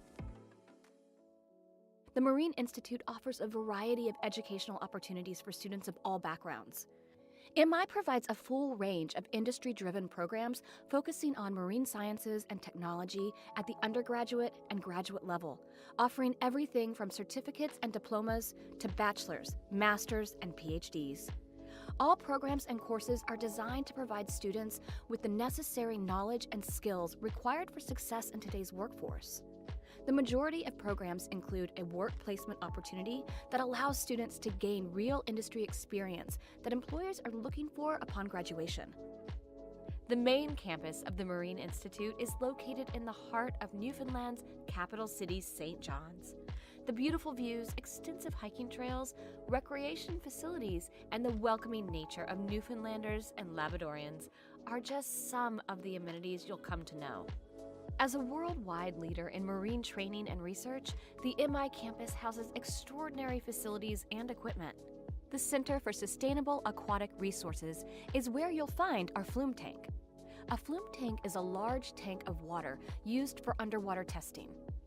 We use it for flying ROVs, testing fisheries material, and all kinds of other cool projects. There are only 7 tanks like this in the world. MI has the only one in North and South America, and we have the largest in the world. It holds 1.7 million liters of water. The Center for Marine Simulation, CMS, is the largest and most comprehensive suite of marine simulators in North America. CMS houses over 23 simulators, including our full motion bridge simulator. This simulator is built like the bridge of a ship and has all the controls you would find on a modern vessel. It is surrounded by a 360 screen that has a projected seascape and is mounted on a 747 simulation platform. This means that when you look around, you will see the ocean around you and will feel it under your feet. This is a great research facility and training center for our navigation students and industry. The Offshore Safety and Survival Center is a world-class offshore training facility in Foxtrap, where our students and industry complete their safety training. The Dr. C.R. Barrett Library, also located on campus, houses one of Canada's largest marine-related collections and is a great resource for the MI community. With an average campus size of 1,200, students enjoy a learning environment where small classes are the rule. Hands-on instruction is a way of life, and competitive tuition rates put an internationally recognized education well within your reach. You'll be taught by industry professionals, have access to state-of-the-art facilities, and work with employers who offer real-world experience to launch your career. If you want to be in demand and in action all over the world, you can make it happen at the Marine Institute. You won't be spending your entire program sitting in a classroom. You'll be taking what you learn in the classroom and applying it in our hands-on labs, shops, and simulators, as well as in industry with a work term. A work term is an MI-approved experiential learning opportunity included as part of the requirements of an academic program that may require completion of a logbook, report, or portfolio. All of our programs also offer technical sessions, a period of study that consists of hands-on learning and experiences. The graduate placement rate at MI is a significant deciding point for our potential students. The majority of our graduates will be employed in their field within 3 months of graduation, and many students have a job before they graduate. MI graduates work all over the globe, and many employers in the ocean sector view our graduates and programs among the best in the world. Marine Institute instructors also reflect our close relationship with the oceans industry. They are marine engineers, captains, ocean mappers, environmentalists, and technologists who share their experience and expertise in the classroom. This is a major benefit to our students, since your instructor can show you how each lesson applies to the real world. Our instructors' strong industry connections can also help you expand your network when you're ready to start your career. A cutting-edge education from the Marine Institute is one of the most affordable in Canada and gives you credentials that are recognized around the globe. To learn more about our programs, as well as the admission requirements, we invite you to connect with us. Visit our website where you can explore our online viewbooks, learn about tuition and fees, book meetings with recruiters, as well as applying online, and so much more. We hope you have enjoyed this presentation and have gained insight into the unique programs that we offer at the Marine Institute. We look forward to connecting with you.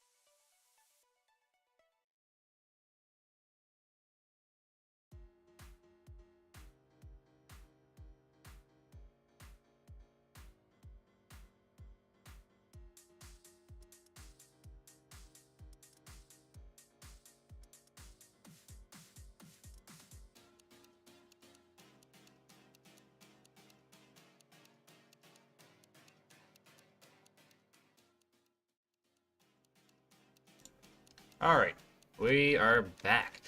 We have a little bit of a switch up of commentators. We have 2 commentators now. We know very little about boats, but we are going to try to commentate this race now. So this is going to be a fun one. We also have an interesting new camera angle we're going to try out for this race. Looks like we're getting the Ascension Collegiate boat put in the water at the moment, and we're going to be waiting for Clarenville's catamaran to be placed in as well. As for this is the nice head-to-head races. We're going to start up here now.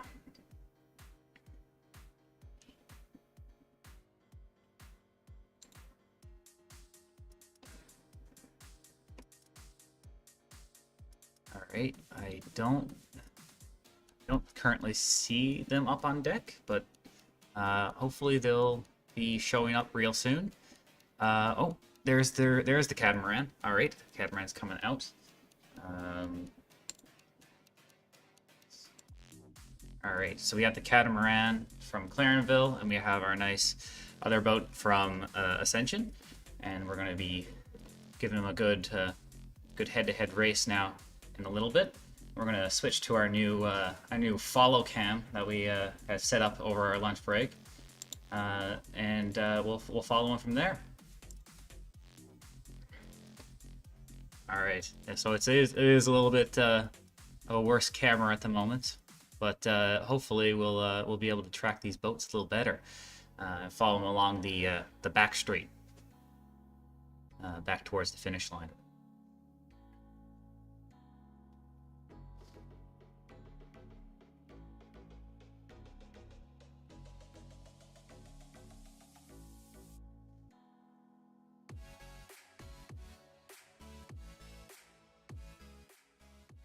All right, and we're off. Oh, we have Ascension is behind and running into our camera. There they are again. We having a little bit of trouble tracking them with the camera, but Ascension is in the back and Clarenville is up front. But this is still, there's multiple laps to be done. Clarenville has passed the finish line once. They're coming back around the front straight. Catch up. Ascension has just passed the start line again. And they have Clarenville coming up the back straight, going towards the finish line for their second lap. All right. The camera is just too choppy. Yeah, our camera angle is looking a little bit rough. We have Clarenville coming up back straight again. Ascension just crossed the start line. Oh, we have the 2 boats really close to each other. Ascension is in the back corner. They're stuck. And as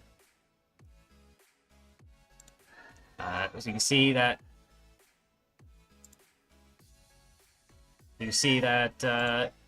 Clarenville has just passed the finish line and Ascension is right behind them. So it looks like the winner of our first head-to-head is Clarenville. And there is more races to come. I think the next one that's coming up is Fatima Academy versus St. Peter's. St. Peter's had some difficulties in the morning. Hopefully over lunch they were able to fix up their boat enough to get it to run.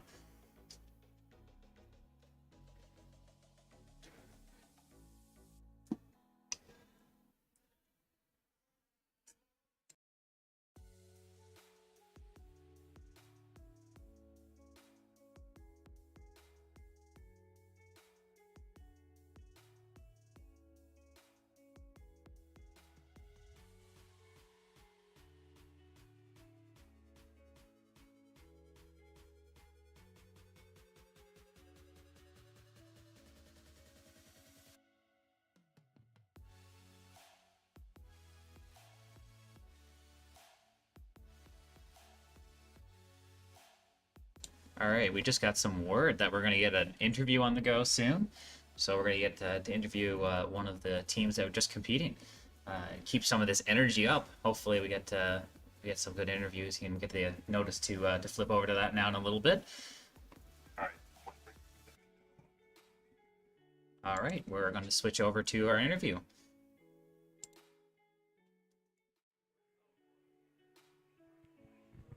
Okay, so who do I have here with me? Your name and your school. Lulu Skinner from Claremont High School. Alexander Crane from Ascension Collegiate. Okay, so these were the two teams, the first ones of the afternoon to go head to head. So it was a little bit like Mario Kart. We did 3 laps around the flume tank. How did you find it? It was really good, very fun. We did start losing a bit of speed in the 3rd lap, going around the corner, but we did pick up the win. Amazing. It was good for me too. I wish I could have actually beat them. I got close, but I did lose it on the third last turn, and I couldn't get it back from there. Oh, it was real. There were some really good moments. If you were staying tuned and watching at home, I'm sure you saw it, but it was really exciting stuff. You guys did really great. Was this your first time piloting? Yes, actually. Okay, cool. Yeah, the same for me. Awesome. Well, you guys did a great job. Thanks so much. We're cheering you on now for the rest of the afternoon. Okay, bye.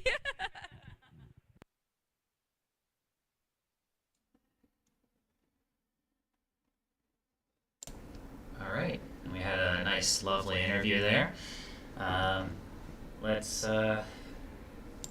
get set up for the next one, which is Fatima Academy versus St. Peter's. Hopefully, we can actually see St. Peter's run and go up against and give St. Mark's a run for their money. Really good interview. Please tell Jamie she did a good job.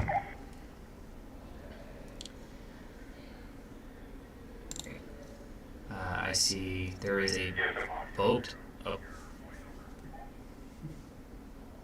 I see there's a boat approaching the gantry here now to go up to race. I believe it's the St. Mark's boat, but I haven't had a full view of it yet.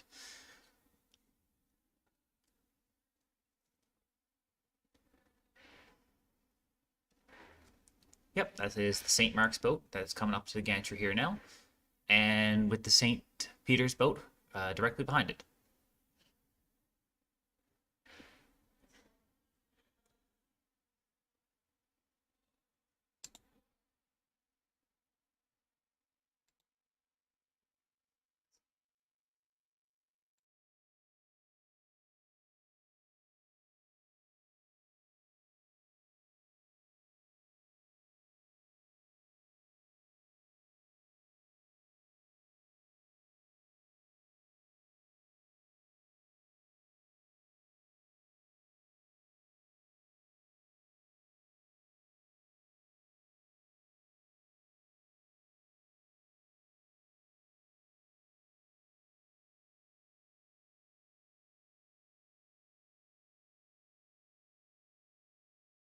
All right, we have the St. Mark's boat now in the water, getting ready for this lineup. All right, and we have the St. Peter's boat about to go in to get a final test here of the rudder and the propeller.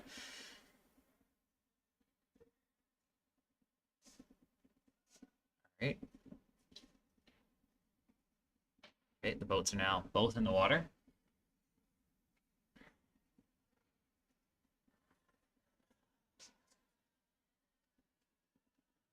Oh, we have the St. Mark's boat off, and the St. Paul's boat is, or St. Peter's boat is stuck at the front. We can see that the St. Mark's boat is coming down the back straight, back towards the finish line. You can see that it looks like the St. Peter's boat is actually capsized as the St. Mark's boat passes the start line to do its second lap. You can see it's at the end of the tank here now. Coming down the back straight again towards the finish line. And they've crossed the finish line again of their second lap, and now they're about to start their third lap.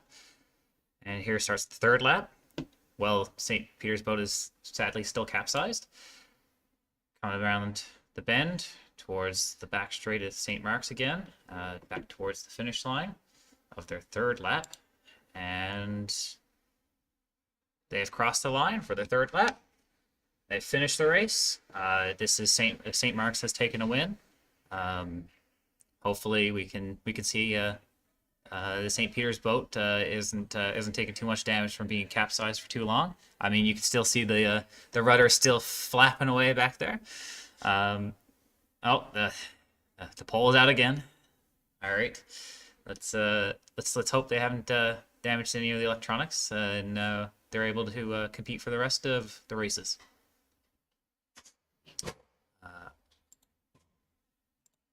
Up next we have we actually have a break next, so that's nice. It gives the teams a little bit of a chance to fix any of their issues they discovered during this run. So yeah, we'll turn on some background music and you can just listen and watch the deck.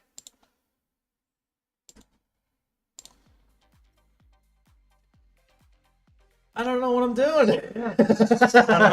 Jump in. It's oh.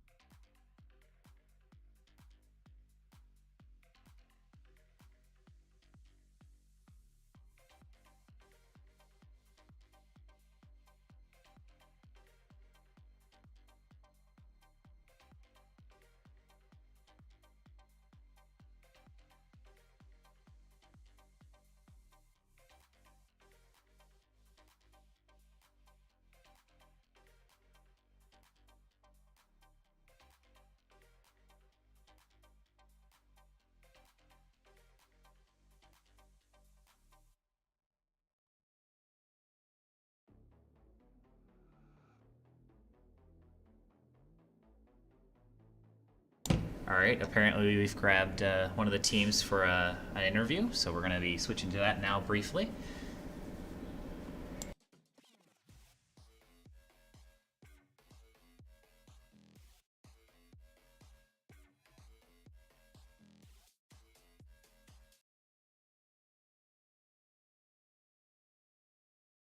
Ready?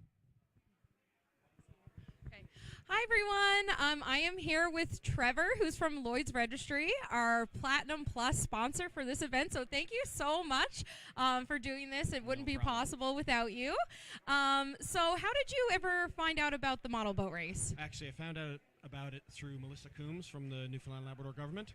And yeah, it was just trying to get this thing back and running after COVID. Yes. And just really wanted to see how we could help.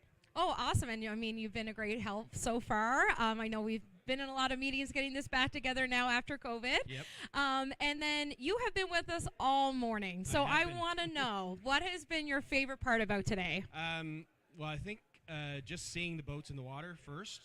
It's my first time being at the model boat race. Yes. So it was just really cool to see how the youth kind of took the idea of the competition. Yep. And the design, put their thoughts together into something real, and seeing it work or maybe not work. Yes, and that's then happened today. Making fixes and trying again. But Awesome. that was one of the really cool parts, was just seeing them really just try to, not get too discouraged and actually try to do different things and try to make it work. So and they had a lot of fun. Yes. And now we're going to the head-to-head challenges. Yes, So very excited. It feels like, a live game there now that we're a part of. So it's really and exciting. They're getting into it. I think they'll get into it more as the afternoon goes on. But yeah. Really And so this is your first time. Are you a lifer now? Are you going to be here at all the other future model boat races? Hope so. Yes. Hope so. Well, we're so glad to have you here today. Thank you so much. No problem. Awesome. Thank you. Thank you.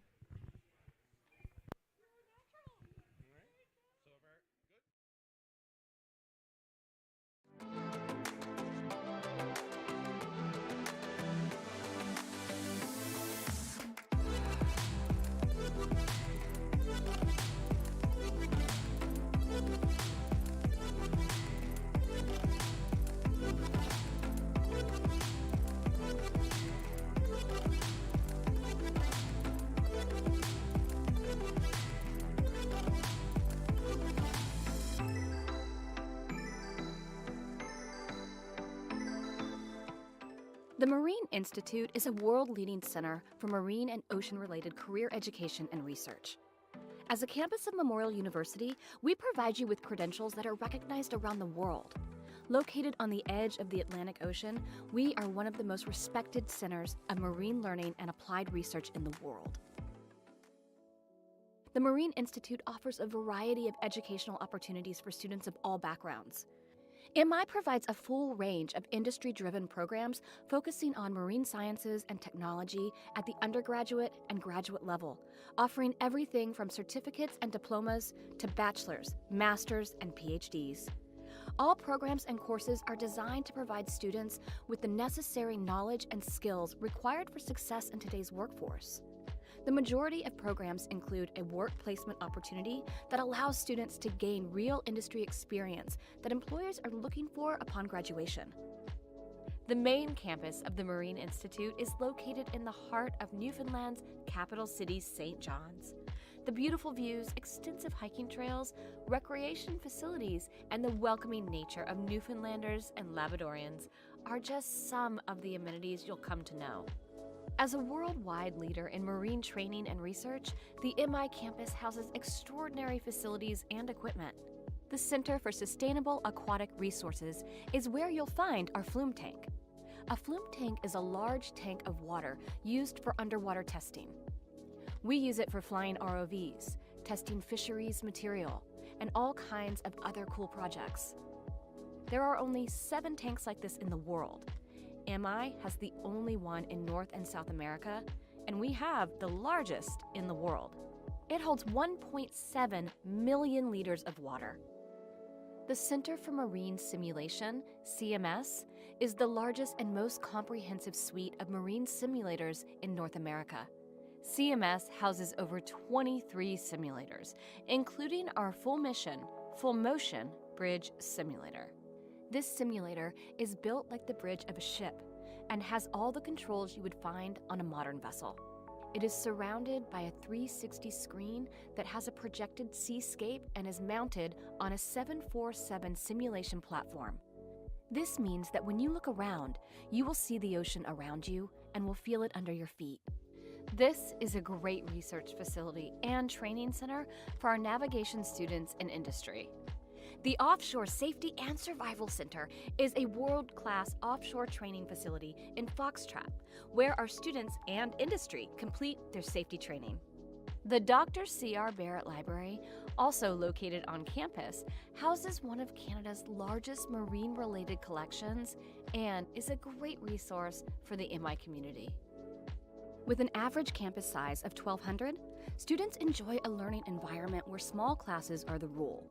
Hands-on instruction is a way of life, and competitive tuition rates put an internationally recognized education well within your reach.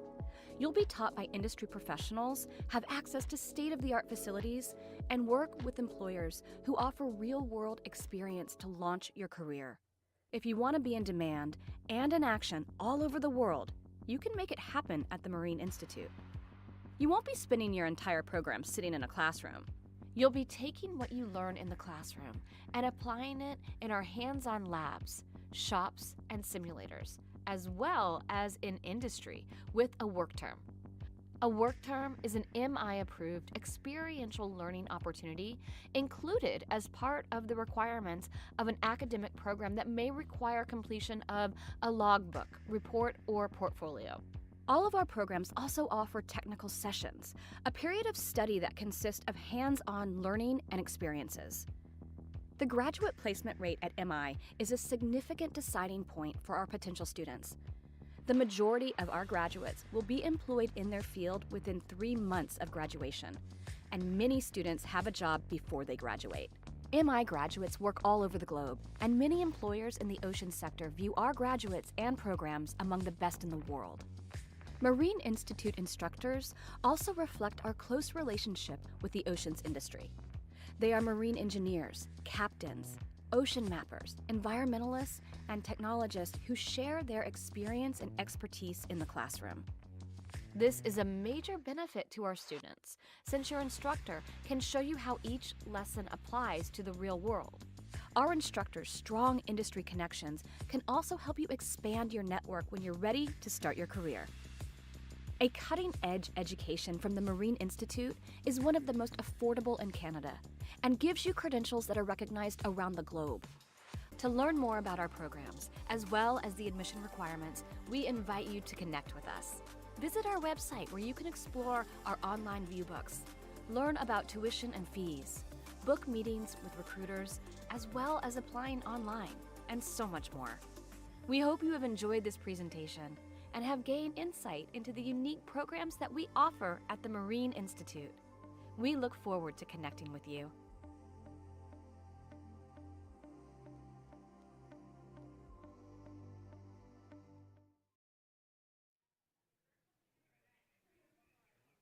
Okay, hi everyone. We are back, and I'm here with one of our lifetime volunteers, Melissa Coombs. Melissa, would you want to tell us a little bit about what organization you're with and why you've been volunteering so much with the model boat race? Okay, I work with the Department of Industry, Energy and Technology with the Government of Newfoundland, and I focus on youth engagement. So for the past 6 years, I've been a part of the model boat race, and I just love it because you can see the enthusiasm of the students. It's almost like you're at a hockey game or something like that, and they learn so much about things that they normally wouldn't learn in school, and a lot of them even end up going to Marine Institute after. And a couple of years ago, there was one student from Ascension who joined the Coast Guard because of being involved in the model boat race. It's amazing, isn't it? It's a really good opportunity as a club that you could do it while you're in school. Get to come in here, get to see our facilities, and try it out, almost like a test run. Hey. And another good thing about it is it doesn't cost anything to actually build your boat because Marine Institute provides all the materials that you need to be part of the competition as well. So yeah, anyone can be a part of it. Yes, that's right. It's open to anyone. If you are out there and you're interested in participating, certainly get in contact with us here at the Marine Institute. We have lots of kits. We do instructional videos, and then we also have a lot of support here throughout the day. So Melissa, what would you say your most favorite part about this event is? Definitely the races. Yes. It is so fun to see the boats racing around a flume tank, and you get to see the flume tank if you've never seen that before. It's, I think, is it largest in Atlantic Canada? Yeah, well, actually, in North America. It's amazing. Yes, it holds, I think, 1.6 million liters of water. Yeah, so kind of amazing. And you also get to see the other cool things that are here as well, the simulators and things like that. Yes, and a lot of the students today were doing tours. They're getting to see the different classrooms because the programs that really focus in this area, as you know, are marine engineering, systems design, and naval architecture. So it's really neat that these students are getting to go around and see those sorts of things while they're here today. So that's awesome. And it's so great to see some of our clients here. Industry is participating as well as sponsors and as well as volunteers. I think some of them are also judges here. Yes, we have people scoring the time. We have people who are actually going around down the tables downstairs and helping the students in between races. So we are so grateful for our sponsors, and I know that you've really helped us make those connections as well. So we're super grateful for that. So thank you so much for being here, Melissa. We really appreciate it. Thank you, and I look forward to seeing even more teams from across the province next year. Yes, me too. Let's get that number up. Awesome, thank you. Yeah.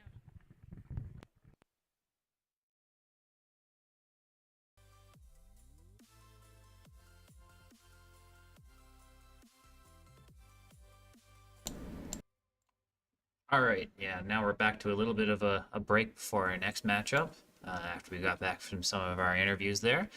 Our next matchup will be at 1:50 our time, so in about 6 minutes here now, and it will be St. Peter's and Ascension Collegiate.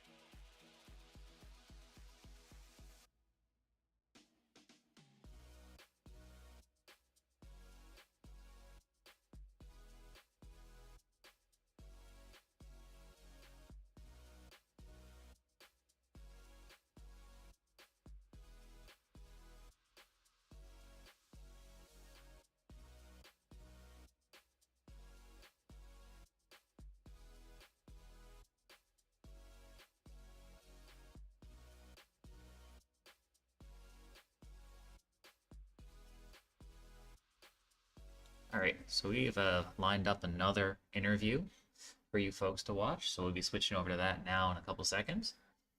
As soon as I get the word, I'll switch it over.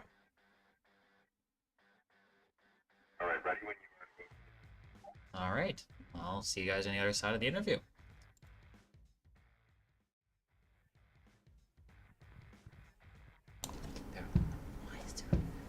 Alrighty, I'm back with a former MI grad. Can I get you to introduce yourself?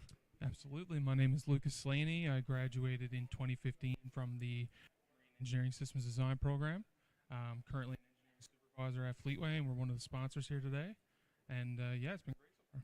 Perfect. So this is your first time here, right? This is my first time here, yeah. All right, and what do you think? It's great. It's well ran. Everyone seems to be enjoying it.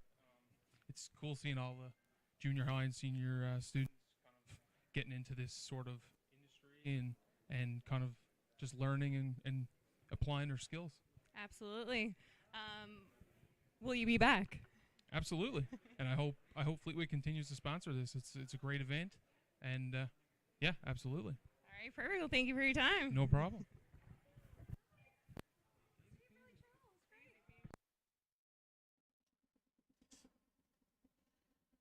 All right, we are back after our interview, and we should only have a couple more minutes now, and we should be seeing Ascension Collegiate and St. Peter's come back up to our gantry to run a race. Yeah, let's hope that St. Peter's was able to. Hopefully their boat didn't take any damage from their last run where they capsized, and hopefully they'll be able to do this run. Okay, we're gonna do. All right, I've been told we're going to do another interview, so we'll be transitioning to that now in a split second when everyone is set up and ready to go up there.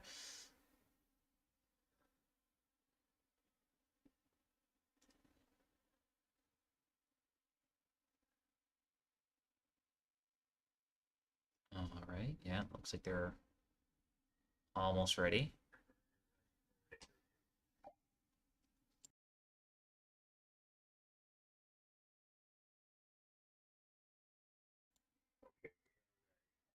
All right, I'm gonna hand you guys over to the interview crew now.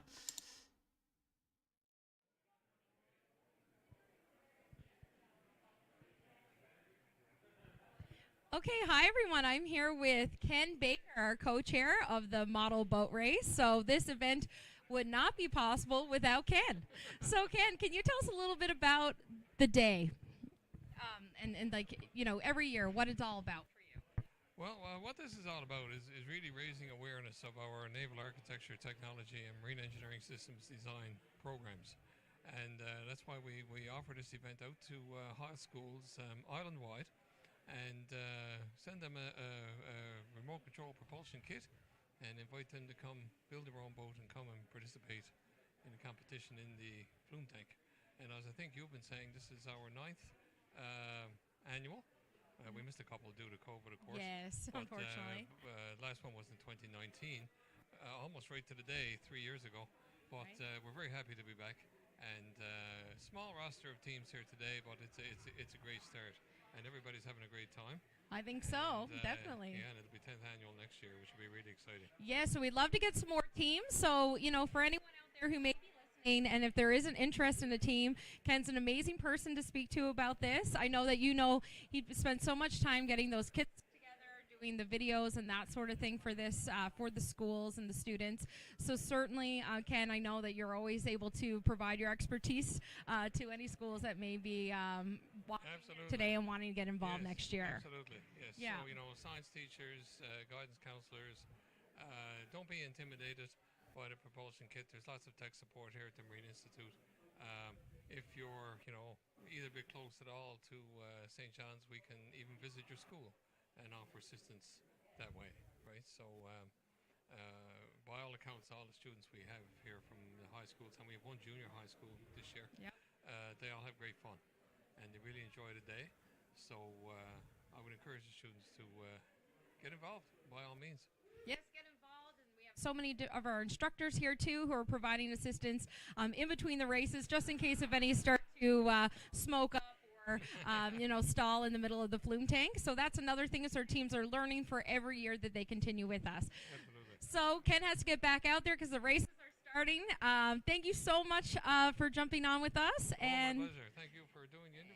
Oh, yes, we're having a bit of fun. Okay, great. Go teams. Woo. Yeah, for Okay. sure. All right, thanks, though. Bye.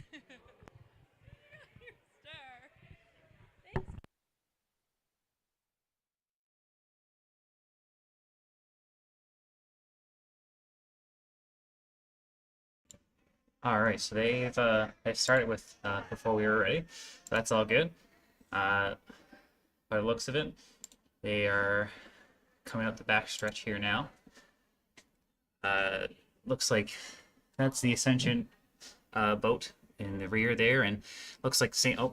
Peter's is in the middle of the tank capsize. But it looks of it, that they're having a really rough time with their boat capsizing. I believe. Yep, we just had the Ascension boat pass the finish line into their second lap, past the start line. The St. Paul's boat is still sadly capsized, which it might looks like they are trying to use the fish method with the rudder to move along, and they are making some headway. Ascension boat's back in the back stretch, going towards the finish line here again of their second lap. And there they go again, and they're going towards the start line of their third lap. And we can see the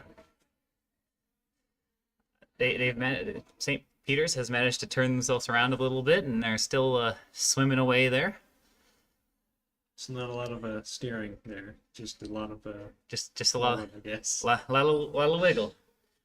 And it looks like we're about to see St. Mark's pass the finish line to finish their third lap. And there they are. So Ascension has passed the finish line. They finished their third lap. And it looks like, sadly, St. Peter's may have to get a little bit of an assist out of the pool again. Yeah, there you go. We can see the rod to pull the boat out. They're getting tangled in our little camera set up in the center there. It looks like the crew got it though. Yeah, the capsize in that boat is a little bit of a rough one that they've been dealing with all day. It's a little rough. I don't know too much about boats, so I don't know. My knowledge of this phenomenon that they're experiencing is very limited, and I don't know.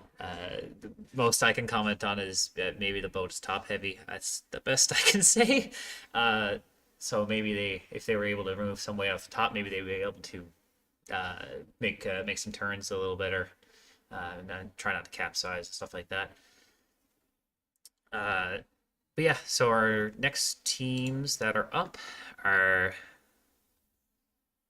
we have Clarenville and Fatima Academy. So we have our nice catamaran and our fiberglass boat coming up.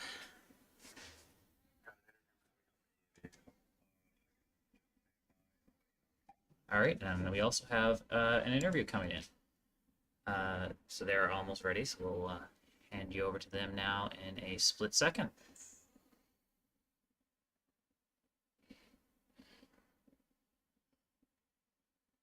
All right, yeah, it looks like they're just trying to pull in some more of the looks like they're trying to pull in the two teams to talk. So we just have to wait on them getting their life jackets off. It's a little bit of a cumbersome thing to have on when you're trying to get interviewed. So you should be ready now any second, hopefully.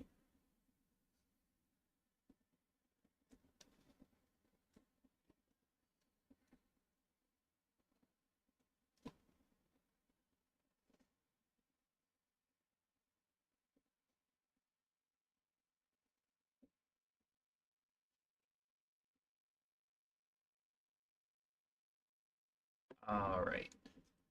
Looks like they're just about ready for us. Just here and just trying to get the last word in to make sure they're all ready to go. And we're gonna shoot you over to the interview now.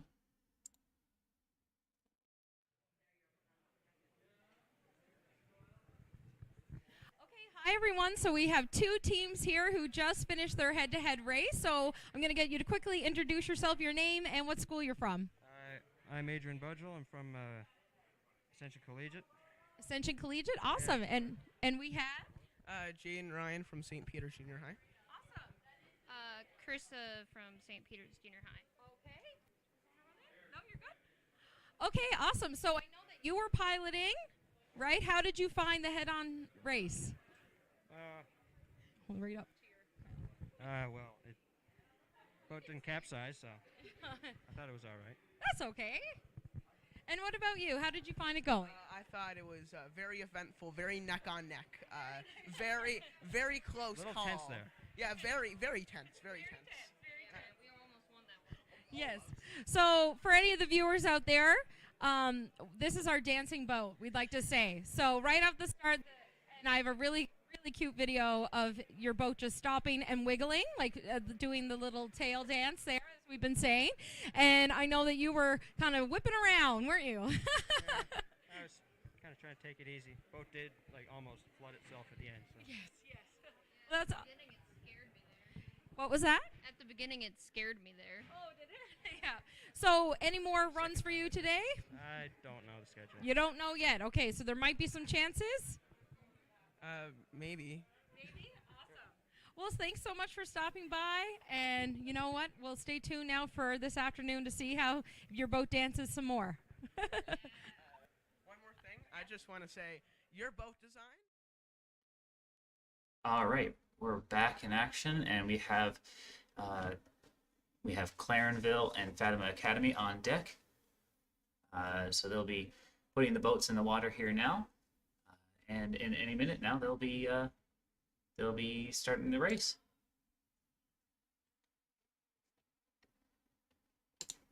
And now we get a better shot of the deck.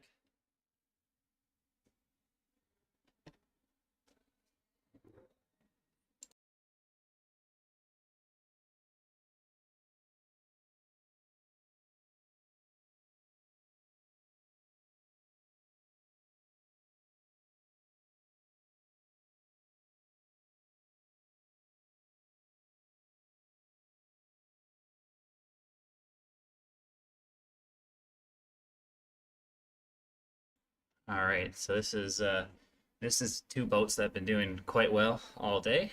So this should be an interesting race. If I remember, I don't fully remember the times from the slalom this morning, but if I remember correctly, Fatima had the fastest lap time, and Clarenville had the second. And they're off. We see them going up the front straight. Into the back stretch, coming around. We see Fatima's in the front. Oh, they just had a collision. Now Clarenville's in the front, and we can see that Clarenville. Oh, Fatima's about to overtake.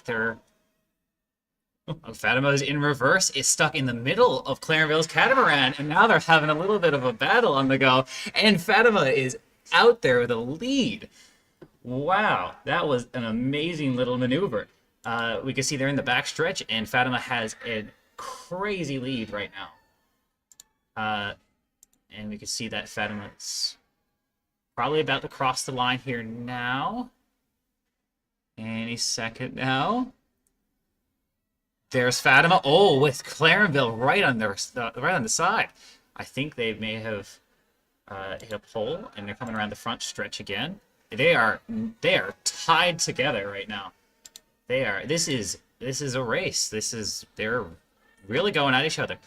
And Fatima's having a little bit of rough time with the control. And we can see her coming out the back stretch towards the finish line. And you can see Fatima just crossed the line, and that is the race. Fatima has taken this race. It was an amazing race to watch and a hard race to commentate and switch the cameras on. But that just shows you the speed of both of these vessels. it was a good race, and we don't have any microphones up there, but the crowd is having a ball and having a time up there right now. That was a solid race. So yeah, we have Fatima take the win on this one, and maybe we'll get an interview between the two teams here now coming up in a little bit. But until then, we'll have we'll review to the larger cam, and we'll give you some background music.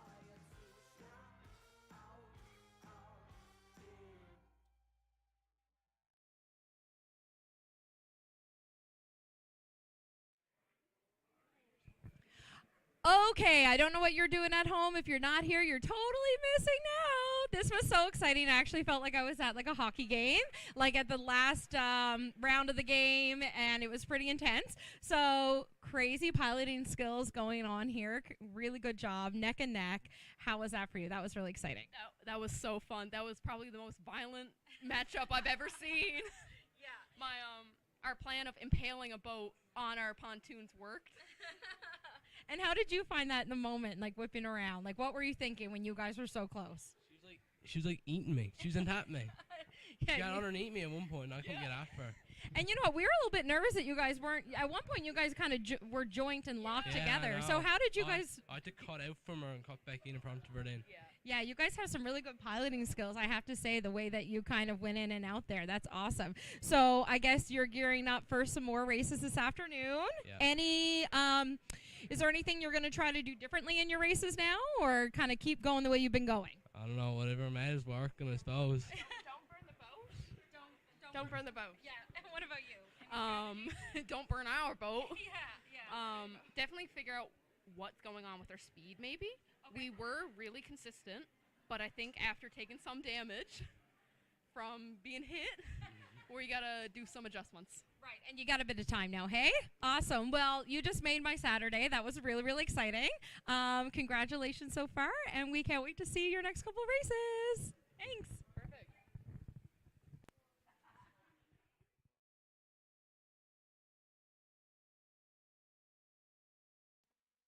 All right, we're back here now. We got a little bit of a break in our schedule.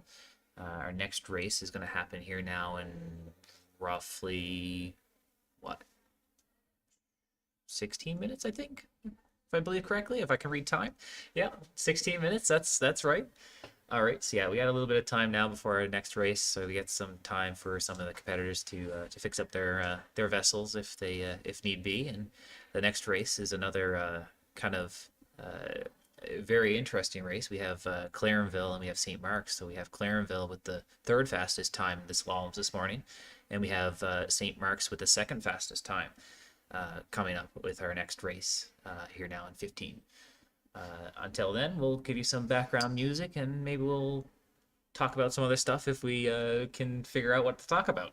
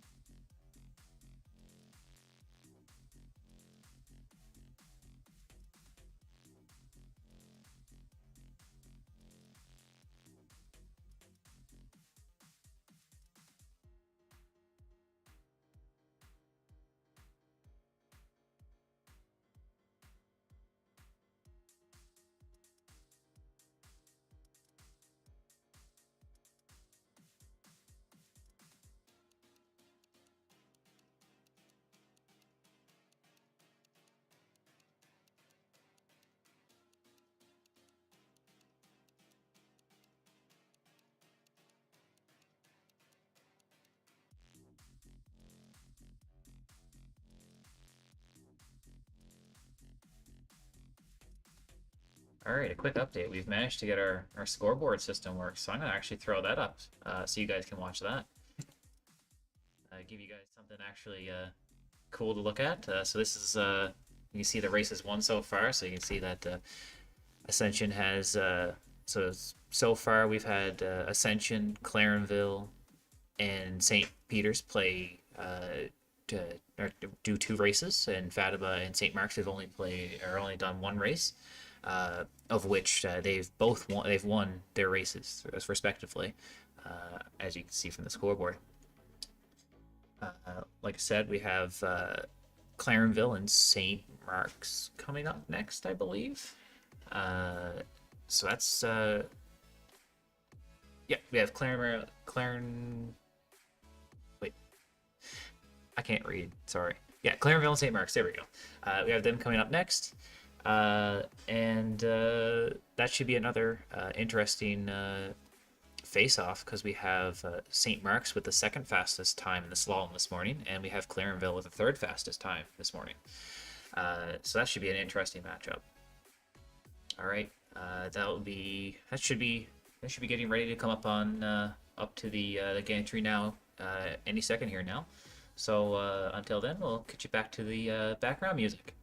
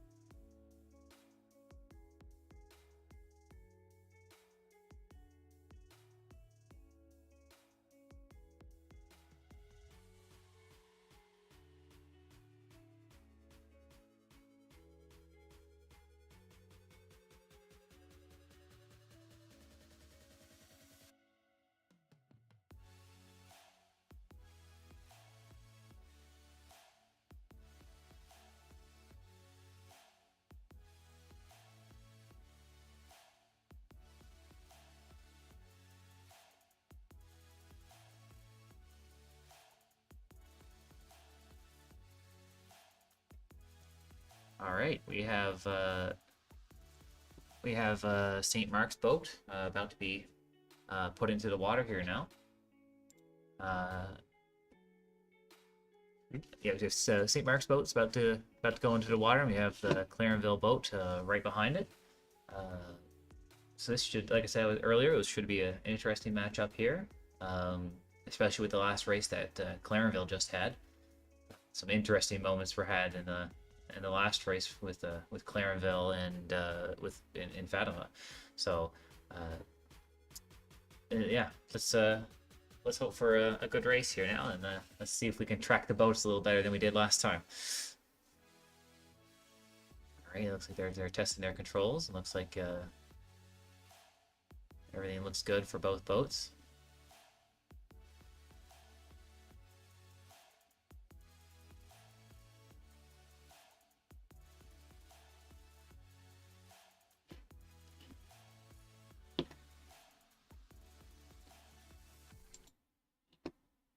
All right, they're getting lined up here now. So let's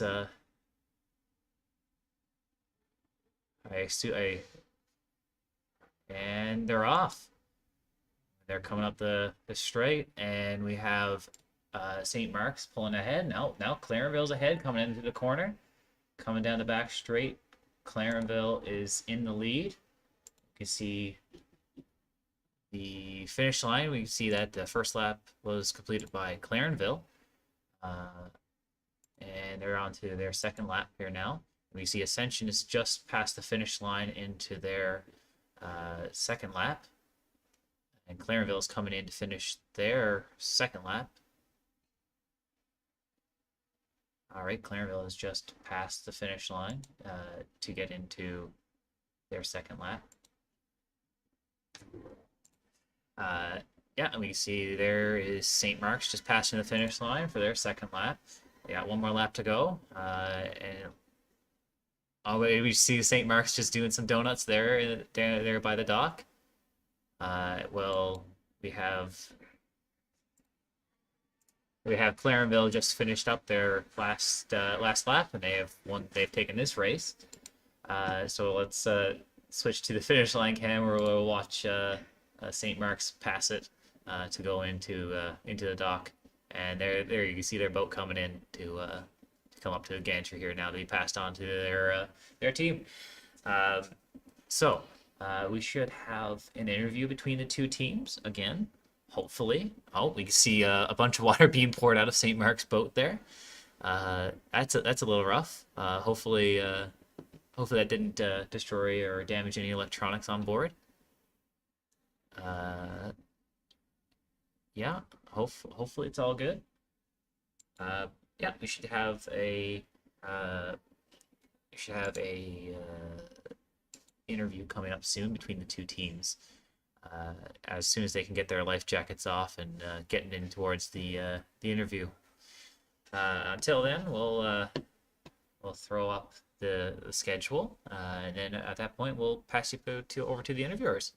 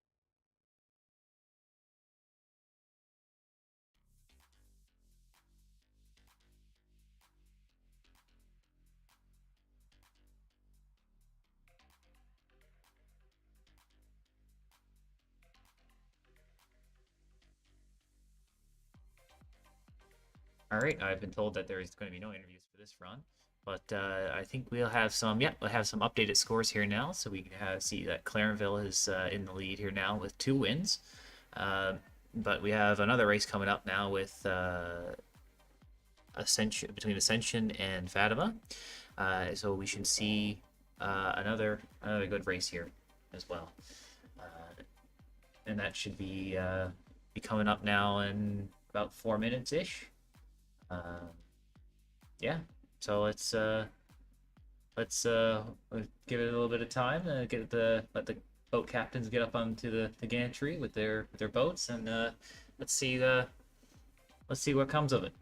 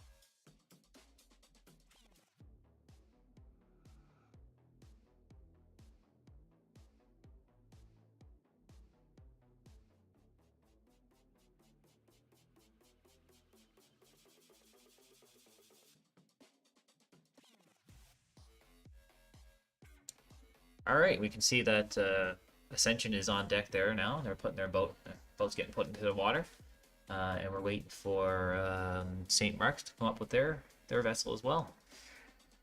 They shouldn't be far behind.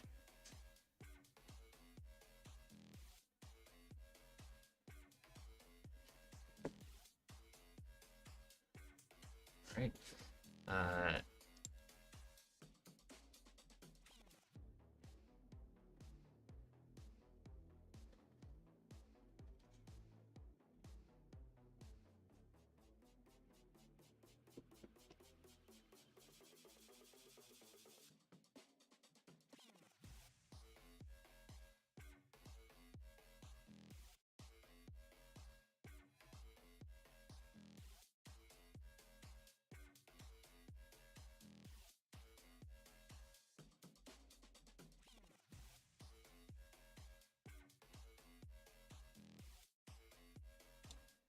All right, we are now getting the Fatima Academy boat back into the water. So you see them lined up side by side here now, getting ready to start the race.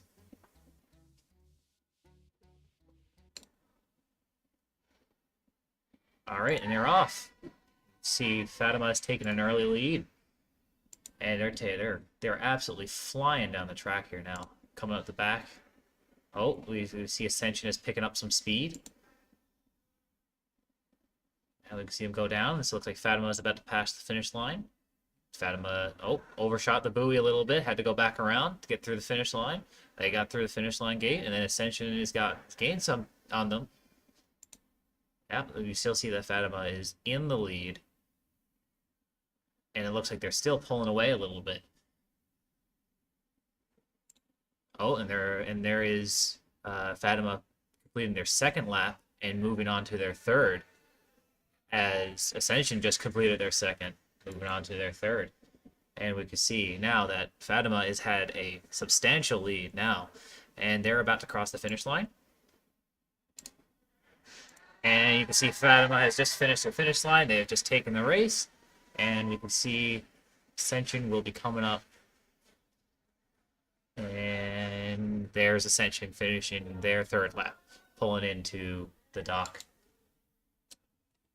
That was another good race. We see that hopefully the scores have been updated so we can see another live update.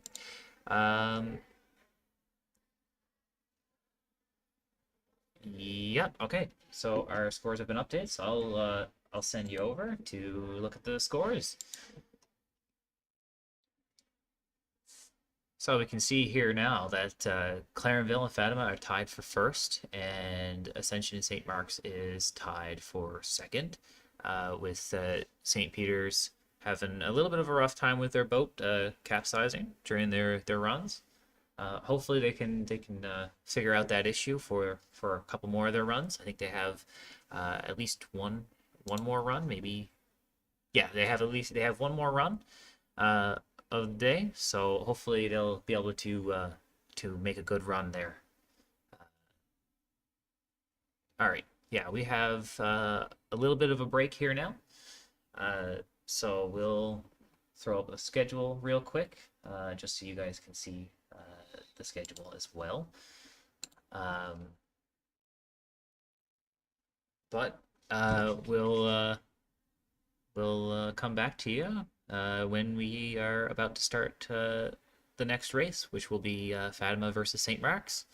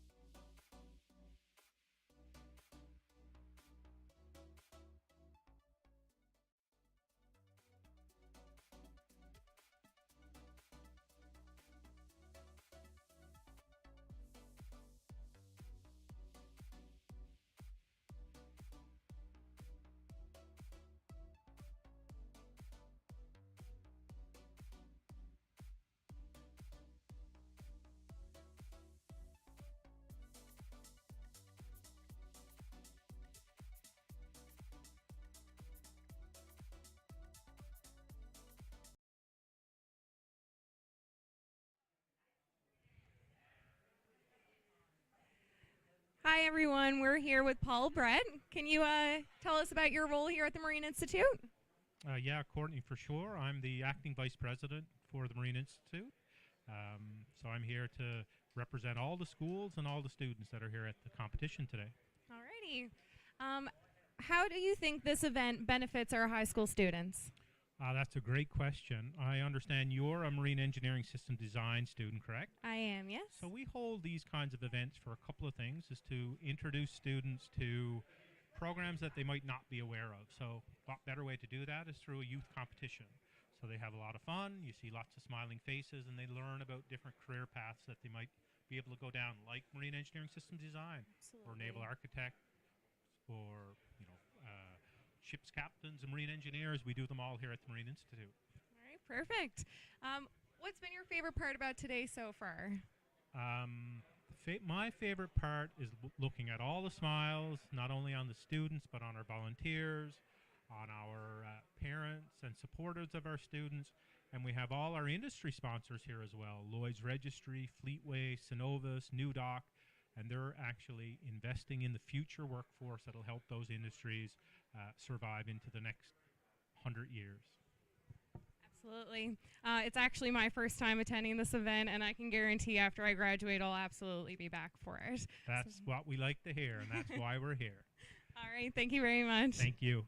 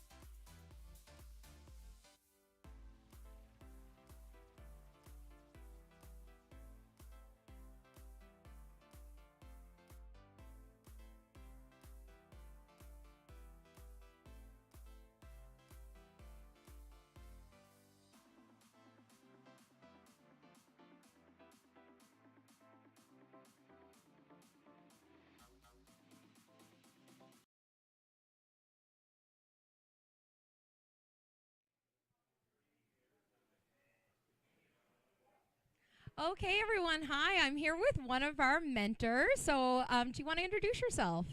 Hello, I'm Shane Morrissey from the big city of Coslet, the community of 30 people. And I'm here representing Fatima Academy St. Bride's. Amazing, Shane. So, how many years have you been mentoring for the model boat race competition? Well, this is our third year now. We started in 2018, it was 2019, and we lost the last 2 years, which was disappointing to COVID. Yes, I So know. This is our third year, actually. Oh, we're so glad that you came back with us now after the big COVID. We're so happy to be here now in person. So why do you get involved every year that you have? Like, what do you love about the model boat race? Well, like I said, I have 2 daughters.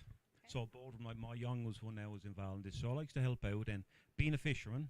Okay. So I'm a fisherman, so anything boat related, water related, interests me. So to see the kids interested, like today, to see the interest that they got. Like my daughter now, she's thinking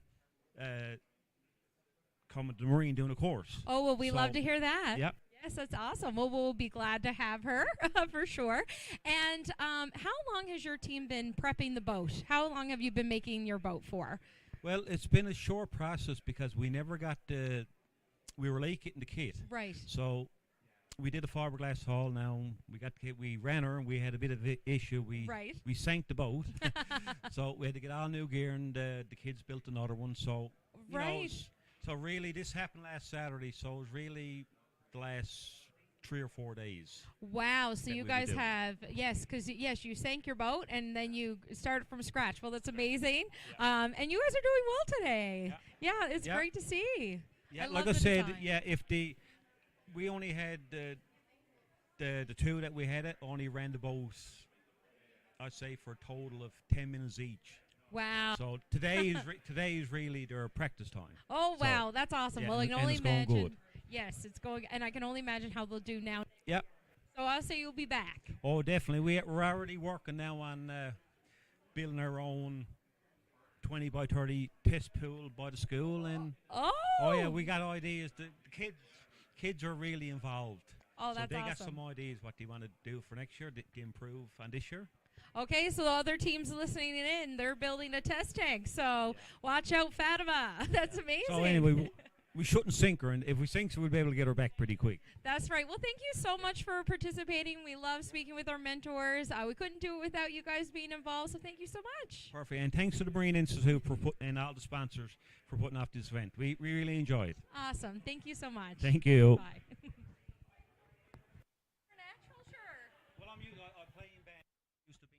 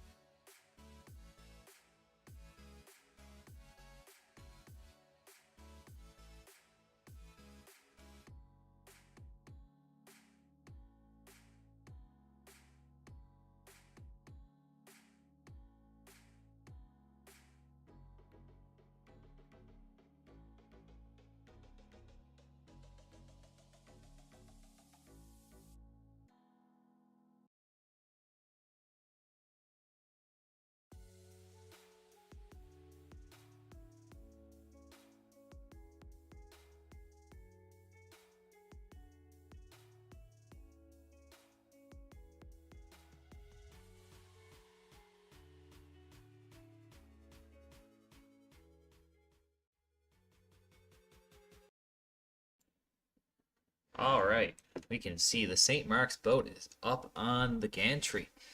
And St. Mark's is going up against Fatima.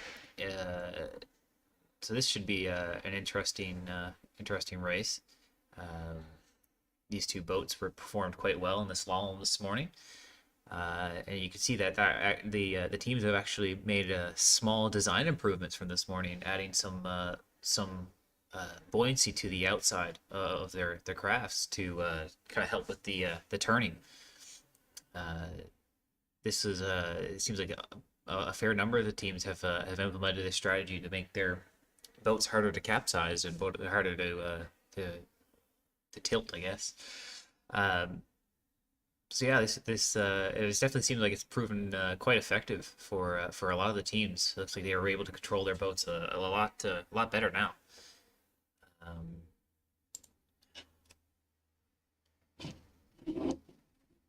So yeah, they're getting the boats all lined up and ready to go. Looks like we're trying to make sure that St. Mark's boats is closed up on the electronics lid there. And we're off.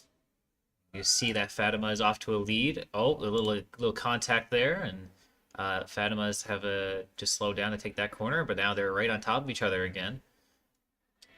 And now they're coming down the back stretch. You can see Fatima is taking the lead by hitting the gas there a little bit at the end. You see Fatima has now completed their first lap with St. Mark's not too far behind. But there is a gap forming here. Oh, but they're closing it because of that turn that Fatima just made.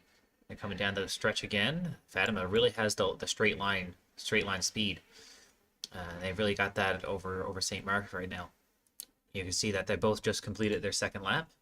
You can see Fatima is well into their third lap here now, coming down the back straight towards the finish line, and we can see Fatima has crossed the line, finishing their lap, winning this race.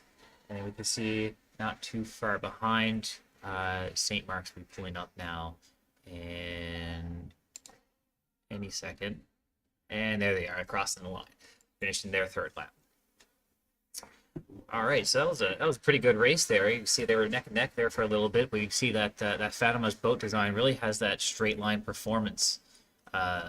It just made that distance, and they managed to keep it. Oh, we can actually see the water pouring out of St. Mark's boat at the moment. That's a rough one, but it looks like no matter how much water they keep taking on, it looks like their electronics keep going. So I guess they might have the electronics suspended a little bit from the bottom of the boat so that their electronics don't get wet during their run. It's a good thought process, actually.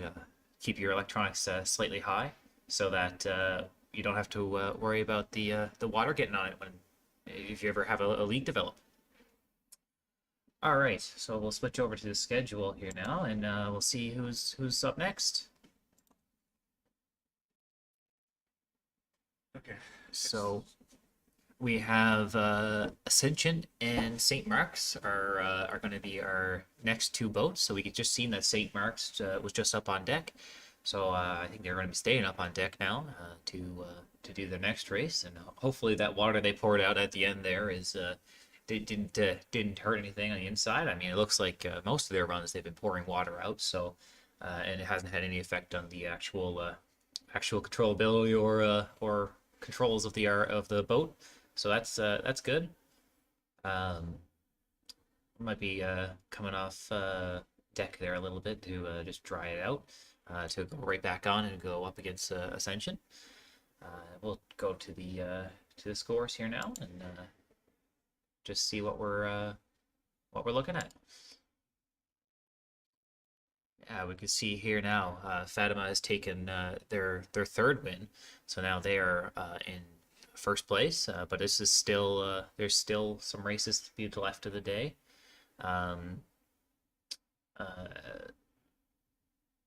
Yeah, it'd be interesting to see what happens in the next race with between Ascension and St. Mark's. See how that one goes. All right, so transfer back to the schedule for now, and I might have an interview coming up in a little bit, but Can you check the finish with the camera?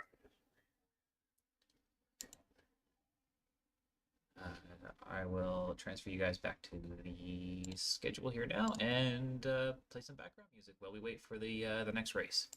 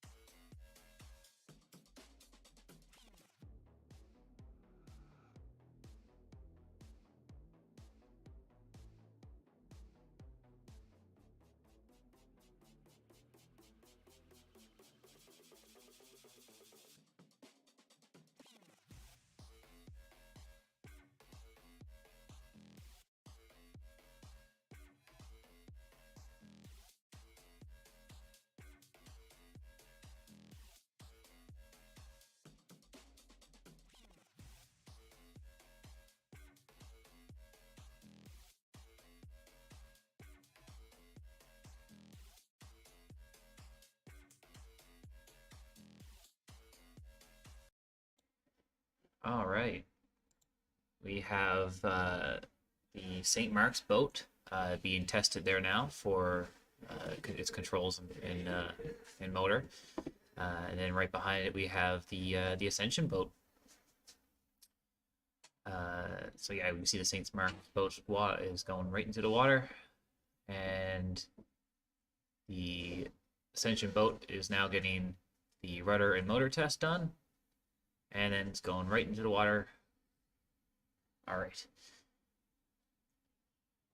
And we can see they're getting lined up here now. It's very interesting that the Ascension boat is already leaning a little forward in the water. Oh, and they're off. Oh, we can see that the Ascension boat has managed to do a little bit of a donut there at the start. So it has St. Mark's has quite a lead. St. Mark's is now kind of just cruising along, taking it slow so they can just keep gathering a lead. They just passed and finished their first lap. Ascension's in the back of the pool. Yeah, we can see that Ascension's having a rough time. They're hitting the gas pretty hard, and it's causing their boat to be a little bit hard to control. Well, St. Mark's is just taking their time, going around the pool. That's St. Mark's second lap, and Ascension just completed their first. St. Mark's is coming down the front stretch here now, coming into the back. Yeah, and you can see Ascension's boat is having a little bit of a rough time because they keep hitting the gas a little too much. But that was the third lap completed by the St. Mark's boat. So St. Mark's has taken this race. And we can see some donuts happen there from the Ascension boat as they try to bring it back into dock. Their boat is pretty fast. It's just a little hard to control. You can see. All right. I believe there may be an interview. Oh wow, there's a large bit of water coming out of the Ascension boat there now. That's a little bit on the rough side there. Again, I hope they hadn't taken any water damage from that. But yeah, let's switch back over to the scores. Let's see if they've been updated.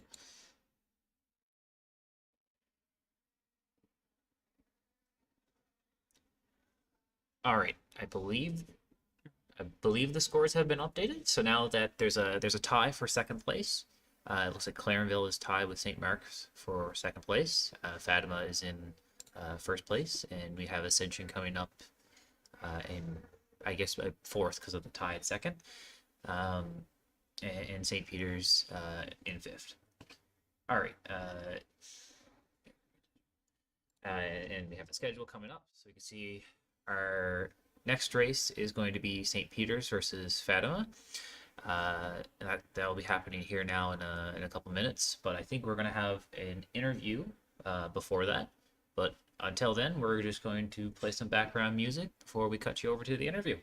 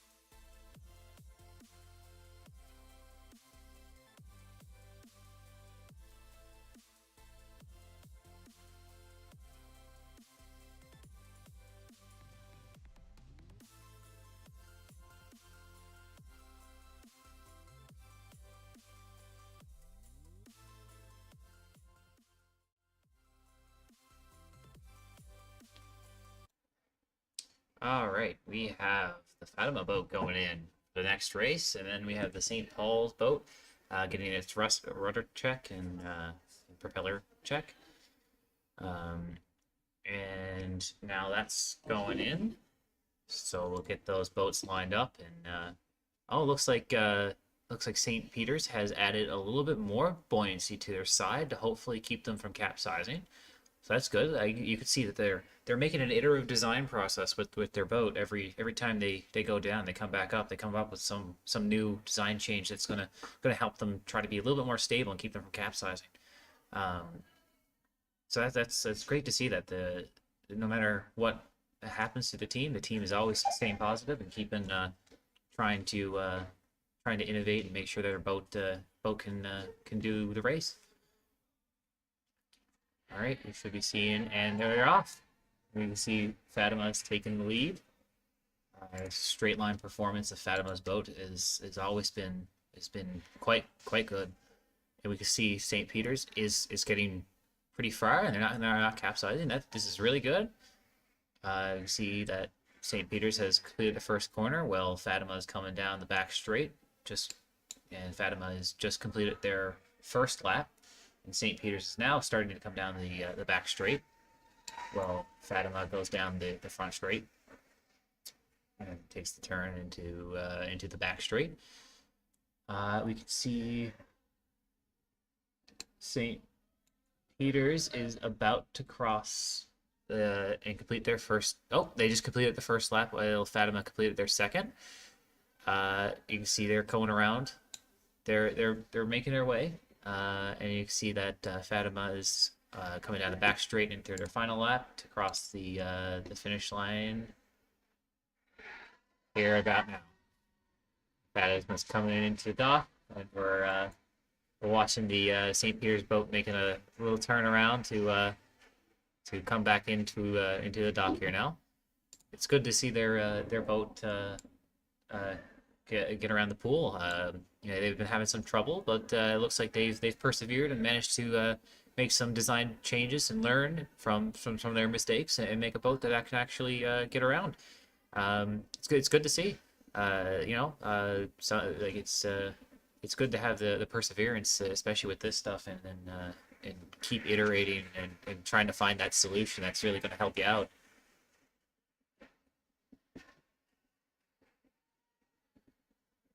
All right.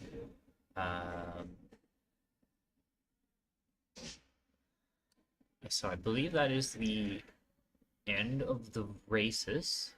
Someone's just going to go pick up the St. Peter's boat here now to give it back to the team.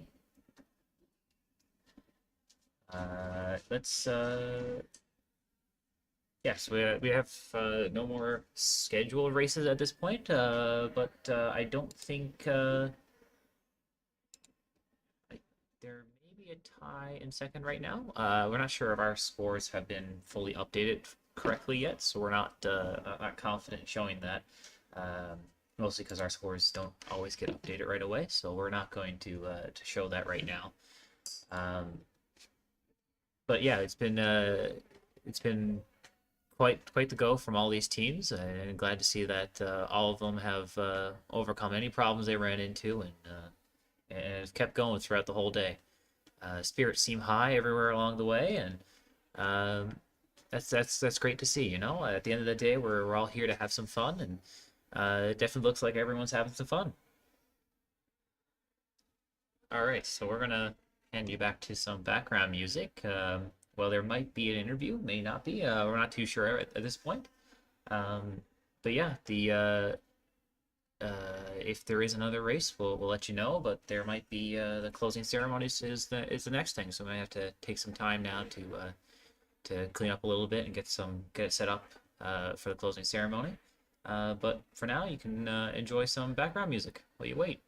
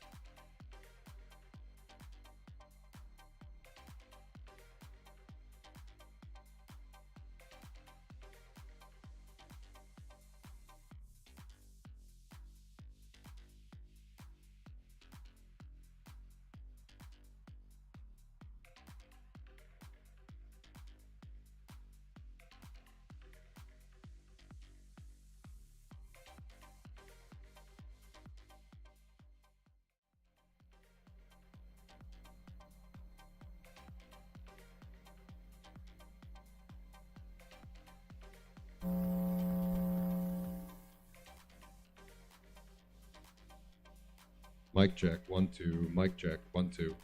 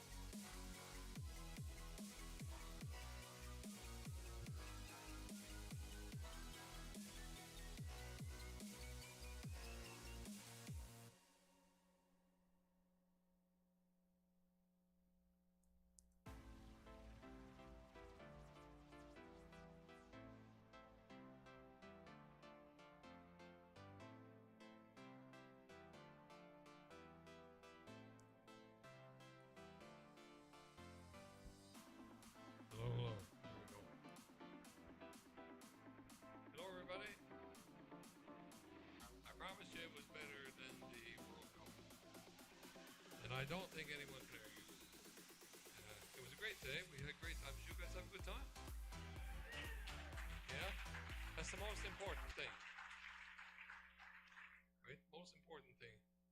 Learn, have fun, right? Show good sportsmanship, and we had a lot of that here today. In spite of the fact we only have 5 teams, it's great to be back. I think we had a great event with so many people here.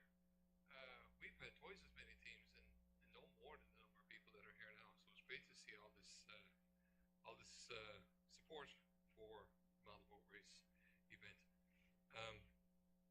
Before I get to thanking a few people, I'll reiterate again. We do this to raise awareness of our programs here at the Marine Institute, in particular Naval Architecture Technology, which has to do with ship design and construction, and our Marine Engineering Systems Design Program, which has to do with designing systems for ships, HVAC, many different piping systems, shafting and propulsion, main engines, that sort of thing, right? So we really are sister programs. We're all involved in ship design and construction. Again, thank you all for coming, and there's a few other people I would like to thank in no particular order. Flume Tank staff, Mr. Craig Hollett, Mr. Mark Santos. Craig was here this morning looking after anything we needed with the Flume Tank in terms of the technicalities of it. Mark Santos was here this afternoon. Our tech team, who I neglected to mention this morning, and I meant to point out to you guys, although some of you met him throughout the day, to help you with the Mountain Boat propulsion systems, headed up by Mr. Chris Batten. Is Chris here? He's here, but he won't admit it. Anyway, Chris Batten, Mr. Taylor Bennett, and Mr. Ty Matthews, part of Chris's team. So thanks to those guys. I'd also like to thank the cafeteria staff for the lovely lunch that they provided. And my co-chair, everybody says I'm the co-chair, nobody knows who the other chair is, Ms. Jennifer Howell, who has run this event with me for several years now. Right? Perhaps not quite so involved right now because she's in a different job, but anyway, still helped out a lot today, kept a close eye on things, so that was great. But really, there is no event without you participants. And, you know, a lot of you couldn't participate with your schools if you didn't have the mentors in your schools, your teachers, your guidance people, whoever it is that mentored you. So I think you should just take a moment and give a round of applause for the mentors of the schools.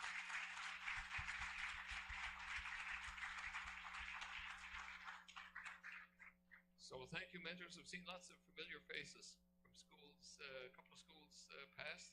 I believe there's one school that has attended every model boat race except the first one, the mentor told me. But anyway, thank you very much for your participation. We are looking forward to hosting this event again next year. It will be the 10th annual one next year, so we're going to pull out all the stops next year. We're going to have underwater fireworks and the whole works. You've never seen anything like it. So next year will be just as much fun, and hopefully we can attract a few more teams. A lot of excitement today. I'll comment a little more when we get to handing out the prizes. I'd like to introduce the two people, and you've seen them around here all day, that did the lion's share of the work in organizing this event today. They're relatively new to the Marine Institute, but I think they did a bang-up job. Ms. Chelsea Alford, just standing over here,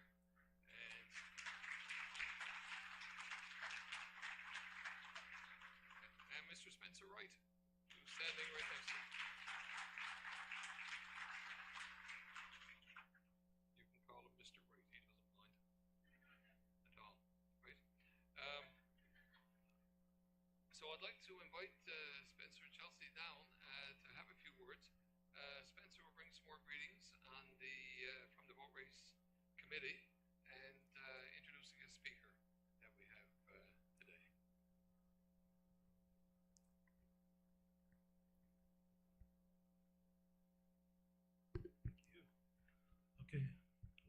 This is hot mic. Okay.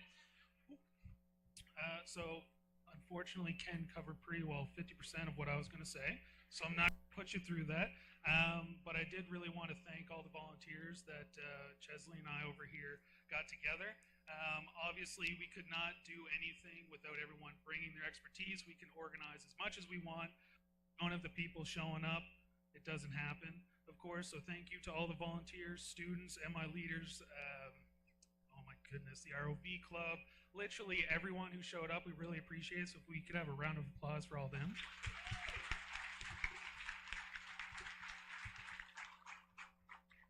And then, of course, to our sponsors, Trevor, Melanie, Alan, Melissa, everyone who showed up from outside of the Institute. We really appreciate you guys coming out, giving us a hand, giving your expertise. It was really fun, honestly, talking to you guys and hearing your side of it and how you're so invested in the Marine Institute and youth engagement. So another round of applause for them.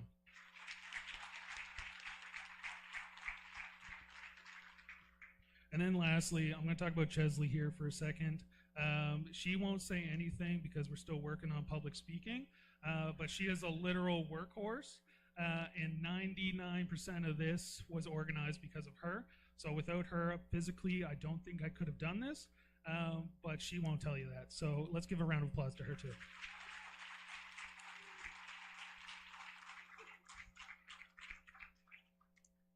And now I'm going to ask Trevor to come on up from our Platinum Plus sponsor, Lloyd's Registry, and he's going to give you greetings on behalf of his company. Thank you very much. This is my first model boat race. It will not be my last because I had a blast today. I really hope that all of you guys had a lot of fun as well. Yeah, good. And it was really, really amazing to be here today and witness this. So I just want to say thank you to everybody and look forward to next year. Thanks.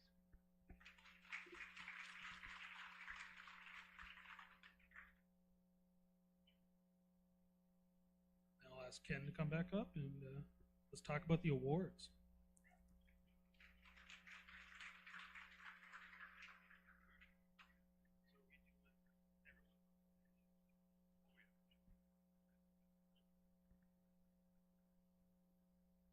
Okay, thank you very much, Spencer.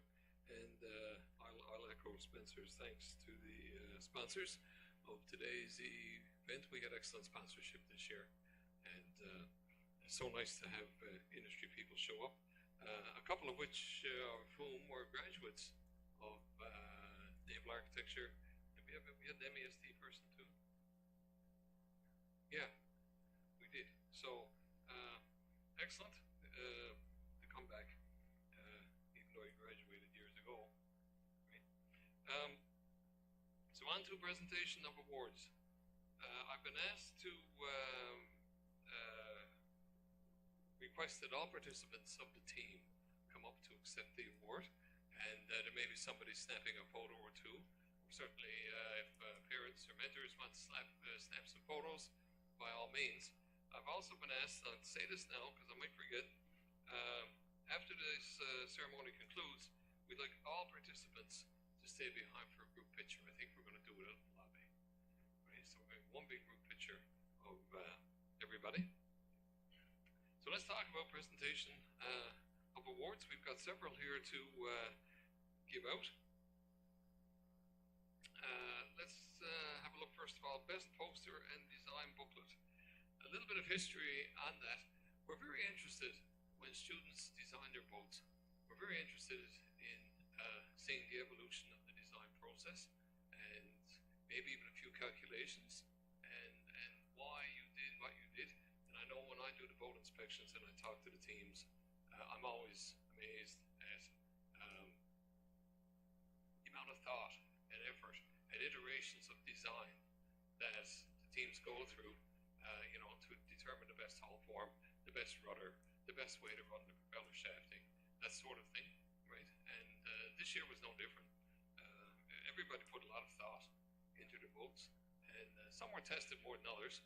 But anyway, the design poster and design booklet demonstrate and show what what was thought about in the steps and photographs and things like that. So it's an important part of the process because when we design something, we have to document what we do. So, best poster and design booklet. The award this year goes to Fatima Academy.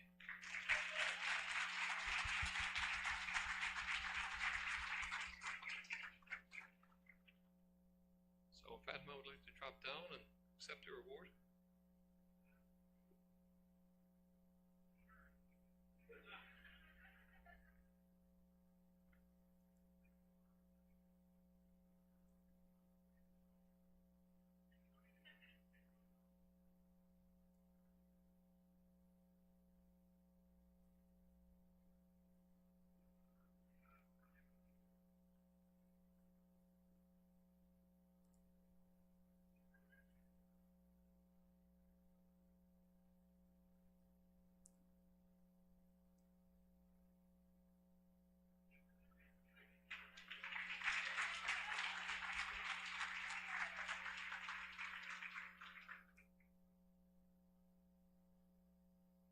Thank you, Fatima. Some awards are a bit more difficult to figure out than some others. Our next one is most aesthetically pleasing boat. And that was a bit of a tough one this year. Because they all sort of looked, you know, they all had their own kind of look to them. One stood out though as being different, and we have had boats like this in the past, where when you put it in the water, it looks like there's no boat at all, and you just see a propulsion system going around the tank, kind of thing. So the winner this year for most aesthetically pleasing boat is going to go to St. Mark's.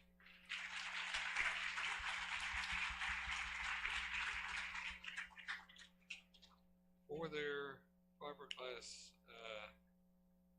plexiglass boat hull.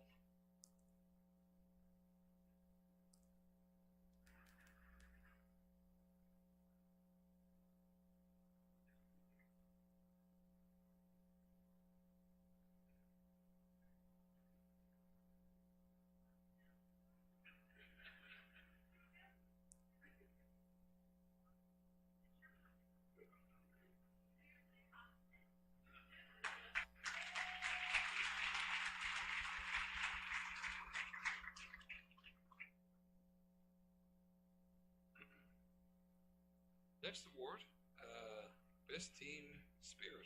This was an easy one this year. There was one team that faced a lot of adversity. We saw more of the bottom of their boat than we did the top of their boat. Someone mentioned to me that it was a dancing boat. Right? I sort of think of it more as a cocktail stirring kind of boat, but anyway, whichever, right? Anyway, despite a few setbacks, the team persevered and were enthusiastic throughout and made it up to their last race. So Best Team Spirit this year is going to go to St. Peter's.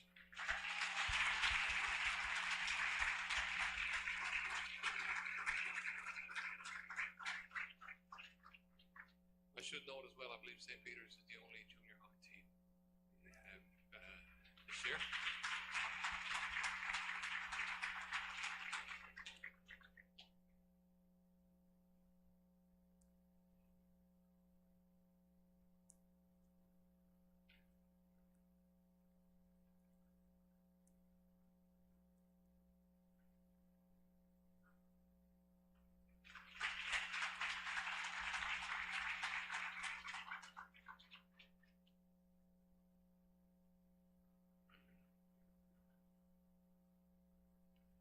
Next prize is most innovative design, and again, that was a relatively easy one this year. We don't get a lot of catamaran hulls.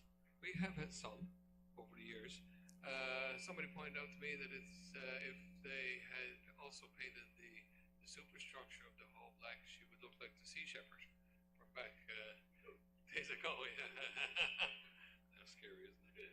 But anyway. Not a scary looking boat at all, but certainly ran well in a very innovative design with a lot of 3D printing happening in the hull. And you know, 3D printing is certainly permissible as a construction method as long as the design is your own. long as you're determining your hull form and size, etc., go ahead and 3D print it if you're into that kind of thing, right? So most innovative design this year goes to Clarenville.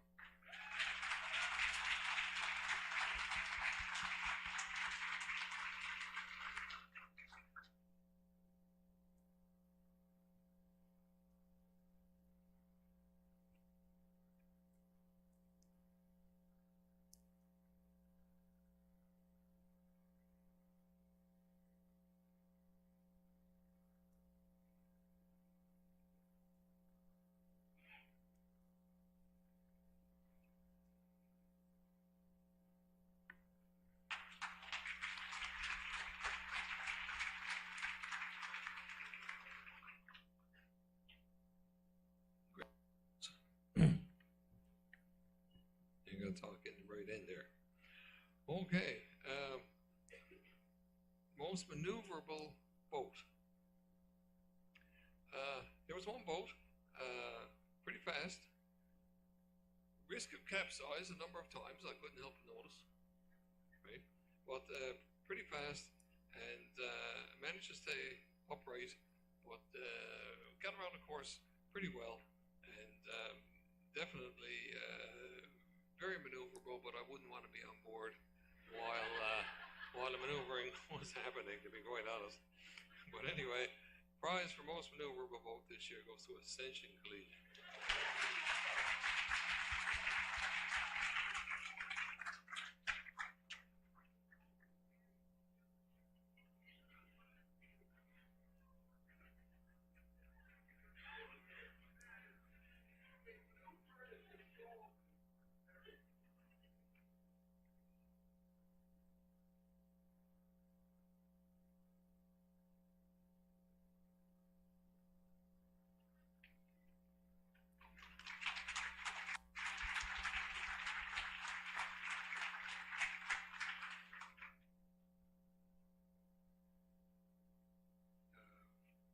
Next prize is the fastest boat. This is based on most number of wins in the races this afternoon. Races this afternoon were pretty exciting, I thought. Particularly the race between, or one of the races between Clarenville and Fatima. It got pretty rough there for a while. We're going to say it was accidental. I have no reason to think otherwise. No rival between the schools or anything like that. But anyway, so it was some excellent racing by this team. And of course, the fastest boat with 4 wins, 4 race wins, goes to Fatima Academy.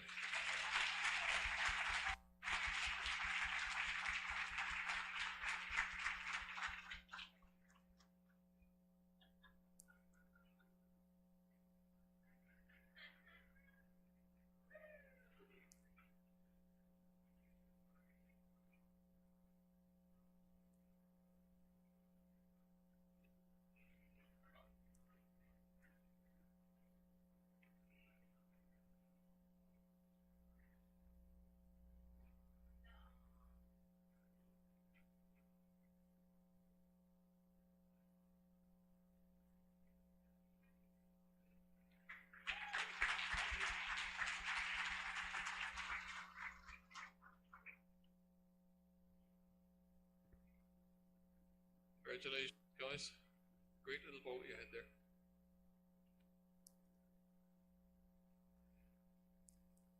Our final award for the afternoon is an award that we just started a few years ago. It's not an original award to the model boat race. And we have been lucky enough in the last few years to have a master mariner from our nautical science program assist with the model boat program, or project, because he's very much into model boats himself, right? Not just with big ships, but also model ships. So he was only too happy to help out, and he's helped us for years. And it was his idea to come up with what he called a Super Skipper Award. And this is not tied to any school in particular. I'm going to leave you something to say about it. But anyway, unfortunately, Captain John Ennis can't be with us today. So we have closest thing we have to a skipper Mr. Mark Ware.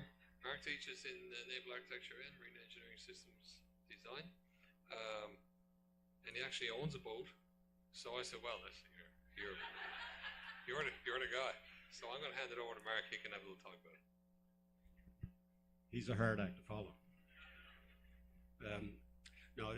Ken said that Captain John Innes is normally here, and John's a good friend of ours, and he keeps an eye throughout the day at how the skipper behaves and how he maneuvers his boat. And we joke with our master mariners that if it wasn't for them, we wouldn't really have a job. They need something to drive, and they're banging into things and sinking boats all the time. So we've got a job to fix these things. And as you saw today from some of these skippers, they might have need a few fenders or bumpers around their boat. But so the best skipper, or the super skipper, certainly from my perspective, was it was fairly easy for me to judge. But there was a second, very close second, and I want to give an honorable mention to Lulu Skinner. Lulu she was good. However, I think hands down, probably the best skipper there today, and probably the coolest looking one too with them glasses, was Jaden Coffey.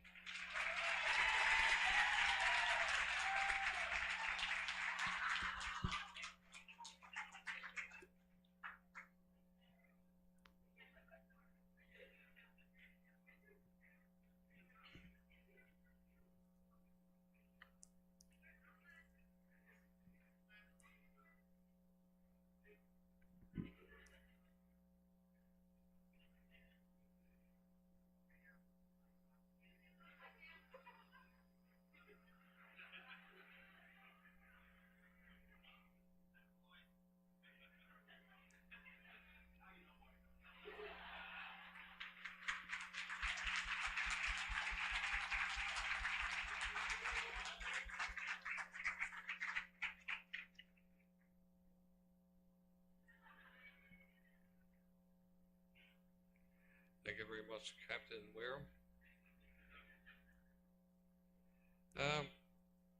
So that concludes our prizes. Again, don't forget to meet out in the lobby immediately after here, just for a large group photo with all your model boat shirts on and all that jazz. We would really like that. I neglected to thank someone. I don't know if he's still here. Mr. Jeff Whiteway. You may have seen Jeff. There he is. He's hiding. Jeff retired from the Institute a year and a half ago.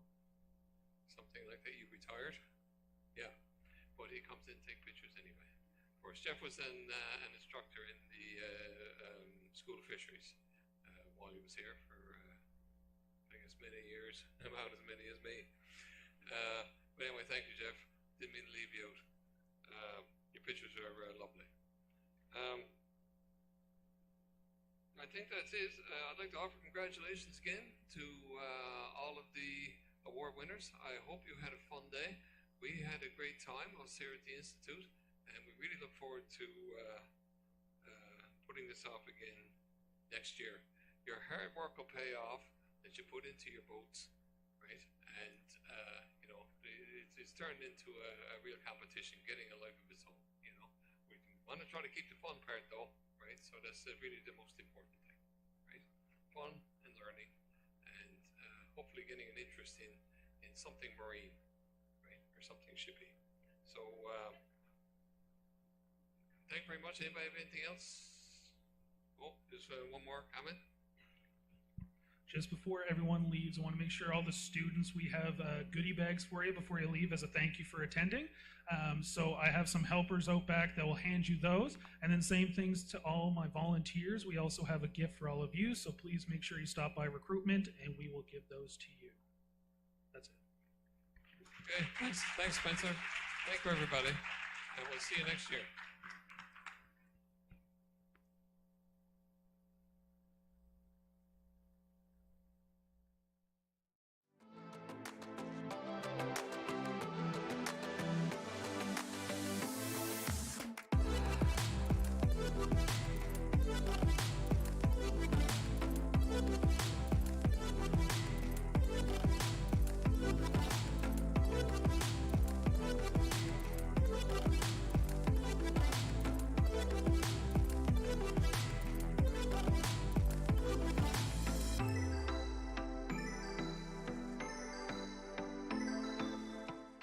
The Marine Institute is a world-leading center for marine and ocean-related career education and research. As a campus of Memorial University, we provide you with credentials that are recognized around the world. Located on the edge of the Atlantic Ocean, we are one of the most respected centers of marine learning and applied research in the world. The Marine Institute offers a variety of educational opportunities for students of all backgrounds. MI provides a full range of industry-driven programs focusing on marine sciences and technology at the undergraduate and graduate level, offering everything from certificates and diplomas to bachelor's, master's, and PhDs. All programs and courses are designed to provide students with the necessary knowledge and skills required for success in today's workforce. The majority of programs include a work placement opportunity that allows students to gain real industry experience that employers are looking for upon graduation. The main campus of the Marine Institute is located in the heart of Newfoundland's capital city, St. John's. The beautiful views, extensive hiking trails, recreation facilities, and the welcoming nature of Newfoundlanders and Labradorians are just some of the amenities you'll come to know. As a worldwide leader in marine training and research, the MI campus houses extraordinary facilities and equipment. The Center for Sustainable Aquatic Resources is where you'll find our flume tank. A flume tank is a large tank of water used for underwater testing. We use it for flying ROVs, testing fisheries material, and all kinds of other cool projects. There are only 7 tanks like this in the world. MI has the only one in North and South America, and we have the largest in the world. It holds 1.7 million liters of water. The Center for Marine Simulation, CMS, is the largest and most comprehensive suite of marine simulators in North America. CMS houses over 23 simulators, including our full motion bridge simulator. This simulator is built like the bridge of a ship and has all the controls you would find on a modern vessel. It is surrounded by a 360 screen that has a projected seascape and is mounted on a 747 simulation platform. This means that when you look around, you will see the ocean around you and will feel it under your feet. This is a great research facility and training center for our navigation students and industry. The Offshore Safety and Survival Center is a world-class offshore training facility in Foxtrot, where our students and industry complete their safety training. The Dr. C.R. Barrett Library, also located on campus, houses one of Canada's largest marine-related collections and is a great resource for the MI community.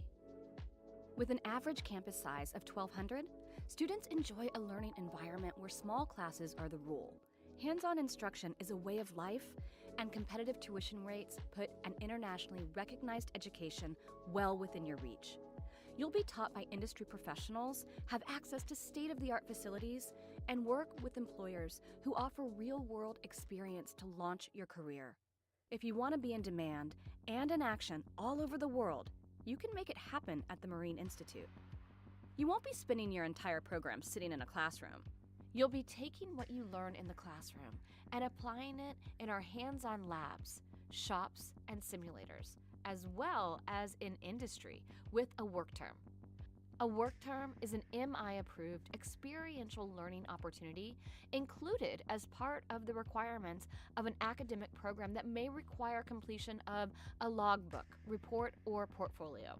All of our programs also offer technical sessions, a period of study that consists of hands-on learning and experiences. The graduate placement rate at MI is a significant deciding point for our potential students. The majority of our graduates will be employed in their field within 3 months of graduation, and many students have a job before they graduate. MI graduates work all over the globe, and many employers in the ocean sector view our graduates and programs among the best in the world. Marine Institute instructors also reflect our close relationship with the oceans industry. They are marine engineers, captains, ocean mappers, environmentalists, and technologists who share their experience and expertise in the classroom. This is a major benefit to our students, since your instructor can show you how each lesson applies to the real world. Our instructors' strong industry connections can also help you expand your network when you're ready to start your career. A cutting-edge education from the Marine Institute is one of the most affordable in Canada and gives you credentials that are recognized around the globe. To learn more about our programs, as well as the admission requirements, we invite you to connect with us. Visit our website where you can explore our online viewbooks, learn about tuition and fees, book meetings with recruiters, as well as applying online, and so much more. We hope you have enjoyed this presentation and have gained insight into the unique programs that we offer at the Marine Institute. We look forward to connecting with you.